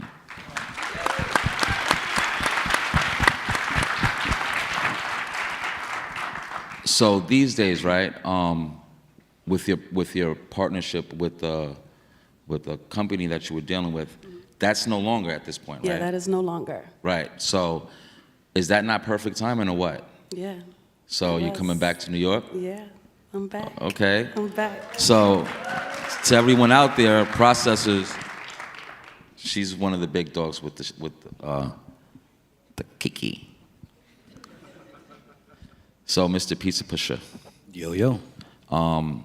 Same question for you, because you have the stone lounges in restaurants. They're not really lounges. They're like restaurant eateries and stuff like that. How is it for you finding the right employees and just doing business with persons in the cannabis industry? And also, are you pursuing? See, that's one thing about the consumption license, because we're all like still wanting to wonder about the consumption license rollout and stuff like that. What is your take on employees and just dealing with the business without the proper licenses, I guess to say? Yeah, I mean, it's hard to find employees in any business. I'm 50 years old. I've been in business my whole life. Before this. This one's actually pretty easy, compared to the other ones. And as long as you pay them right, there's no shortage of money. Just pay the people right. But if you think you're gonna hire people for $15 or $20 an hour, you're probably not gonna get that. Right. This is the cannabis industry, right? So people, I guess employees feel like they should be making more than minimum wage. Is that right? And they should. They should. Right? Hell yeah. So this is good. This is the Pizza Pusher right here, right? His business is a model for most people who are trying to start some type of cannabis edible business. Like, he's the guy, you know what I'm saying? I suggest you overpay everybody. Heard you. What do you think would be like a reasonable minimum wage for something like that? I start at $35 an hour. See? $35 an hour. Anybody looking for a job, you got some loyalty going on, you feel me? Yeah. So Steph, man, you know what I'm saying? Steph has the Search Lounge. He has a nice spot, Midtown, Manhattan, and he's been in the game for a long time. He's transitioned in. Let's talk about the same thing as far as keeping legacy alive and partnering with the right situations to be in a situation like you're in, you know what I'm saying? Which is having your... Basically, partnership is important. I haven't been fortunate yet to find a partner. I'm doing this all myself, single-handedly, on the investing side, everything. But when it comes to good working good workers for your business and stuff like that, I've been good with that. Excuse me, I've been good with that since I was a kid from the corner. My gift is knowing everybody's strength around me, and I place them in that position where they do the best, and whether they know it or not. You know what I'm saying? That was always my strength as the leader. Right. So that's kind of easy. And then your strength is like Arnold Schwarzenegger in his prime. I tell you that. Hard. I work 100 hours a day. I don't, and I got a good team. Right. And they be How on do you me. select your team, or do you just bring the family with you and that's it? I mean, mostly family, yeah. People who work at the lounge is just people who I met in time who's good in the, cannabis or know they shit or up and coming. I'm giving them a chance, shit like that. But people who's been around me, that's around now, is people who've been around me since day one, majority, 90%. Nice. Umi, you have Legacy New York. You have Gifted BK, right? And you have other ventures going on.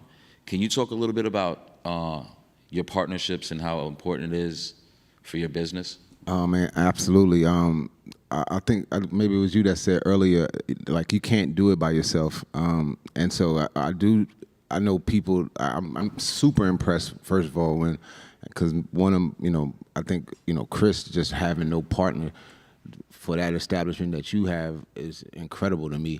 And likewise, Stevie, with the Search Lounge. But what ends up happening is if you have a sense of leadership, most of the times you can, energy-wise, you attract good people around you. What I've learned from hanging out with Pizza Pusher is because just as we talk about hard it is to hire, it becomes sometimes difficult to fire. Especially when you humanity driven and I was a revolutionary before I was anything else. Well, maybe I was a gangster first and then revolutionary, but it's hard to fire people sometimes because you know what people be going through, and you be like trying to be humanitarian and shit, and that shit don't work when you dealing with business. It's unfortunate, but you really have to know how to fire and let people go. And you have to be able to see it before it becomes something that really brings your business down. One person, one bad apple could really ruin an entire situation. And you have to know how to do that, and that's a skill set within itself. You know what I'm saying? Nice.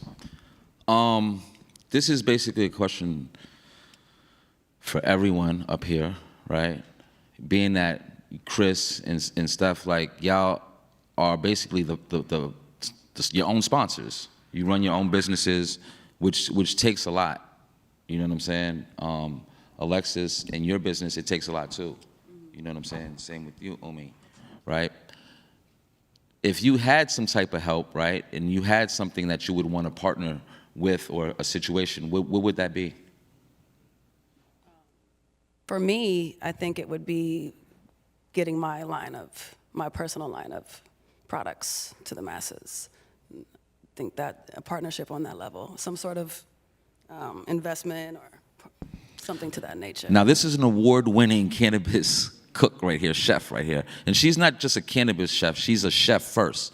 She just knows how to use cannabis in her entrees. I'm a believer of, just like all of your favorite restaurants that you go to, I want to see chefs using different applications of cannabis. Just like you would put sherry in a she crab soup, or you're deglazing a pan with brandy. It's the same application, and that's really the vision. Right. Mr. PP, Pizza Pusher, same thing. Like if you had, someone that you would want to partner with, what would that ideal person, what would that partnership look like for you? If you were like, yo, this is the type of partnership that I'm actually looking for. I think as I open up new locations, operators would be important to partner up with. Because I could definitely see Pizza Pusher pizzas in the frozen section in your local supermarket. Big facts. Hell yeah. So, anybody got a supermarket out there? A food line? Food supply. Stevie, same thing. Basically with me, since I'm coming from like the flower side of it, and I'm actually a California brand, but just live in New York. And we also won Strand of the Year 2022 with Pink Search, you know what I mean? Right, So, Strand of the Year, Pink Search. Talk about it. Coming from New York, the East Coast. Yo, do you hear what's going on? These are award winners, right? And we're still legacy. Facts. Okay, we already made it, to be honest with you. What people are pursuing right now has already actually been done. We're in the trap, so we're delusional about our own successes sometimes, because every day is another day. So we're like, whatever, yeah, gotta deal with this shit, I gotta deal with this shit. But really, we all already made it. We already made millions off this, to be honest with you. Thanks. You know what I'm saying? Her too. How much does one SKU generate a month? $500,000 a month. One SKU.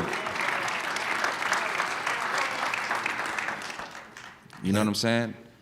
So, I need to get same in with that you, business. Umi. What kind of partner are you looking for? You know, it's a great Not que- even that you're looking for. Yeah, but no, it's a see, great that's the question. whole thing. We're not looking for partnerships. It's what things that you think can help build your brand. You know, because of the ignorance of the legislators, one of the biggest problems we're going to have in New York is supply demand. It's just not possible to do what they want to do in the time they want to do it. So partnering for me would be like, and it's the best of the best because I'm a weed smoker. I go hard. So we talking about like a Shabinsky or a Fields, somebody to partner with to bring them to New York, genetically and growing wise, so that we could actually have some type of crop that could compete with what's going on in these other regions. It's going to be difficult for us to compete. I think, it's just a whole culture that's been going on a long time that just hasn't taken place in this environment. So now that you're about 4 or 5 years in, maybe 10, maybe you were like one of us where you was around it for 25, 30, but we went other places to go get and bring. It wasn't here, so I think, having a grower and having somebody that actually know that world, that's why, even for my personal, you know what I'm saying? Not just for the business. See, me and Umi got something cooking up too. We're not really talking about it though. Yeah. But guess what? I have something cooking with everyone on stage. Yeah. That's the reality of it because we're better together. You understand what I'm saying? We're still, this whole room, listen, thank you. But listen, if we were all like cousins in this room, right? And we were related, we're still a needle in the haystack. You know what I'm saying? You get it? The haystack is way bigger than every single person in this room. Just remember that. So partnering with people who already made it, don't think that because you invested all this money today that money hasn't been invested throughout the years. Lots of it. Lots of it. It takes millions to run it, right or wrong. Thanks. You know what I'm saying? Right. Yeah. It takes millions to run it. So don't be naive about partnering with a legacy operator. You just make sure you go through the right channels to, incorporate someone who's really good on your team or someone who has the potential to help your brand grow. You know what I'm saying? My name is Shice Bubs. This is the Heavy Smoke Podcast, which is available, like I said, on YouTube, on all streaming platforms. Going on tour. Shout out to my man Tyreek Buds in the building. You know what I'm saying? He's another pioneer who's been paving the way for a minute, who hasn't, I felt, got his full accolades. Shout out to my man Hawaii Mike also. You know what I'm saying? Another chef out there who's been putting in work for a minute. There's a lot of us, you know what I'm saying? And us being on stage today opens the door for maybe you guys to be in tune with who we are, because we all live our own lives and we really don't like to be bothered, none of us. To be honest with you, we don't give a shit. You want to talk to us, come with the bag, come right. Otherwise, we're gonna make you go through the longest road ever. No, I'm serious. It's gonna be a long Big journey facts. for y'all. If you would like it to be a shorter one, put some respect on our names. I promise you. It's best for cannabis for you. We are the stamps of cannabis. So if you say you know Alexis, or you know Pizza Pusher, or you know Stevie, or you know Umi, or you know me, if you know me and you're doing business with me, you stamped. You're stamped in cannabis. If not, keep banging, baby. You heard? Keep pushing. But this is the Heavy Smoke Podcast. Shout outs to the Revelry, shout outs to Jacoby, Lulu, Jason Starr. You already know what it is. Appreciate the opportunity to enlighten everybody and bring my guests to the stage. All right?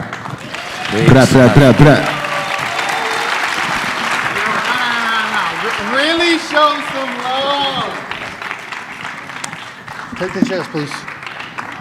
Thank you. Alexis, Chris, Stevie, Umi, and Shice. One more time. Phenomenal. It's amazing for us to be able to have like that much experience and credibility and culture on our stage. Incredible. How y'all doing? It's been a long day, right? You still with us? Maybe it's just a long day for me, I don't know. So we got something a little fun right now. I feel real bad for the people that are walking out. Y'all about to miss something real special. Look at them and be like, what? So coming to the stage, we have Devonte Rosario. Devonte is a world-renowned mentalist. He is a winner of Showtime at the Apollo. He didn't get Mr. Sandman. He actually won. And he has performed for some of the biggest names in entertainment, media, sports, politics, from Mark Cuban to Fat Joe. And he is here to share his gifts with you, with us, with all of us. So, Devonte, give him some love. Let's show him some love. Thank you, baby. Sure you guys can hear me. Touch. You guys can hear me? You can hear me and see me. I'm what you call a mentalist. Most people don't come across a mentalist. So let's make it magically work. The power sometimes doesn't.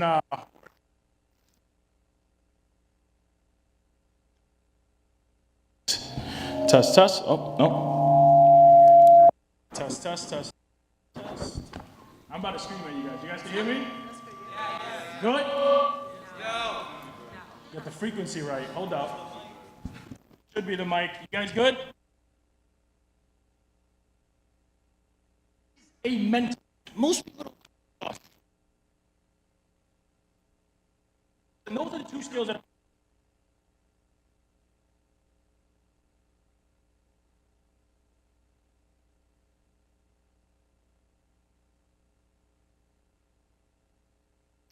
This could be any place. Popular place might be something like that. Actually, I'm going to have a couple of people help me up. Your name? Sonia. Yeah. And you came with this gentleman here? How well do you guys know each other?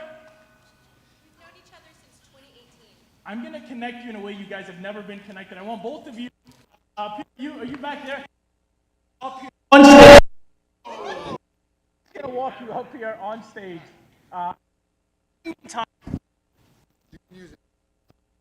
What?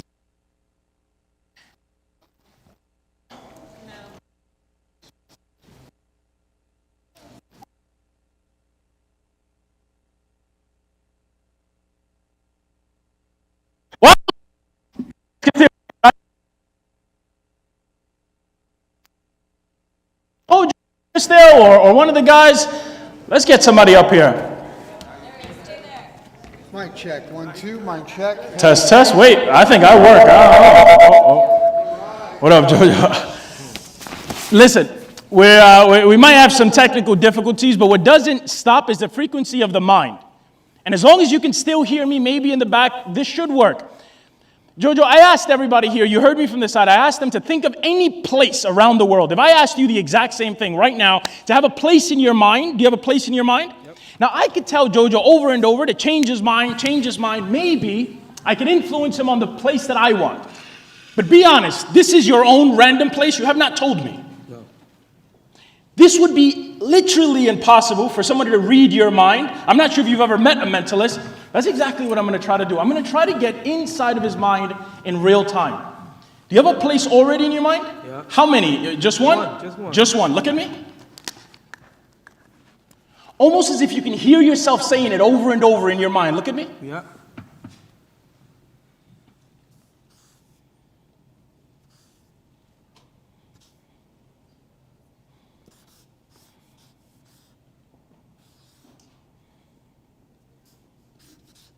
This doesn't make any sense to me. Look at me.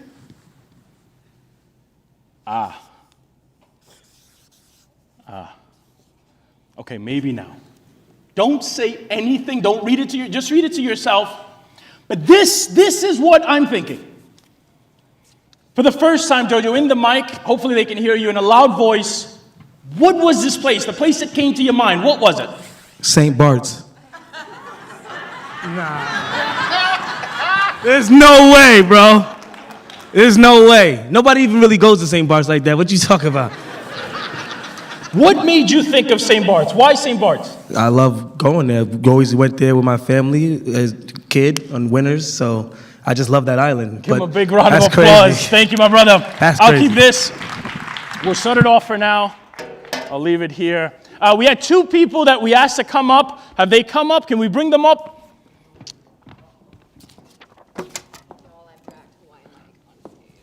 Oh, and we're on Instagram, I think. Nice to meet you guys. Both of you, one stand on my left, one stand on my right. Nice to meet you. Say your name for everybody. Hawaii Mike. Hawaii Mike. We're going to get you a... You guys know him? What's I your need a name? mic. Yeah. Hawaii Mike. Hawaii Mike and? Sonia Hendricks. Sonia Hendricks. Now, you said you know each other since 2018. Yes. Most of the time, it's the mentalists connecting with non-mentalists. Muggles, right? These 2 are muggles. They don't read minds, but we all have that inner intuition, that inner ability to connect with somebody, to get their vibe, whether it's a good vibe, bad vibe. Some are more in tune than others. Somebody tells me you're really in tune. Yeah, it's even right here. Like, I'm not going to touch, but there's you got to see his setup here. Look at me. Let me try this. In a moment, I'm going to have you guys stand here. In a moment, you're going to have your eyes closed, but not yet. I want you to stare at each other, and everybody watch them carefully, because in a moment, I'm going to have them not just connect in any way. No, you're on the phone? Okay. I'll take a picture. No, go ahead. Go. No, you put the phone away once you're done. And you here, go like this, and come here this way, go like this. Good. Picture's done, but you're going to need your hands for this. Yeah. Need my hands? Yeah, you need your hands. Yep. And go like this, and now drop your hands, take a deep breath in, relax. In a moment, I'm going to tap one of you with a piece of paper. It'll be a light tap, a light brush, but I just want you to remember if and when just remember, keep it in your mind. Now keep your eyes open. I'm going to give you an example. You're going to feel a brush of just of the paper. Everybody will see exactly what I do. All they're going to do is remember where and if I even touch them. You might want to film this, because maybe later you'll show it to them. They won't even believe it themselves. Take your hands out of your pocket, though. Just keep your hands there. Close your eyes now. And the only thing I ask is that you're not looking. Take a deep breath in. And the only thing I ask is keep your eyes closed and just remember where it is that you felt me brush you. But for now, just raise your hand if you felt me brush you. Raise your hand if that was you. Perfect. Drop your hand, keep your eyes closed.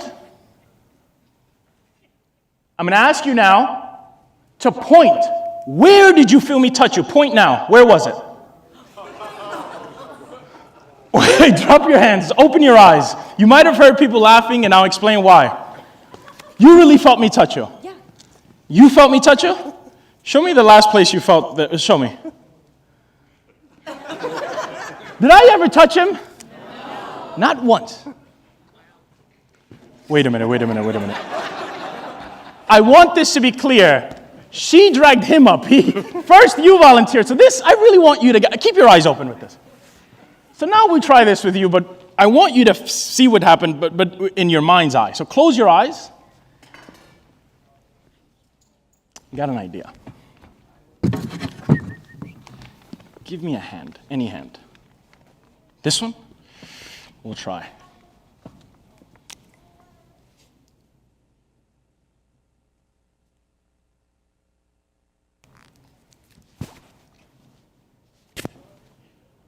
Open your eyes. Did you feel anything? Nothing. There's something drawn on his hand. Well, actually, stay right there. There's something drawn on his hand. Do you have any idea A little symbol of something. Do you have any idea what it is? A circle. A circle. That's a guess. Yes. What is it really? Say it. You can look. A heart. A heart. A little red heart. But remember I said I'd connect them in a way they've never been connected? And that must mean no. Look at both of your hands. What's in your hand? A little red heart. It's shaking. I'm shaking. Like, I don't know how that got there. Give her a big round of applause. Both of you, thank you so much. They're going to help you off the stage. Thank you both. Thank you.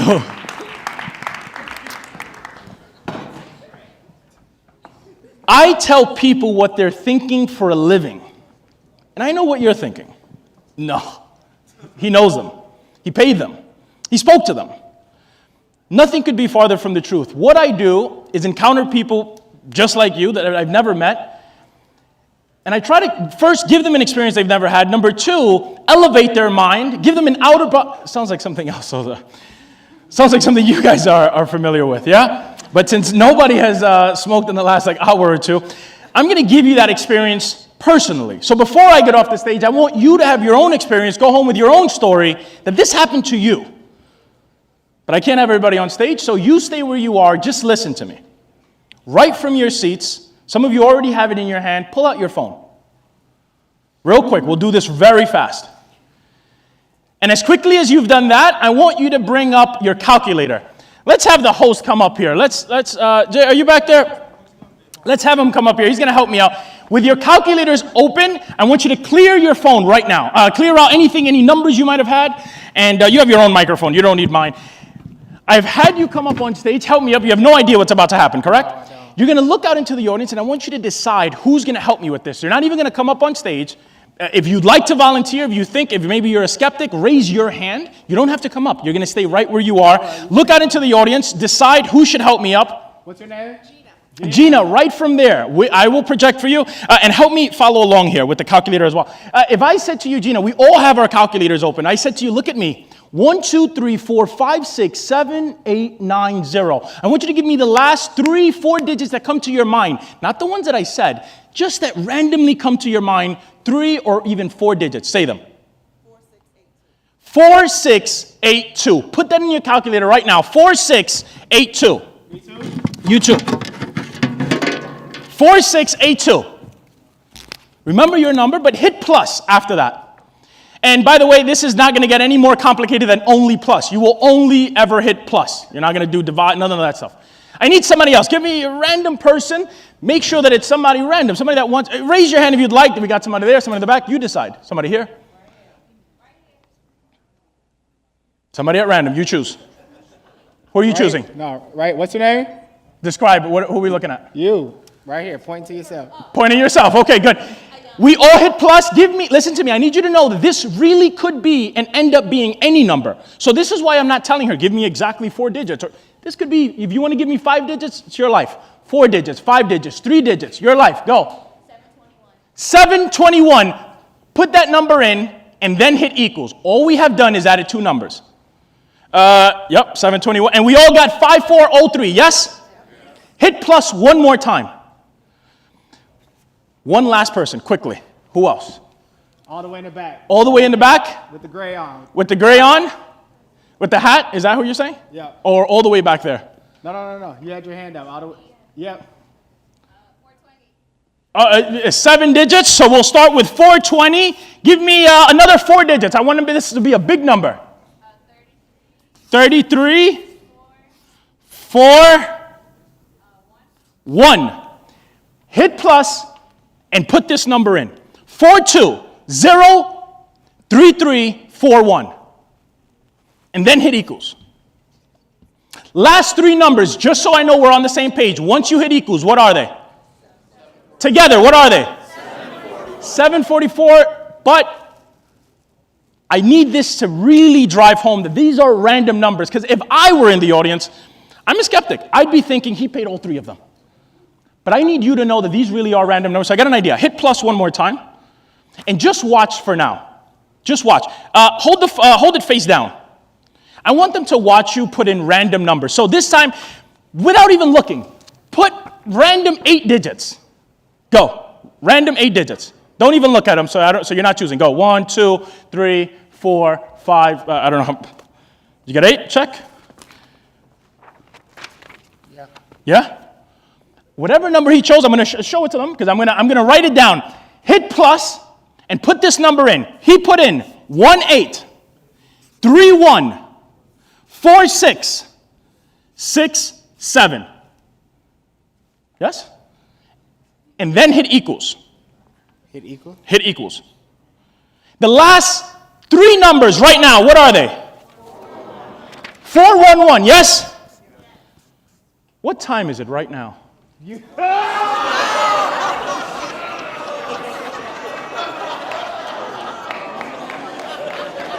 What the fuck? Come over here, because somebody don't got a calculator. Let me show them the number. Hold on. Let everybody see the number. Because the number, if you missed it, the entire number was 225, yes, 234. No, you might have missed it. Today is February 25th, 2023. That is today's date and time. No. Give yourselves a big round of applause. Thank you so much. Thank you. Thank you. Thank you, brother. Guys, that's my bit. Thank you so much. Thank you. Thank you. Thank you, brother. Yo, one more time for Devontae. That was crazy, right? Thank you, my brother. Yo, my mind is blown. My mind is blown. All right. So we made it through 2 of 3 blocks. Yep. So we're going to close the day. I think we started the day, I said, what's one of the first things that, in the industry, people really tell you got to focus on what? Your real estate, right? I think somebody else in the audience said the money. And I think that goes without saying. So we wanted to wrap up the day in our 3rd block really talking to you about the money. Show me the money, right? And so the first person that we're going to bring to the stage is Peter Sue. Give it up for Peter. Peter's a senior vice president at Green Check Verified. I think a lot of people really talk about the challenges with cannabis banking and figuring out banking solutions. And then there, I think, are a few people in the city that actually know how to do it. And one of those people is Peter Sue. So we're glad to have you, Peter. Thank you so much. Thanks for having me. You guys don't care about banking, do you? So that's it? You leave me out here? Floor is yours. All right. You guys don't care about banking, financing, do you? Do you need accounts? You guys? Well, good news, bad news. The good news is the reason why cannabis banking is such a big topic, honestly, there's a little bit of urban legend involved here, which is to say that as a later state, a lot of these problems have kind of worked themselves out. So sure, in the early days, the industry was literally unbanked. People used to pay their taxes in cash, pay their employees in cash. Today, that shouldn't be a problem for you guys. Today, a cannabis business that wants an account should be able to get one. Now, again, why is this such a prevailing topic? Yeah, because it was true, a year ago, 2 years ago, 3 years ago. Today, that should not be as much of a problem for you guys. And, if you do, it's pretty easy. Call me. I'll hook you up. Bad news. It is underbanked in terms of capability, capacity, and cost. There's an agency, FinCEN, Financial Crime Enforcement Network. FinCEN puts out a statistic. They think there's 755 financial institutions banking cannabis in America. Most insiders think that number is way too high. We think it's more like 200, maybe 250. But regardless, there are hundreds of institutions. That said, if you take 200 divided over the states that have programs, obviously there's only a handful in any given state. So that's your number one problem. In the state of New York, this is off the top of my head, less than 10. And that's across the entire state. So if you're upstate, there might only be 2 or 3. If you're downstate, again, 2, 3, 4 options. So in other words, it'll be harder to find. You likely still can't Google it. Most programs are unfortunately still underground. They're not advertising it as much. If you guys have done your research, you already know certain programs. Some of them I work with, Valley Bank, Dime Bank, Ponce Bank. But again, the point is you can find them now. But once you find it, so again, more bad news. For those of you that are experienced entrepreneurs, you're used to walking into a bank with 3, 4, 5 pieces of paper, and that account could be opened that week, that day. It's not going to happen. That's not happening here. You might be asked for, 50, 60 pieces of paper, and it'll take a month to open the account, a month and a half. Part of that, of course, is the capacity issue. Again, only a handful of banks willing to do cannabis. So you're waiting in line. If the state puts out 100 licenses, there are 100 licensees looking for banks, and you guys are kind of competing for those spots. Again, good news, bad news, right? So the good news is what they're asking you for is probably very close to what you're going to need for your license anyway. So you're kind of just CCing, everything you're sending in for your license, you're kind of just handing that over to the bank. But you're going to have to be patient. They're going to ask you a lot of questions. It's going to take a long time. It might get frustrating for you. I would say there's a few pieces of advice I can give you. The first would be, just have your ducks in a row, right? You've got your package together. Again, you're going to need it for your licensing anyway.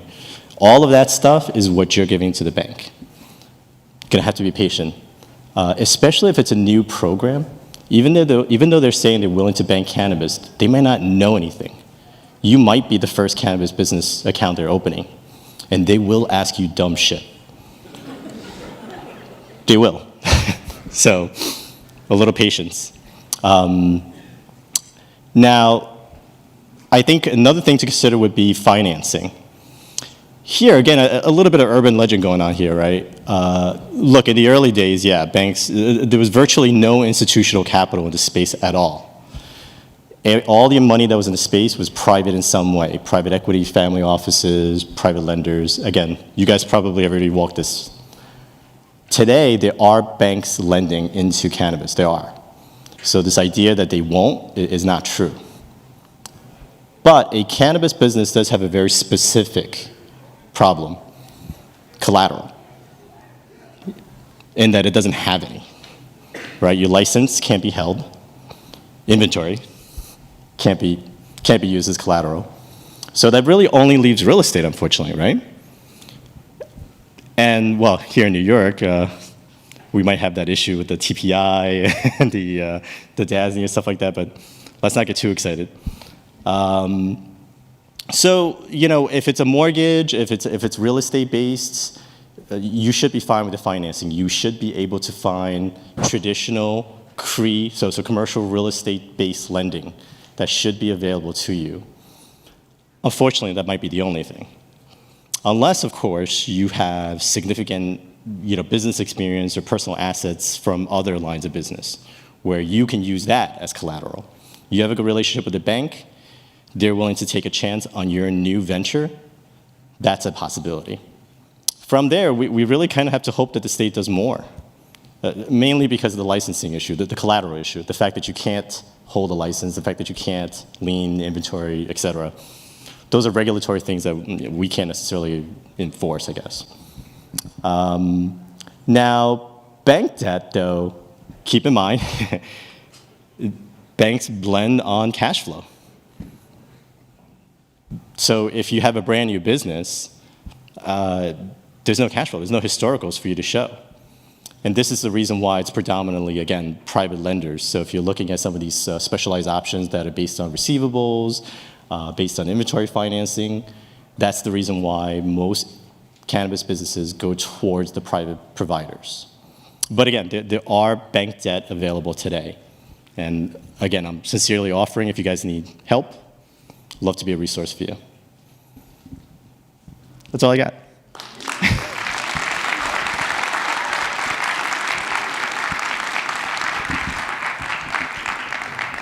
Yep, I'm done. Keep it short. You want me to? I could There's tell a nothing joke? going on backstage, I promise. Want me Let's to give it up for Peter one more time. Want me to tell a joke?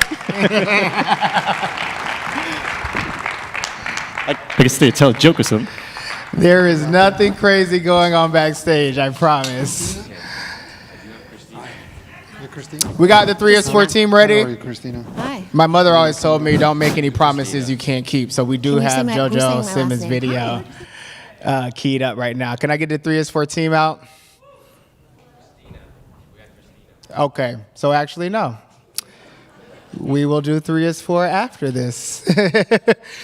So this next speaker coming to the stage, another person that really needs no introduction. When someone calls me and says, I got some legal questions, I'm looking for a lawyer to sort of help me get started, invariably, the first person I send them to is Christina Bucola.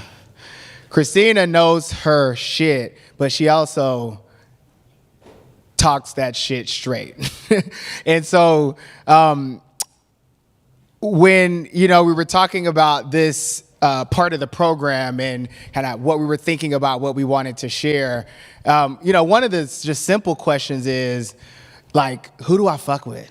And how do I know? There's a lot of snake oil salesmen in this industry, right? There's a lot of people who sort of, front and say they want to get in and say they have this and sort of claim content knowledge. And, it can be a real thicket to navigate. Who do I develop relationships with? How do I vet, who I'm engaging with, who I'm developing relationships with? So given her knowledge of the industry, given the depth of experience that she has in working with entrepreneurs, helping them to start new businesses, we could think of no better person to return to our stage than my good friend, Professor Christina Bucola, founder and principal of CB Law.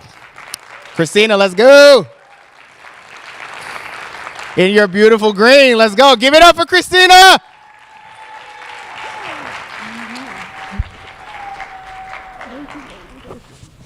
Good afternoon. Is this on? There we are. Good afternoon, everyone. I know a lot of you out there, not everyone, but my name is Christina Bucola. I am a long time on the Revel fan and a first time on the Revel presenter, so it's really exciting to be here with you today. I'm also an attorney with over 2 decades of experience in the transactional world, and in the last 10 years, I've spent all of my time in the cannabis sphere. And I've seen some things. I tend to represent ancillary and plant-touching businesses on a variety of matters, from funding to general corporate matters to intellectual property matters, all types of things. And I've seen some shit. And I firmly believe that if people did a better job of vetting each other, I wouldn't see so many cannabis breakups. Right? I wouldn't be called in to manage cannabis divorces. And to that end, I'd like to tell you a little story. A while ago, a client and I were sitting down and he's telling me about the service provider who he's met and is gonna do this and gonna do that and pull a rabbit out of his hat. And I fell out. I was buckled over on the floor, laughing. And he looked at me sideways and I said, oh no, I'm not laughing at you. I'm entertained because there is no way that this person could deliver on this scope of work. Couldn't happen. And he said to me, well, how do I know? How do I determine whether someone should be let in or not? And I said, that's a good question.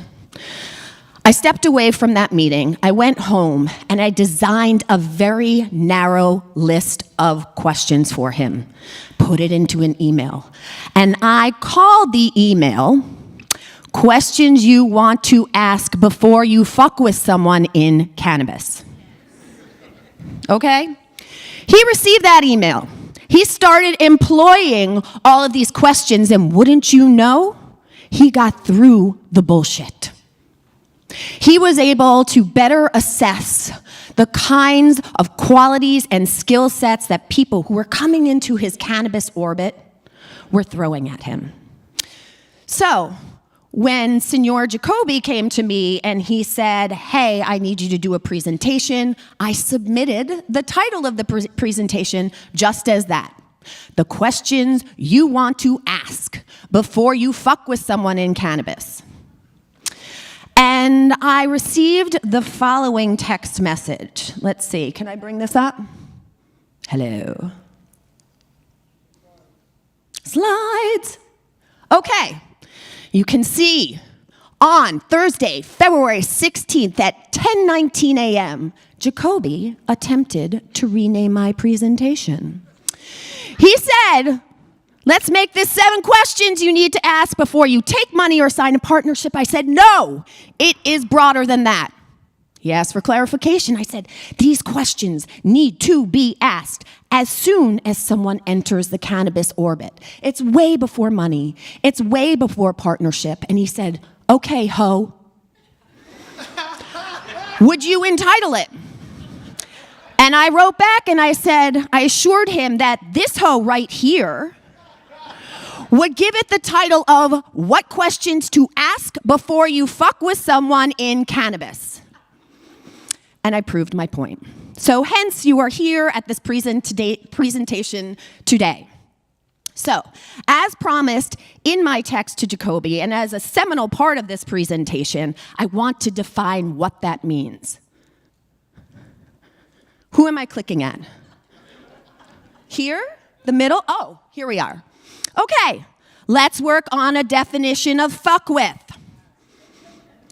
Fuck with is a phrasal verb, and it means, for purposes of this presentation today, to move with someone in a material manner that has potential substantial and everlasting legal, business, and reputational impacts. Again, to move with someone in a material manner that has potential substantial, everlasting legal, business, and reputational impacts. That's a lot of words.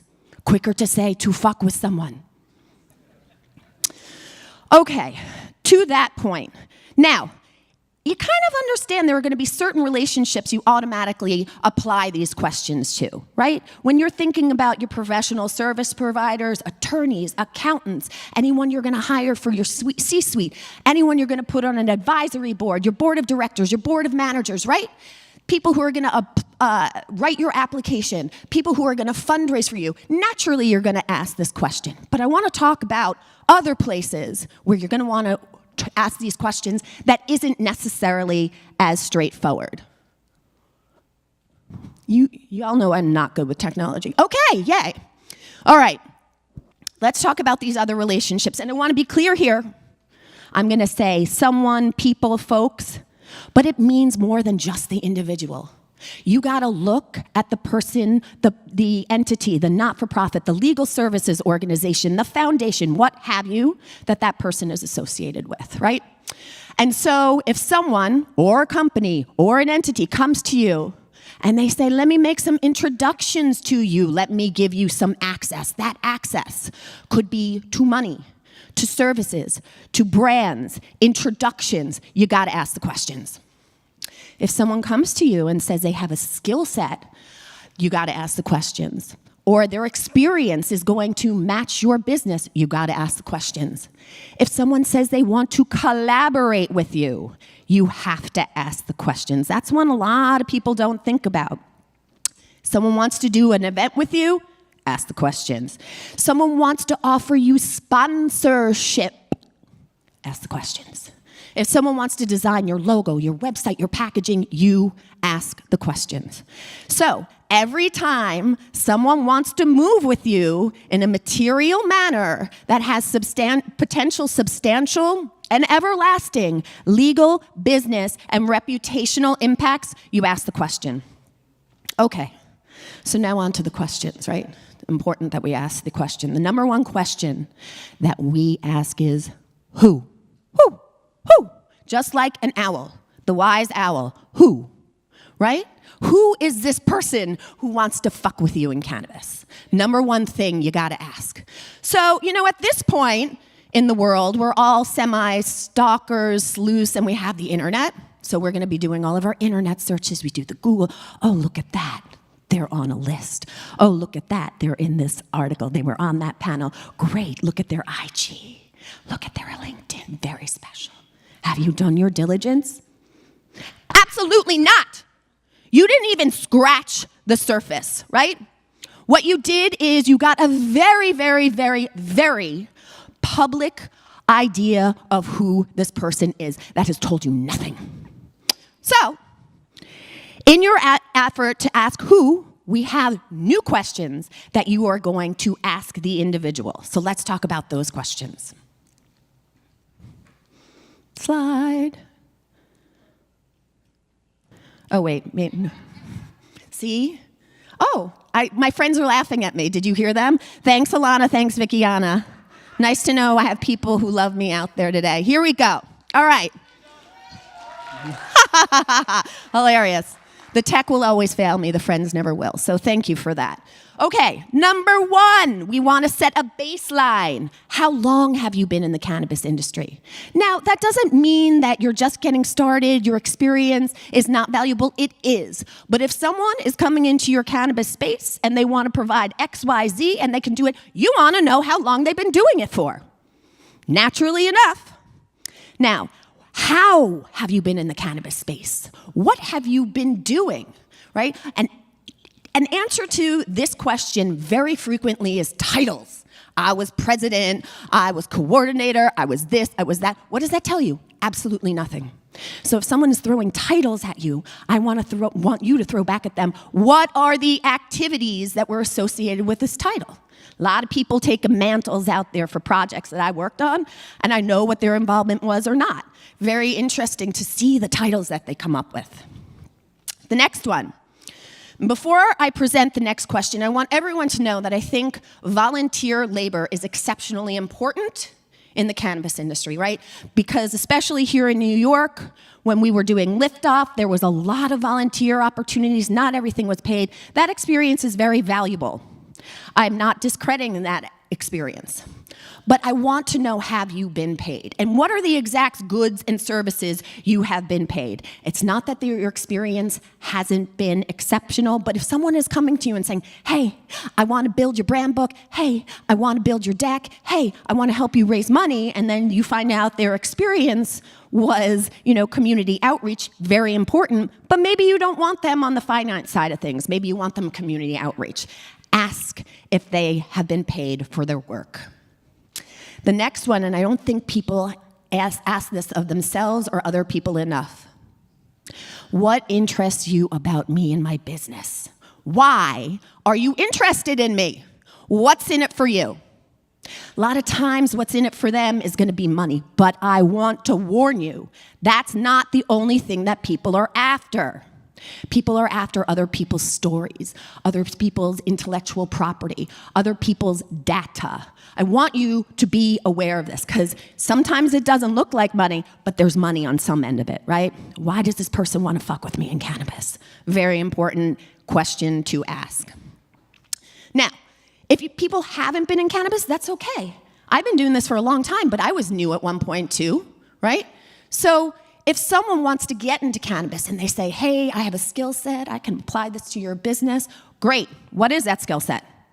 And if you're someone who's trying to get into the cannabis industry and you have a wonderful skill set and you've got these transferable skills in other areas, you absolutely want to be prepared to answer this question. Here's how what I've done in the past relates to your business, right?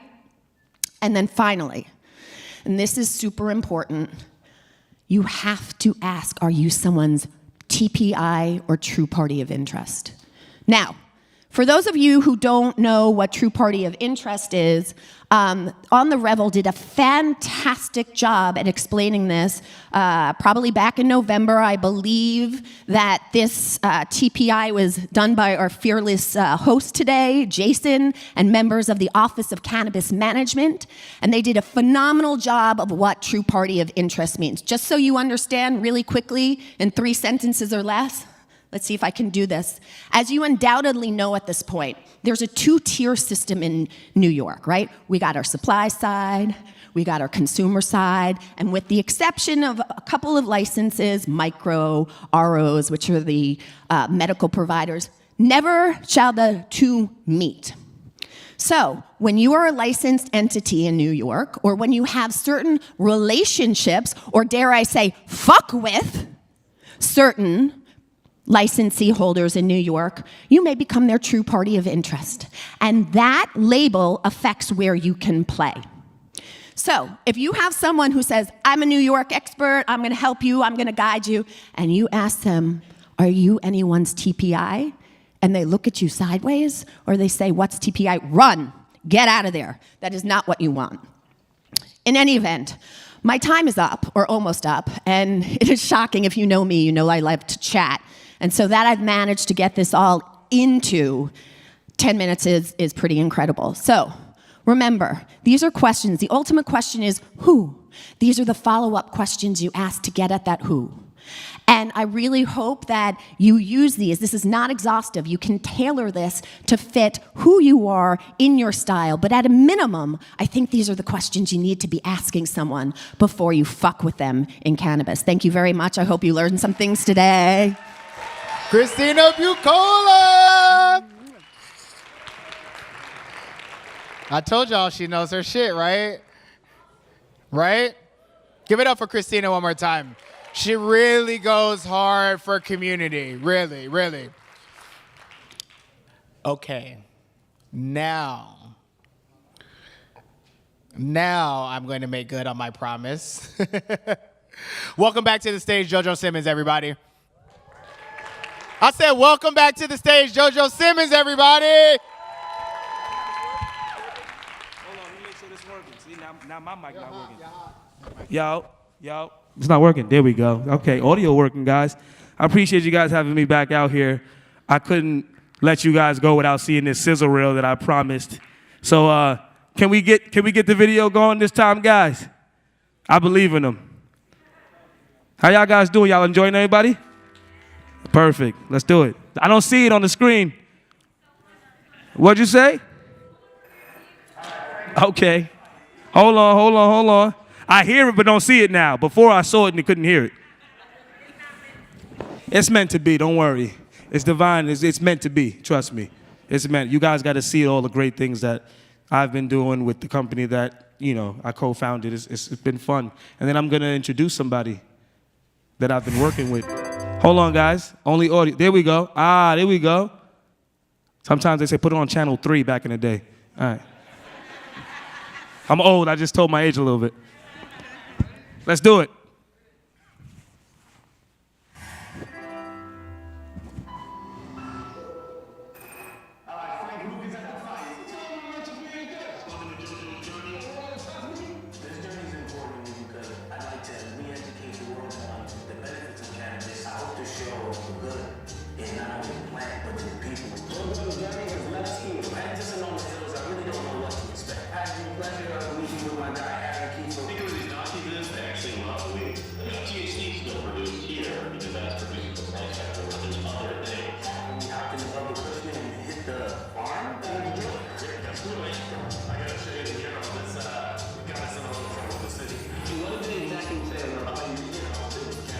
I thought it was interesting to find some similarities between me and Aaron. I've been affected by the war on drugs a few times myself. And I've dealt with my own, run-ins with the law, with cannabis. I call the people who worked with weed during Prohibition the flame keepers. People that kind of went through all that for what it is today, where it's legalized and people are smoking. It's like we were getting, like you said, the bowl under the seat. To me, it's just another plant. Taking coke.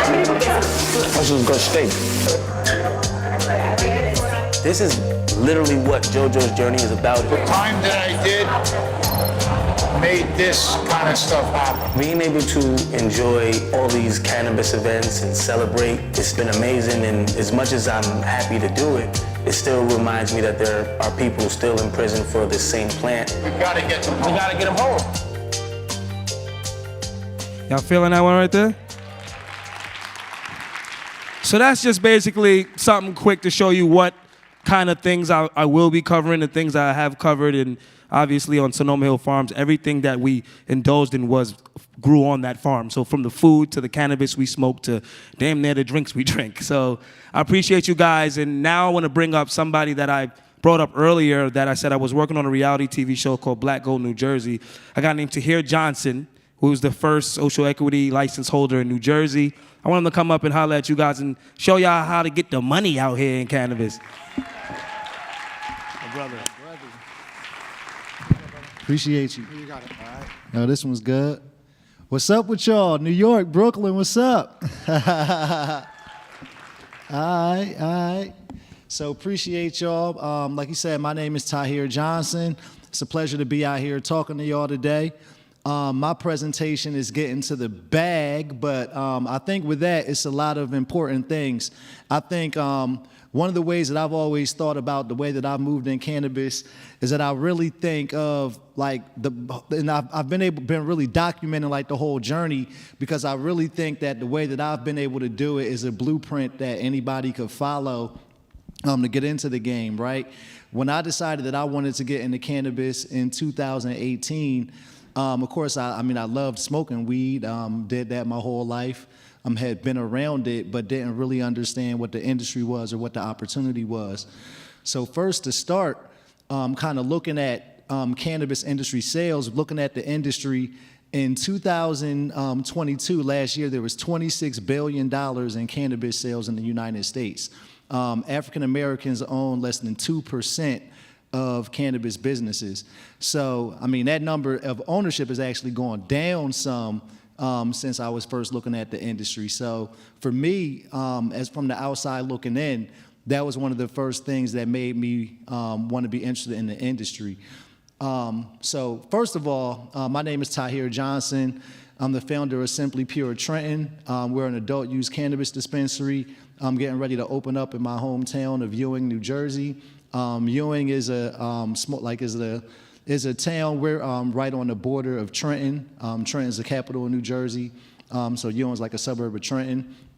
One of the dopest things about getting to open a dispensary and a business there is, for one, not just being where I'm from, but I went to Howard University, repping hard today, actually, my Howard jacket, hoodie. We got any HBCU folks in the building?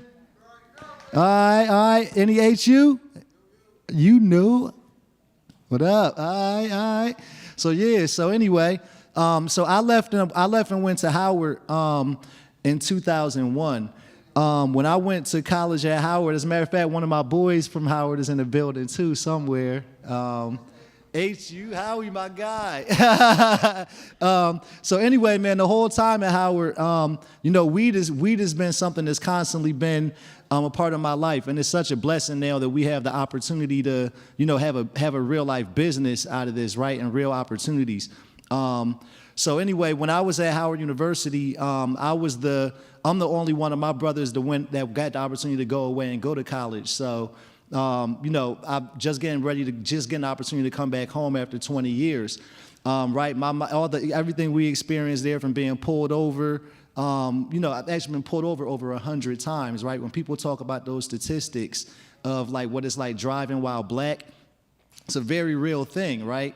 So like over this course of all this time being pulled over, I've personally been arrested for cannabis 3 times myself, which now turned out to be one of the things with New Jersey for social equity that helped me to be able to qualify, for priority on getting a licensing. My hometown, Trenton, is also an impact zone, and they wanted to, towns that have had the highest impact to people victims of the war on drugs. Also, one of the areas that they wanted to be able to give people licenses. So thankfully, all of those things that were so difficult, actually turned out to be something that was good. But I'm sure there's many people of us know like how difficult it is every time you go to try to interview for a job, like it's something that comes up. So, but thankfully for me, I was able to still have people that wanted to give me a shot. And actually, I spent most of my professional career working in finance before cannabis, and that ended up being one of the things that helped me out a lot, because what my presentation is about, really understanding and knowing how to have conversations about getting the money, makes all the difference in the world and being able to succeed. With cannabis being federally illegal, right, no access to there's very little access to banks. So you can't go like Bank of America, be like, I got a great business plan, let me get a loan. Like, it doesn't work like that. Or even being able to do just something as little as open a bank account to be able to do basic transactions is very difficult. So as I was looking at the industry, having my background in finance, I realized that lack of access to capital was one of the most difficult things to navigate, especially for our people. So I wanted to try to make a difference and try to help people learn the industry. So first of all, advocacy, I think, is an important part of anybody that wants to be an entrepreneur in this industry, because advocacy not only allows you to understanding the rules of the game, right, understanding the legislation, being actively engaged in that process, I think is one of the most important things you could do. But being able to also network, get to know and understand all those people, because cannabis, you find, is really a community. And the more people you meet and the more people you know and the better you grow it, the more access, the more it helps you to grow your business. Because now at this point, when I travel here to New York, anywhere, Jersey, like all these different places, like there's people that I've met, know, have been speaking to, doing all of this stuff. So when I was looking at the industry in 2018, I actually read about my good friend Hope Wiseman. She's the youngest black woman in the dispensary in the country to own a dispensary. So like I was reading about her, and that was the first time I made a connection that somebody like me, like a young black person, could actually own a business. So when I read about her, I think one of the important things that I wanted to do, and I think is an important opportunity that people can take now, there's so many different options for education in cannabis. One of the first things that I wanted to do when I decided I wanted to be in the industry, like taking these different courses that are out here, getting these certifications. I know there are all types of colleges here in New York. There's all types of colleges in Jersey that offer courses. I would highly recommend doing one of those because it gives you the credibility, at least the way I looked at it, the same way you approach any other industry, right? It's like, I have a certification in this, I have this knowledge in that. I think that it goes to show, for me, I just didn't want my qualification to be like, okay, I had sold weed before, I smoked weed before, but I wanted something on paper to be able to show that I had I guess some type of credential the same way you would anywhere else. And in my experience, it's something that's helped a lot. So I would recommend the education. But like I said, one of the other things that was important to me was the community. And that actually ended up, being where I built my career. So not only because were you able to network and get to know people, but I think that also with advocacy and building your community, those are also people that will be your future clients. So I think as you get ready to decide what you want to do, it's important to figure out like where in business do you want to be, because being in cannabis could mean so many different things, right? The most important thing that people have to figure out is like when you want to be in cannabis, what line of business do you want to be? Having a very clearly defined like mission, right? Like what do you want to be? Do you want to be in retail? Do you want to be a cultivator? And being in cannabis doesn't necessarily mean any of those things at all. Like it could be, I'm really good at marketing and I want to help people build their brands. It could be like I'm good at finance. For me, having that skill in finance, help people manage their money, or accounting, or one of those types of things. And the more experience that you have in doing that, as you meet people, it makes it easy to transition because you can understand the industry from an angle that you kind of know and that you understand. And I think that helps you to transition because you're not new, right? You're not starting off from scratch. And so then when it comes to actually trying to raise money, the most important things that people have to have is you have to have a business plan, right? Like once you decided where you want to be, knowing your information, right? Like knowing your market, being able to say what is the market size, like how much cannabis is going to be sold in New York, right? How many license opportunities are there? How much money are you expecting that your dispensary or whatever line of business is going to make? And then to an investor, what's the return on investment that they can expect? So being able to clearly define that and letting people know that you know your numbers and know your information is probably the most important thing that you can do to make a difference, because there's hundreds of people out here that are saying, I want to have a dispensary, I'm going to have the best that, I'm going to have the best that. But if you can define like what's going to set you apart, I think that makes, I think that makes a lot of difference. I'm interested to know, how many people do we have in the audience that want to have, that want to have cannabis businesses here in New York? Clap. All right. We got somebody in the front. These two ladies, what do y'all want to do? Make edibles. All right. Oh, you got some fire. Well, I think we met before, right? Yeah, of course. All right. So, I mean, what do you want to know about? What do you want to know about the business they're trying to, get popping here in New York? Yeah. Any questions? What can I question? Anything I can answer for you?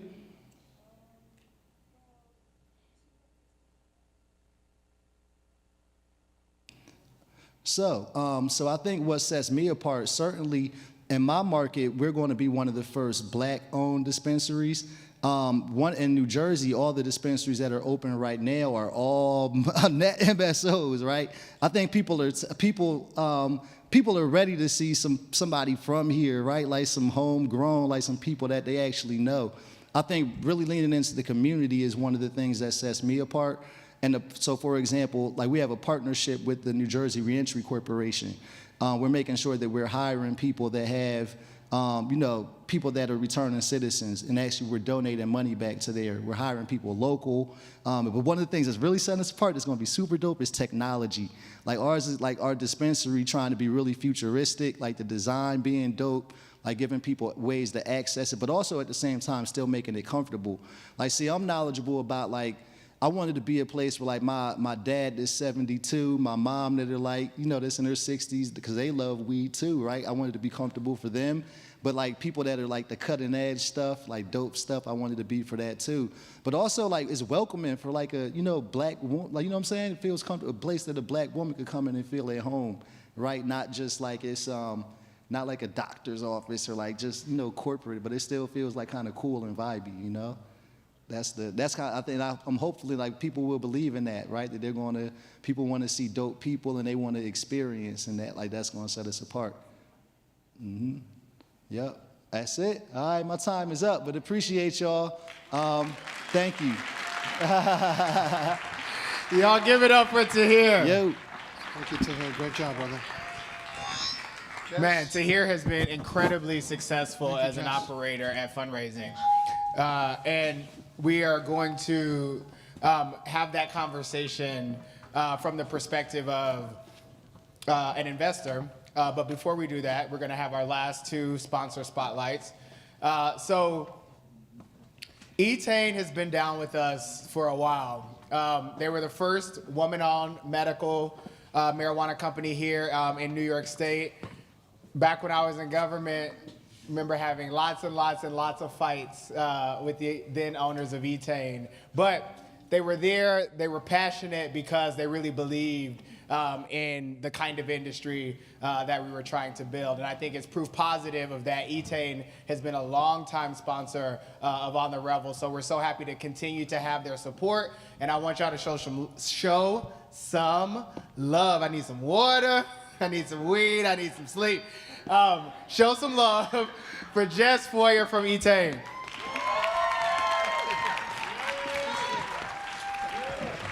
Thank you so much. How you guys doing? Awesome. What a day, right? They do not mess around. We're so proud to be here to support On the Revel. Thank you so much to their team.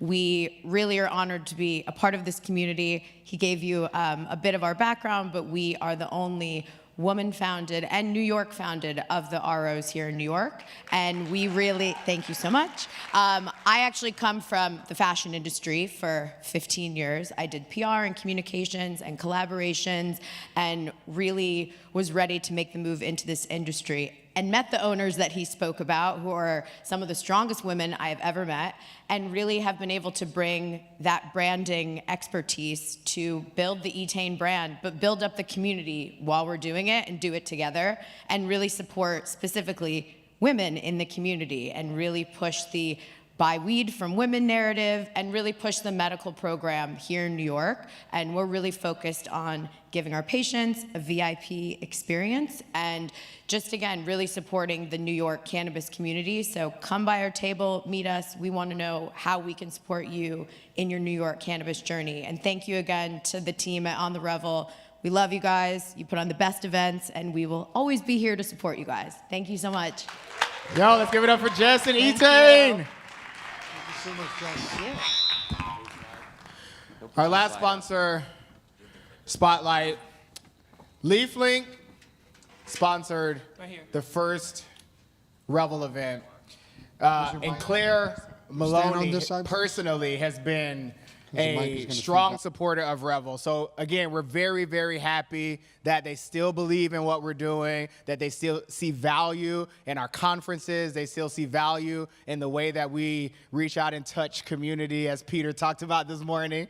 And so we're again, very blessed, very happy to continue to have LeafLink sponsorship. Y'all show some love for a long time On the Revel supporter and family member Claire Maloney. Give it up. Hey, everybody. All right, so as he mentioned, super cool to be here because I was actually the first hire at LeafLink, and I can still remember Jacoby was actually one of our first users at LeafLink.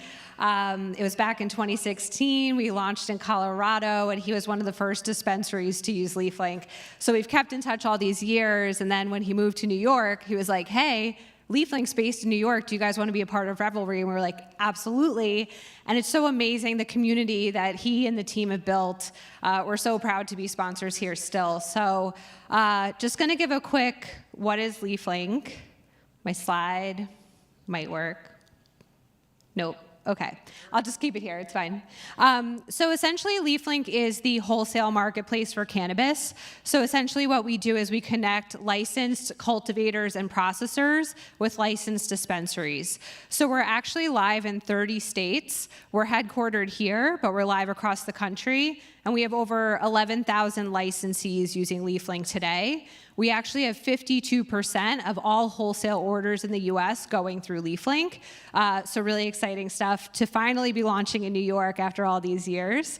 So if you're a cultivator or processor, essentially what you can do is you can create a wholesale menu on LeafLink, and then dispensaries can shop that menu from you. We also have payment options that you can use if you wanted to pay for those orders. And the exciting news is it's free for dispensaries, and we're actually also doing a promotion right now where it's free for cultivators and processors to get started on our platform as well, free for the first year. So definitely reach out. There's already some people in the audience that I've met who are already using LeafLink in New York, which is super exciting. So you can just go to leaflink.com, request a demo, we can show you how it works.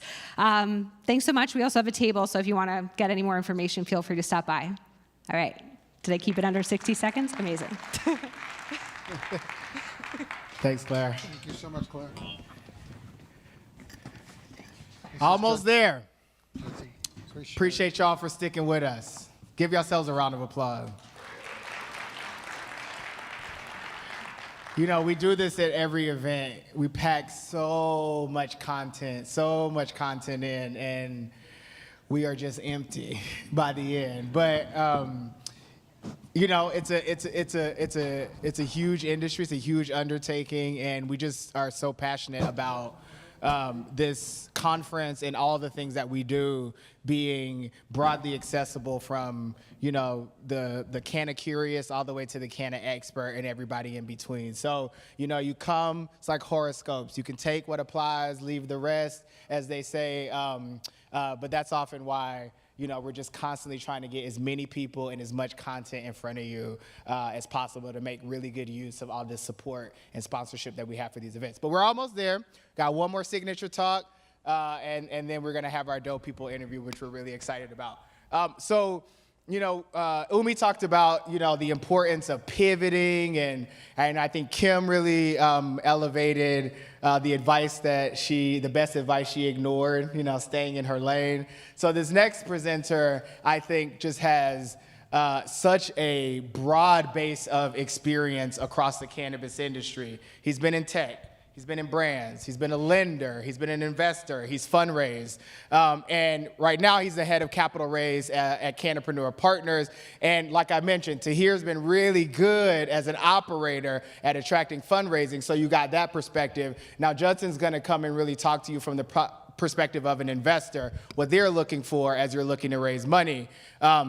If you might be an investor in here, though, talk to Judson if you're looking to invest in some companies and some brands as well. So, last speaker before our Dope People interview, reach down wherever you got to in that tank and show some love for Judson Hill.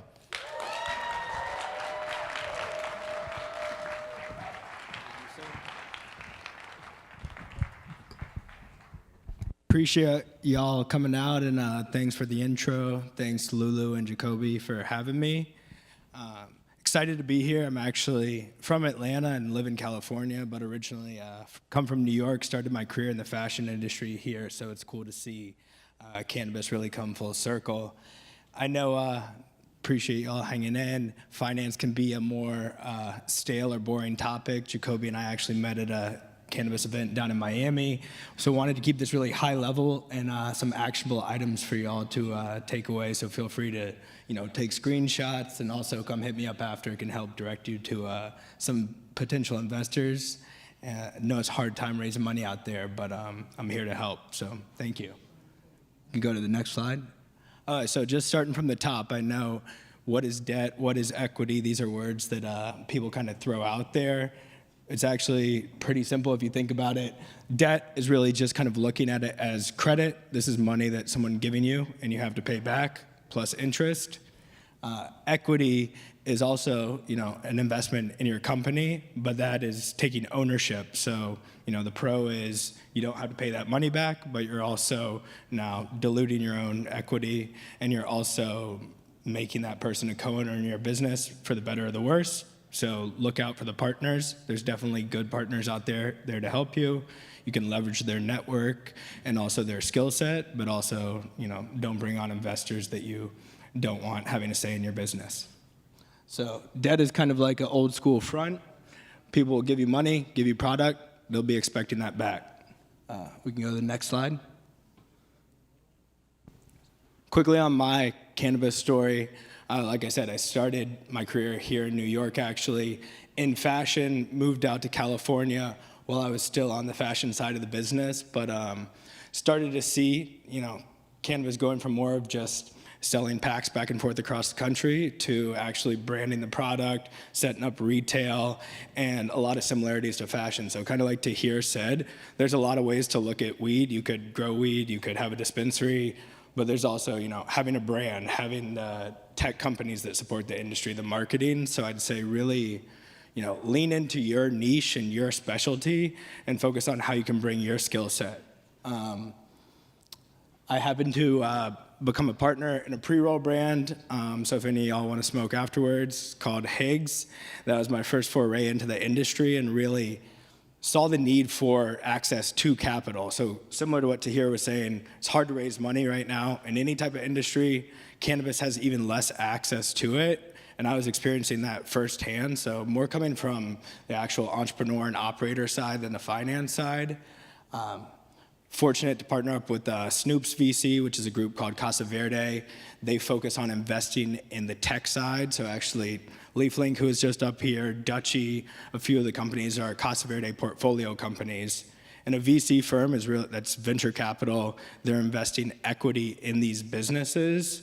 So I'd really just network, and that was how I got connected with them. I would advise everyone, look for people within your own specialty. So if you're, again, a tech company, look for an investor that focuses on tech. If you're a brand, look for an investor that focuses on the branding side. And even if you're a woman founder, there's VCs focused on specifically women-founded companies, same for BIPOC companies. So kind of do your research, know what type of investor you're looking for, and obviously will increase your success rate because it's hard out here to find capital. You really want to be targeted with the groups that you're talking to.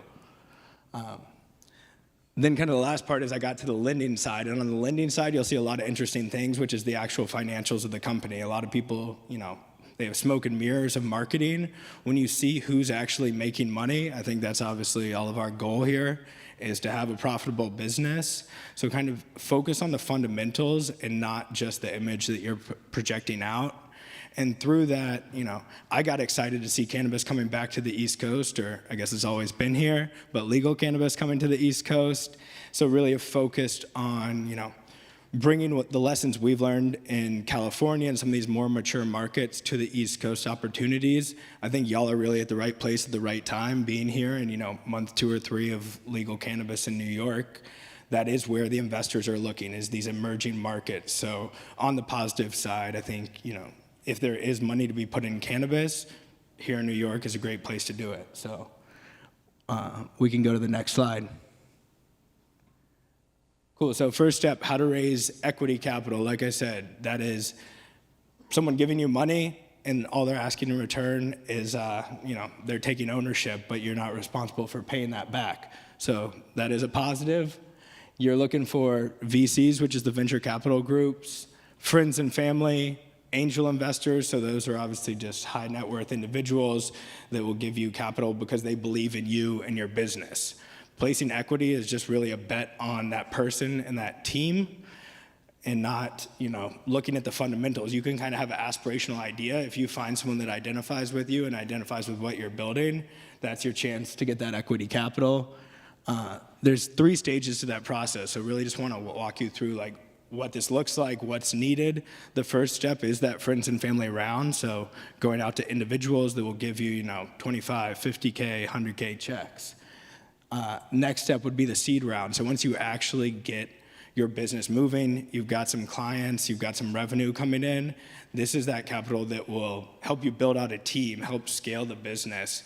And that's when you'll want to go towards more of these venture capital groups, family offices. So those are, wealthy families that have their own investment capital. That's still there, and that's really who you need to be looking for, especially here in New York City. I mean, we're right across the river from where finance capital of America, you need to be out there networking. And then the last step is kind of that Series A, B, and C. So if you hear those terms thrown out, just good to know, that's the series of following rounds you'll be raising from investors as you look to have an exit, which I think, most everyone's goal as an entrepreneur is to turn your business into something of value. The exit is when you either get acquired or merge with another company. You can still keep your ownership to some degree, or you could sell it and move along. It's obviously up to you, but that's actually putting money in your pocket for your hard work. So I think all of our goals is to have that exit. So next slide. So I want to give a real takeaway here. If you'll take any pictures, this is kind of what you need to do to make that pitch deck. Again, I'll keep reiterating, it's hard to raise money out there. So you really have one opportunity to make your impression with the investors. I would advise, either find a friend that has a design background, hire someone if you can afford it, but you really need to have a quality presentation and not just kind of throw it together and hope it sticks. First step is easy, cover slide, that's your logo. Next step is your product and your mission statement. So, are you a brand? Are you selling pre-rolls? Are you selling flour? Are you a tech company? Lay it out, what you're doing, and your why. Then your team, again, especially on the equity side, the investors are really investing in you. So it's what is your experience? What does everyone on your team bring to the table? And make sure to partner with other people that, bring a different skill set than you do. So if you're great at branding, have a finance person on the team and really highlight everyone's experience to kind of give investors confidence that you guys are the right team for the job. The problem, so that's why is this needed? Pretty straightforward, but again, that can be everything from, I'll just use LeafLink again as an example since they were up here. That was how do retailers order from a series of brands, so a marketplace was created. In Massachusetts, we're building out a facility. A lot of people have distillate oil on the East Coast. We're bringing more live resin, live rosin, so quality products. That's, they have bad product in one market, you're trying to bring good product to the market. The solution is how you're gonna solve it, obviously. Market size is who's gonna buy this. So whether it's your dispensary in New York, how many people are you serving? If you're selling a tech software platform to retailers across the country, how many retailers are you? You gotta know your market, and these are gonna be the questions that investors will ask you. Competitive landscape, who else is doing it? If you say no one else is doing what you're doing, you're lying, so don't say that. You should really know the other players in the space and why you're different. Traction and timeline, that's where you're at, and you should keep it real. Like, people are gonna say, okay, this is my idea and this is the plan. Where are you actually at in that plan? And don't lie, the investors will look for that. So if you're just in the idea stage, say you're at the idea stage and this is how you're gonna do it. If you're saying it's gonna take a year and it's gonna take 3 years, maybe just say it's gonna take 3 years, because again, you need to be transparent as you're raising the money. The business model, pretty straightforward. How do you make your money? So you're selling a brand to retailers, the retailers are paying you. You're making bulk oil.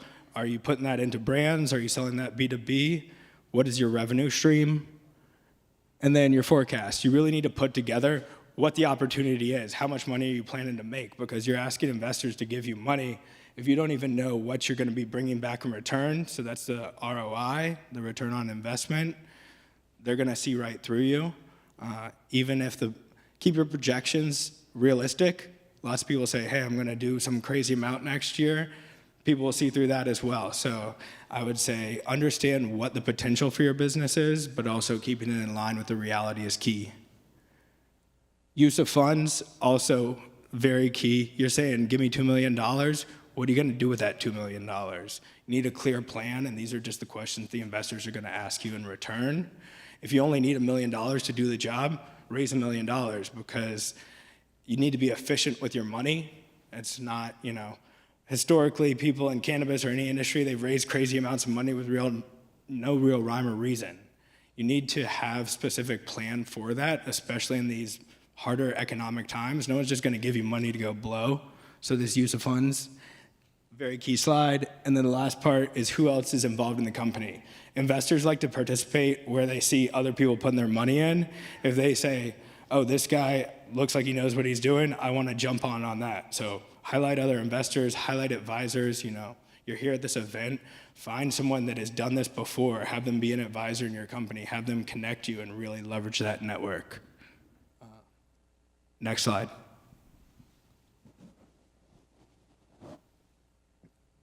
And then kind of the debt part. So historically, I guess much less sexy than equity capital is debt. Doesn't sound great. That would be credit that you're expected to repay. But realistically, it's gonna be a lot, not that it's easy even to get debt, but there's debt out there to get it. It's hard to find that equity investment right now. You need to know what the lenders are looking for and how to go about that. So kind of 4 main types. There's equipment financing. If you're building out an operation, you need machinery to go, you're building a cultivation, you're building an extraction. There's lenders that will lend on that equipment. That's of value. Real estate, if you own real estate, whether you're a retailer, cultivation, you can use that again as collateral because you're gonna be posting something that you own. And worst case scenario, how the debt works, just so you know, is if you don't pay that debt back, they can take the collateral. So be cautious, but also leverage the things that you own, your assets, to get more money. It's kind of the full concept behind debt. Credit cards, you can support your business in some way around credit cards, probably not the wisest or most scalable way, but if you're an early stage startup, you can go out there, buy packaging, buy what you need to with the credit cards. This is all different forms of debt financing, and really kind of 4 steps to it. You need the financials. So equity investors, they'll invest in an idea and a deck. Lenders are gonna say, what are the real numbers? What's actually going on? So if you have sales and you don't keep track of that, doesn't matter. It may not be the funnest, and I've been on the brand side, but you have to have an accountant, a bookkeeper on staff, keeping track of that on a regular basis. You need some operational history. So also, just so you know where you're at with your company, a lender for the most part isn't really gonna look at you until you have at least 6 months of revenue, because they need to see that you're making the money to pay that back. Maybe in the case that you have significant real estate or other assets, they will lend to you, but just for reference, you want to come at the right time. So for most lenders, that's again, once you're actually driving revenue. And then profitability is key. A lot of people, especially early on in the industry, they're like, well, we're just gonna spend and spend and spend, we're gonna market. Like, that doesn't work. You need to make sure, this is pretty simple, but you want more money coming in that you're spending. And you need to work towards profitability and have a very clear plan to get any type of capital, but definitely for a lender, as you're responsible for servicing that debt. The boring stuff, the licenses, the compliance, having a lawyer, regulatory, insurance, don't skip that. Like, that will come up during due diligence. Very easy to solve and may not be the funnest part, but have those boxes checked. And then the last part is time. Like, the process, just so you understand, to apply for a loan could take, a month, most likely 2, 3, 4, 5, 6 months. So I'd say make sure you're going out to apply for a loan before you need the money. If you come and say, hey, need that money tomorrow, one, it's not gonna sound good to the lender, and two, it doesn't happen that quickly. So just kind of have a plan for your business and know what that timeline looks like. Next slide. Word. So on the final takeaways, I'm not going to open it up for Q&A so we can be efficient with the time, but if you guys have any questions, are looking for money, come find me, come smoke after the show. I'd love to help. I think networking, we could smoke. Networking is key, so obviously that's where I'm here to help. Ask for referrals. So most people are going to tell you no, they don't have the money. I honestly don't have the money right now to invest in every idea either, but I could connect you with someone who does. So again, look for that connection. If you meet someone and they say, I only invest in this type of company, say, do you know someone that invests in my type of company? I would leave every conversation looking for your next conversation. And then just keep pressing forward. Like, it's tough out there. You got to look for those green lights. Right now, you're going to see a lot of red or yellow lights.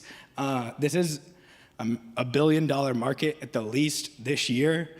That'll grow to 2 or 3 billion in the next year. Like, there's money out there to be made. And I think, most people here, I hope, are passionate about weed. Also, as an entrepreneur, I'm sure you're trying to make money. So there is a huge opportunity out there. Keep your head up.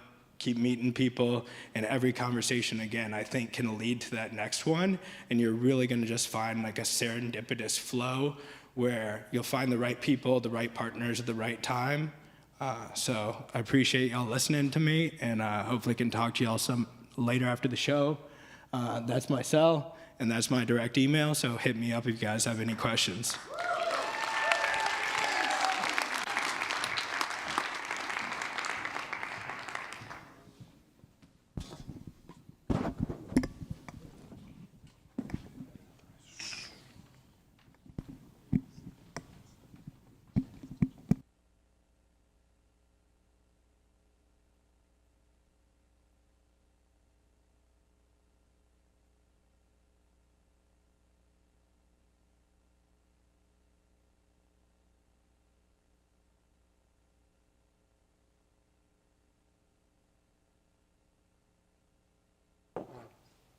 Check.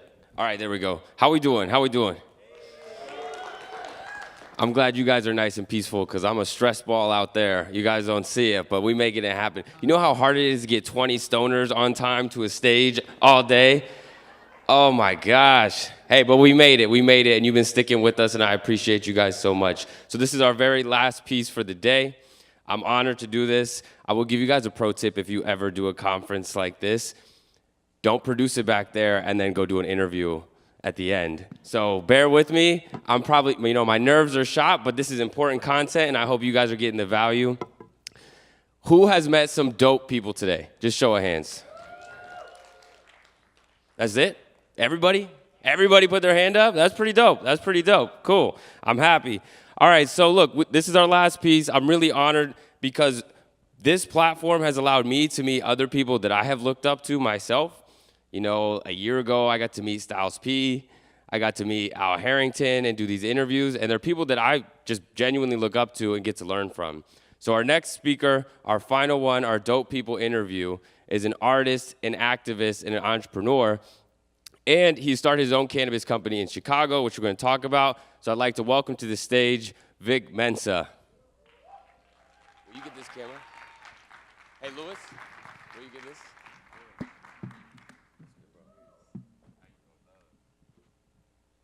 Love, what's going on, y'all? What's the word? Make some noise for Vic. Hey, thank you. Welcome to New York. I know you're here all the time. Chicago, bless us with the stage. I know it's cold, but you guys are used to it. So we're gonna make it hot. This is not cold, bro. This shit decent. I got a wife beater on. Facts. All right, so I want to explain a little bit for people that don't know about the company that you started. You got the hat on right now, 93 Boys. Yes, sir. Tell me a little bit about the cannabis company. What inspired you to get started? So 93 Boys, I launched in April of last year, I believe 420, as the first black-owned cannabis being sold legally in Illinois. Pause. Hey. Make some noise. Make some noise right there. The first black-owned in Chicago, in Illinois. Yes, sir. And honestly, since the laws began to change and since the conversation became visible, I was like, man, I got to get into this industry one way or another. Just as somebody that's been a lifelong hustler, I started trapping before I started rapping. And, you know, I'm from a community that's been decimated by the war on drugs.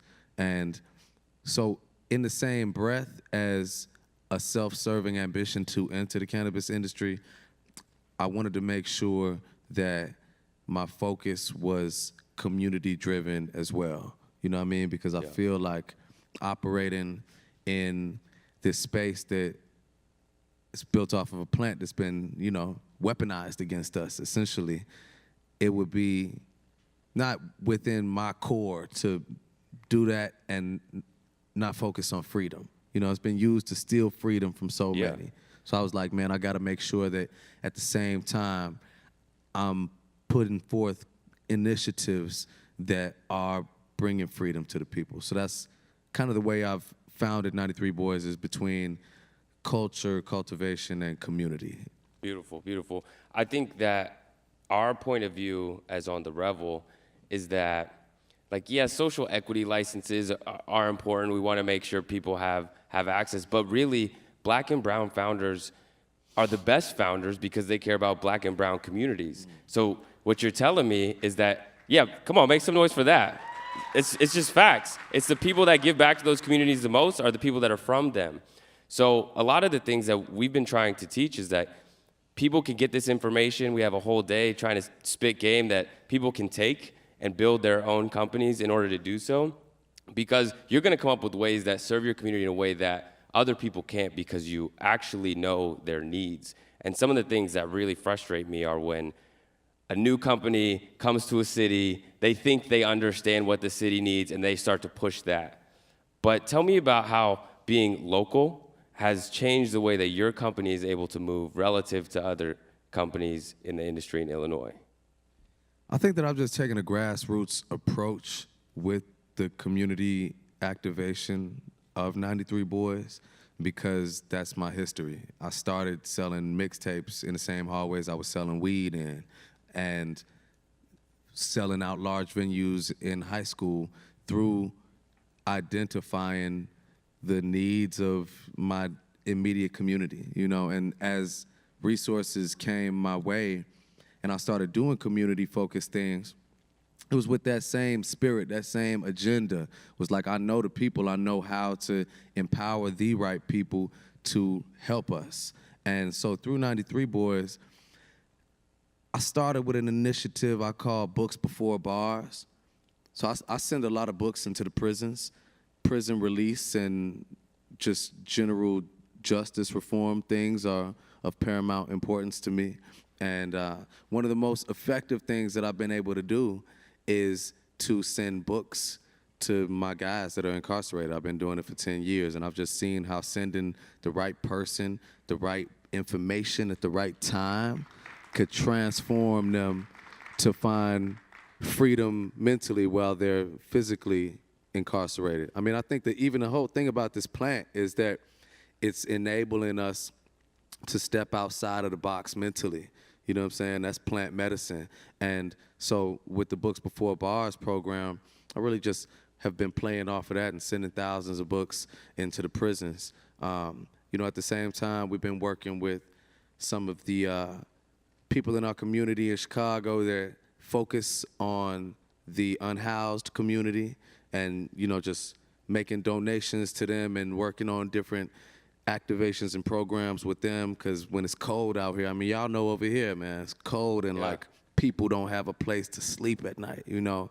And I think the difference between a 93 Boys with our community work from a large MSO is that we actually know the on-the-ground needs of the people, and we know who is doing the real work. Like, a lot of times when you make a donation from a large organization, it's like people just build a community center and then who knows what happens after that, you know? Yeah. Oftentimes it's just very like cosmetic. And being somebody that's really of the soil, it's like, I know how to make less do more, you know? Yeah, 100%. For people that are out here in the audience, I want to understand a little bit more about what 93 Boys is specifically. So you guys have a couple products that you sell, and what Lulu and I thought was really important throughout the day, you know, the audience has probably heard it in many different occasions, is you need to form important partnerships, right? Like, you need to find people that can service a certain part of your business in a way that you cannot. So to build your products, you need to work with, I don't know, maybe it's cultivators, maybe it's you got people that are really good at doing the compliance stuff. So, like, who are some of the people that have been influential and maybe just essential for you to build this brand? Like, I imagine you don't know all the compliance things in cannabis right off the jump. Like, how did you do that? Yeah, it's deep, man. You know, one of the most essential partners that we have is a company that's licensed in Illinois. They do aeroponic cannabis, and they've got large facilities down in southern Illinois. And you know, through them, we've gotten in touch with different packaging manufacturers and you know, just every different angle of the supply chain, you know what I mean? Somebody that's also been essential just from a mentorship and connection standpoint has been Viola. Viola, founded by Al Harrington and my brother Dan Pettigrew, who's actually like a OG from my same neighborhood, who've kind of walked me through this space and given me so many of the different relationships that I have. We actually like went in with them on some of our license applications for the craft grows and dispensaries. But as you probably know, it's like the licensing process in Illinois, as I'm sure in other places in the nation, is like a complete farce, and it's a big scam, you know what I mean? And so we're currently in litigation for a few of those. But, you know, even Viola has been essential in that process as well, with introducing us to our cannabis attorney, and, you know what I mean, just like so many of the different players that are helping us put this together. That's something I'm always telling people, is like, there are so many ways that you can apply whatever your experience in life is to the cannabis industry, you know what I mean? If it's like client services, if it's law, if it's retail, like all of that shit exists over here, you know? Yeah, you got to get in where you fit in, right? Like, you got skills in one mainstream area. It all applies to cannabis, and we need it in every single part. You also have been pretty vocal about how the plant has been helpful in you dealing with yourself and just learning more about yourself. What about other plants or other types of mediums, like I think mushrooms and some of those psychedelics? Like, how are those starting to play a role in how you think about things? Plant medicine has always been essential for me, man. I mean, probably 10 years ago was when I first got deep into mushrooms. And creatively, I believe that it was a force behind a lot of my most significant music. And even beyond that, in more recent times, I've kind of learned how to honor the plants and utilize them as real spiritual medicine, though. Less recreationally, because I'm just in a different space. But like, you know, mushrooms, now I'll take an eighth and kind of simulate the clinical studies that are in like that Netflix documentary, How to Change Your Mind. Yep. And I'll go in the book. You know, it's a book? Yeah. Okay, I need to read that. So it's like, you know, I'll go in a room with an eye mask and the ambient music and just like really dissect the fear inside of my body, dissect ancestral trauma that I carry, and find a lot of clarity, man. Beyond mushrooms, ayahuasca has been extremely beneficial for me. I think I started doing that in 2015 or 16. So I've probably, I don't know, sat with ayahuasca like maybe 7 or 8 ceremonies at this time. It's crazy. Yeah, I bet. So crazy, so ill though. It's like, I heard somebody describe it one time as like 20 years of therapy all wrapped into one session. And me, I have an addictive personality, you know?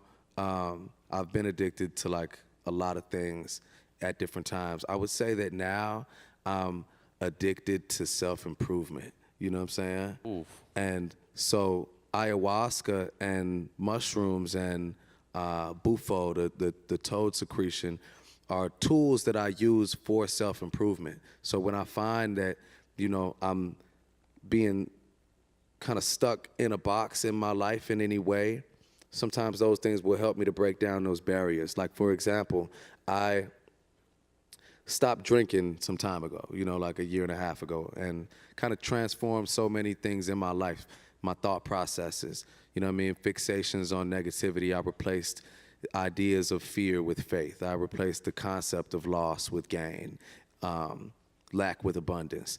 And that came along with replacing alcohol with meditation. But then when I went to sit with ayahuasca recently, I had a moment where the medicine was speaking to me, and it was like telling me, yo, a lot of that fear that you feel in your life, a lot of the depression you experience is being carried in your gut. Your gut is like a second brain. It's the second largest repository of serotonin in your body. And so the medicine was telling me, how you think it makes sense that you have changed all these things you do in your life, the way you think, the way you speak, the way you interact with people, but you still eating Chick-fil-A and Popeyes every week. It's not aligning, you know what I mean? But I kind of needed the medicine to make that make sense to me, you know what I'm saying? Because I was like, man, I'm working out physically, I look good, but I'm knowing that health is deeper than that, you know what I mean? And the medicine is something that has really pushed me to transforming my diet, you know what I mean? Eating more live food, less dead food, you know what I mean? And, you know, I feel like plant medicine, specifically in the psychedelic space, is the most dangerous thing to big pharma's vice grip that they have on our mental health through constant medication. Like, they're sedating us, and the pills we're taking are making us more sick. You know, it's like I realized when I was headed to Africa recently and I wanted to get off antidepressants because I had started taking one again because I was like, you know, maybe it can help. And a few months in, I stopped taking it. And I noticed, like, after 2 days, I was like, yo, I'm driving down the street. I'm like, man, feeling suicidal, you know? And I talked to my psychiatrist who had prescribed it to me, and I was like, well, you know what, shit, maybe it is working, because I stopped taking it, and, you know, I started thinking terrible shit. But then sitting with myself, I was like, nigga, I wasn't suicidal when I started taking it. So I think the medicine is, you know what I mean? It's like, because literally it impacts your brain chemistry in that way that it's like you become so dependent on it that you back away, and now you're in a worse position than you were when you started taking it. So I was like, man, I'm gonna cut that shit cold turkey, and I'm gonna actually try microdosing in an intentional way. Because when I had microdosed in the past, it would be like, okay, today I'm gonna take, you know, that 0.1 or 0.2, then, you know, next day I'll take it, but maybe the next day I feel like it's macro dose time, you know what I mean? Yeah. And like, but like with no, not treating it like a medicine, you know what I mean? Like, and so in approaching microdosing like a medicine and like really combining it with my meditations, I think I just found so much clarity, you know what I mean? I feel like the mushrooms particularly are honestly the most transformative mental health tool that is about to break through and change the game, you know? Yeah, 100%. I feel the exact same way. I'll say that I've learned a lot about myself through microdosing quite a bit. And I think that, today is 99% about the cannabis industry, but it's 100% about people. And we're talking about how we can maybe get economic gain, a lot of the speakers that were coming here, but it's also about becoming better versions of ourselves, right? It's about restoring our communities. It's about righting the wrongs of the past. It's all about growth, right? And so I think that the cannabis industry is the first of many different opportunities that are starting to come to the forefront that really, we should have been doing this decades ago. We were doing it hundreds of years ago. Right. And then there was this moment that we stopped. And I think as I'm trying to see, so crazy. What's that? Because we were criminalized. Exactly, exactly. And I think the cat's out of the bag now. People understand it. It's coming. And I think it's actually one of the most dangerous things for people that want to see us down is because we're becoming self-aware. We're using these tools, like you said, to kind of climb out of these very challenging situations that we've been put in, ancestral trauma. That's why I agree with you beyond social equity clauses in laws they're writing, because, at least in Illinois, the way that has materialized in reality has been finesse. It's been a straight finesse. It's been they made a social equity campaign, but you could qualify for social equity just by saying, I'm gonna hire, a bunch of people that are social equity, Or people are being propped up with no actual ownership or depreciating equity clauses by, large companies that are eventually gonna own everything from their social equity applicants, And it's crazy because Illinois is even less than national average. If national is 0.4 black, maybe less than 2%. Yeah, definitely. Under 0.4 black ownership. Illinois is 0.00 something. You know what I'm saying? Wow. And obviously, that one person of all the companies. I don't know how many of them there is. So it's obviously it's this is a room that knows well the reasons why cannabis was criminalized. My perspective on moving forward is that things like this are very important, and unity of people of color in the cannabis space demanding equity and demanding a slice of the pie is the only way it's gonna go. It can't be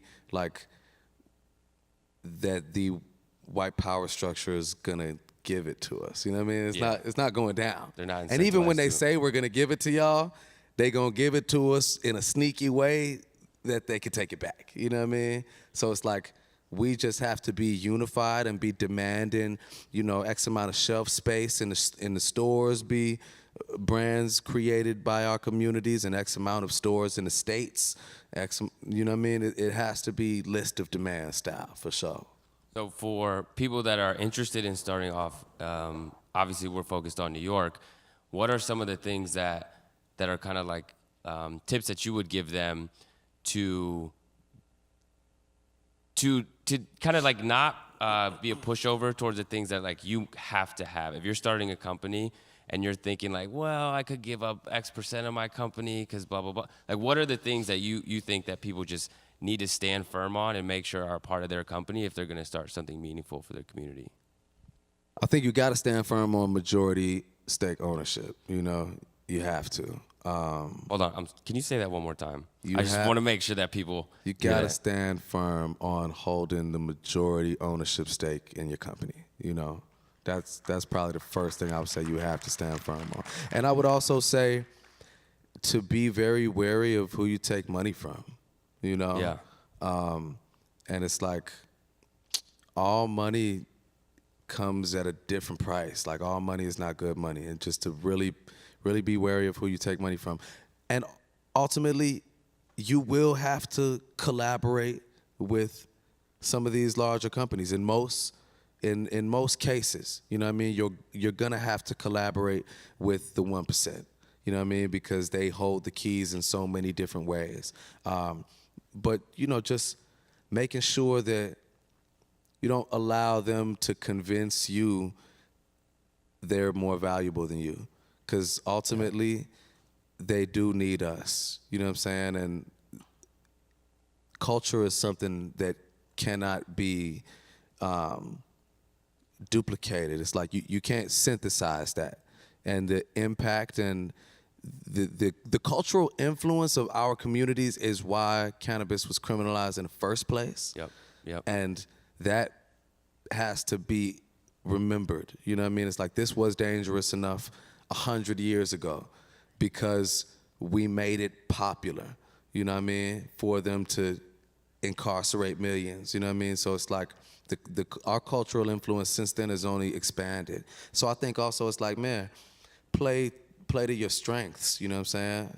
I think that in Illinois, something we're really thinking about right now is like onboarding a different community into the dispensary space, into the legal space, you know what I mean? Because it's not really primarily our communities that are shopping legally in Illinois.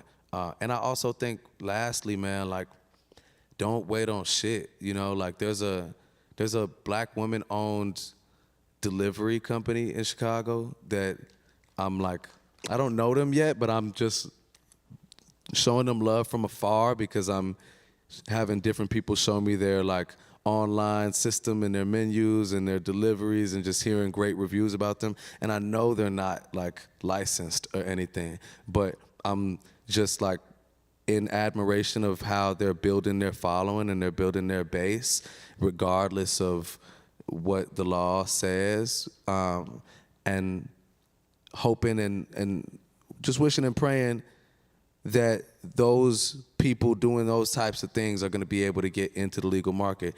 And I'm sure they will, because like you take that initiative, ultimately the universe responds, you know what I mean? So don't wait for shit. It's like, if you ain't got no license, you ain't got no foot in the door, maybe just go in the back door for now. You know what I mean? Yeah, Keep knocking. We had a panel today with really some of our favorite brands in New York. None of them are regulated, right? We were trying to think of who has the best brands. It's because they have built it out of necessity. They've been extremely creative and genuine. Like we had Shice Bubs, we had Pizza Pusha, Steve V. And it's all because they're able to build something even when things are against them, and it puts them in a position to have a brand, to have consumers, and we do our best on the Revel we don't tell people they have to go legit. That's not my concern.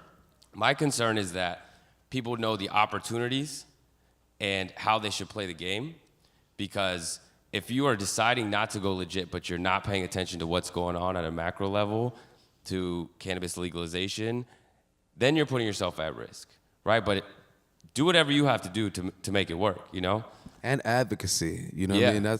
That's one thing that just in Chicago and Illinois, I really was peeping. It's like, honestly, a lot of the people that have been knocking on the door for years through advocacy, like Chicago Normal and, different kind of community activism organizations, ultimately became the ones that got licenses, just through years of being vocal and visible in the space. It's, it's kind of like serving two purposes at once, you know what I mean? Yeah, we had a gentleman on stage to hear who, he was just an advocate, right? He was an advocate to build his brand that helped him raise his money for his dispensary, right? Last question, then we get out of here. You were selling weed when you were young, right? It taught you some things. What are the top 2 or 3 things that taught you that now serve you now? Man, I think selling weed firstly taught me work ethic, because it was like one of the first things I was able to do in my life that felt that it directly correlated to reward. It was like, I know I'm gonna get up at 6 a.m.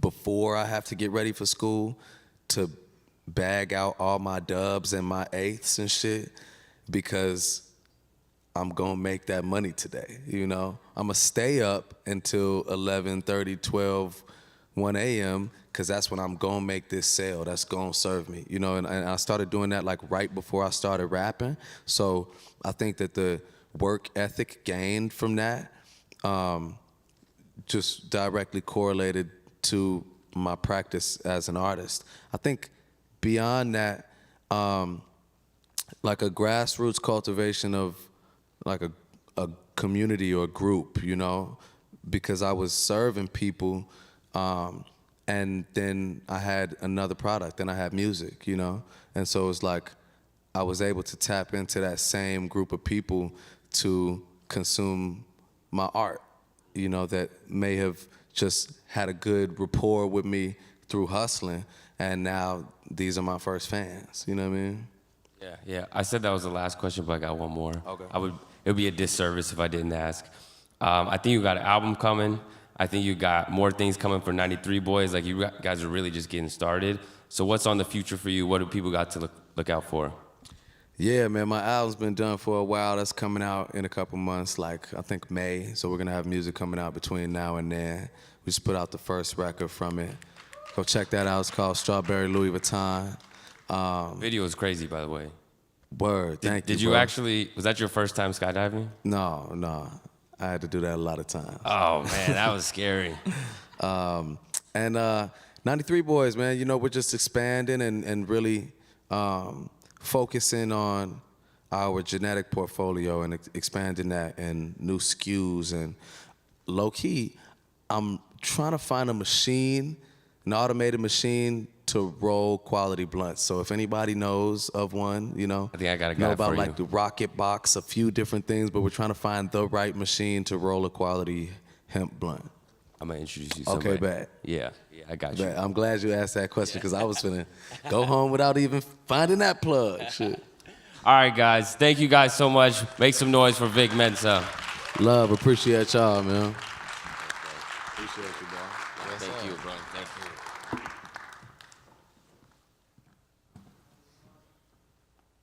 All right.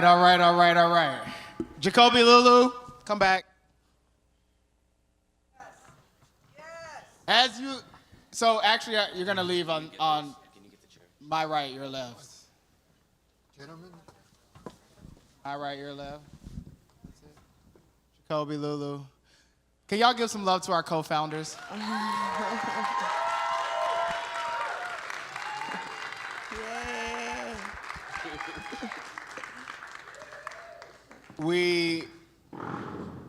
Somebody said Jacoby and Lulu are like the mama and daddy of New York cannabis. All I say is when I want to spend some money, I'm like, Daddy Jacoby, where's the checkbook? But we have an incredible team, right? We have an incredible team because I think we look like New York cannabis, right? And we put so much love and intention into all of these events. And, you know, Jacoby and Lulu, the brother and sister that probably never wanted to meet each other. It's the brother I never wanted. But they love But I this work so much. They push themselves harder than anybody I've seen. You know, we all got day jobs. We all trying to pay the bills, but we're all also pouring so much love into Revel. And without their leadership, none of this would happen. So we love y'all. We appreciate y'all. We recognize what you have built. I also want to shout out Peter Mercado. You saw him earlier. Yeah, He's going to shout touch out you in Peter. a very consensual way. Very consent. But our team is also growing.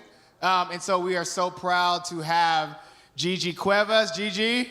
Yeah, Gigi. Gigi is a digital media strategist extraordinaire. Our social media game is leveled up so much because she's brought so much professionalism, but she also brings energy, she brings heart, she brings that beautiful smile. She's a New York girl who went out to Cali to learn the business, and now she's bringing that back here for a community, and we're so glad she chose Revel. And we also have, I don't know where Minu is, Minu Karimi joined our team. Give it up for Minu.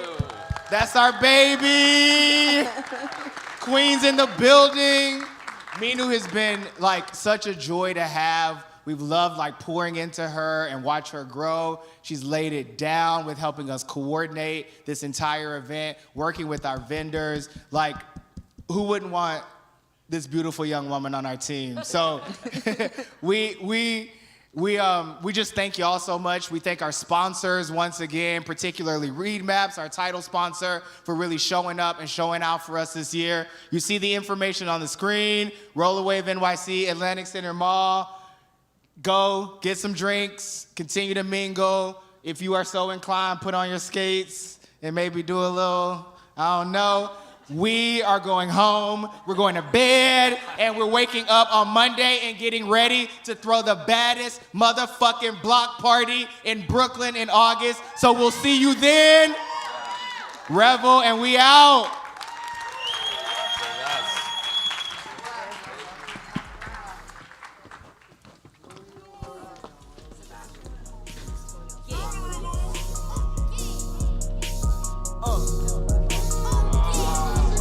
Look at me, where she wanna be. Call me Ricky T, off the leash. I feel like a dog, I get hella flea. Keep it P, never needed you, but you needed me. I got cream, make a bitty clean, boost your self-esteem. I get tough in the moment, so I feel like baby king. First is black, step on something, so I dress like baby D. Bitch, I'm cold, pussy ass, so know you know it's giving cream. I got hoes, when there's not enough, come build a nigga team. I need chips, I tell that nigga, quirky like a baby, carry that on my hip. I just need a sip, cause shawty got me shook. Got me pleasure fall back for it, I give that bitch a list. Money on my house, give a fuck about my wrist. Said she can't be touched, that I make that nigga it. I know that I'm rich, but that's my project, bitch. Royalty me something to my bitch, she gon' switch. Push a T, push a pound of weed, need a brand new weed. Kill my dog, pussy nigga, please, I go keep down the weed. Get him gone, why you telling me just let a nigga see? Sit up never like you know it's special packet with the automatics, we gon' send them to heaven. Wait. Hey. Woo! Oh, you feeling sturdy, baby. Shake it.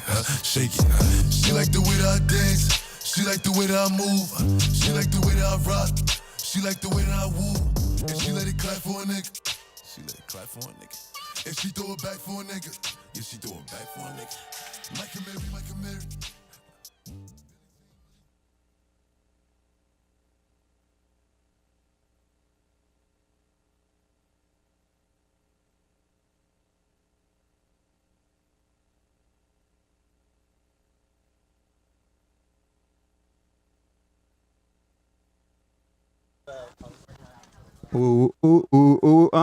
Yeah, who's calling?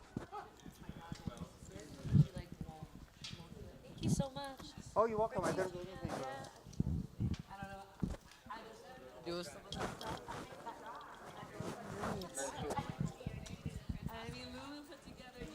Okay, everybody here's company. Yeah, so if you're good with the lobby, let's see backstage.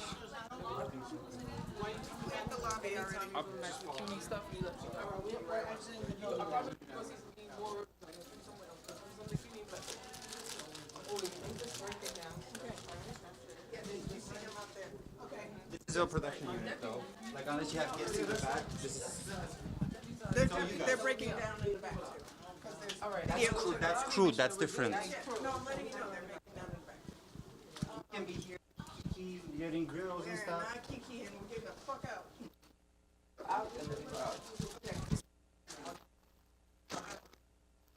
He's been on camera for 2 days. Okay. Question for you. Yeah. One of our vendors wants to leave boxes here. Yeah. No.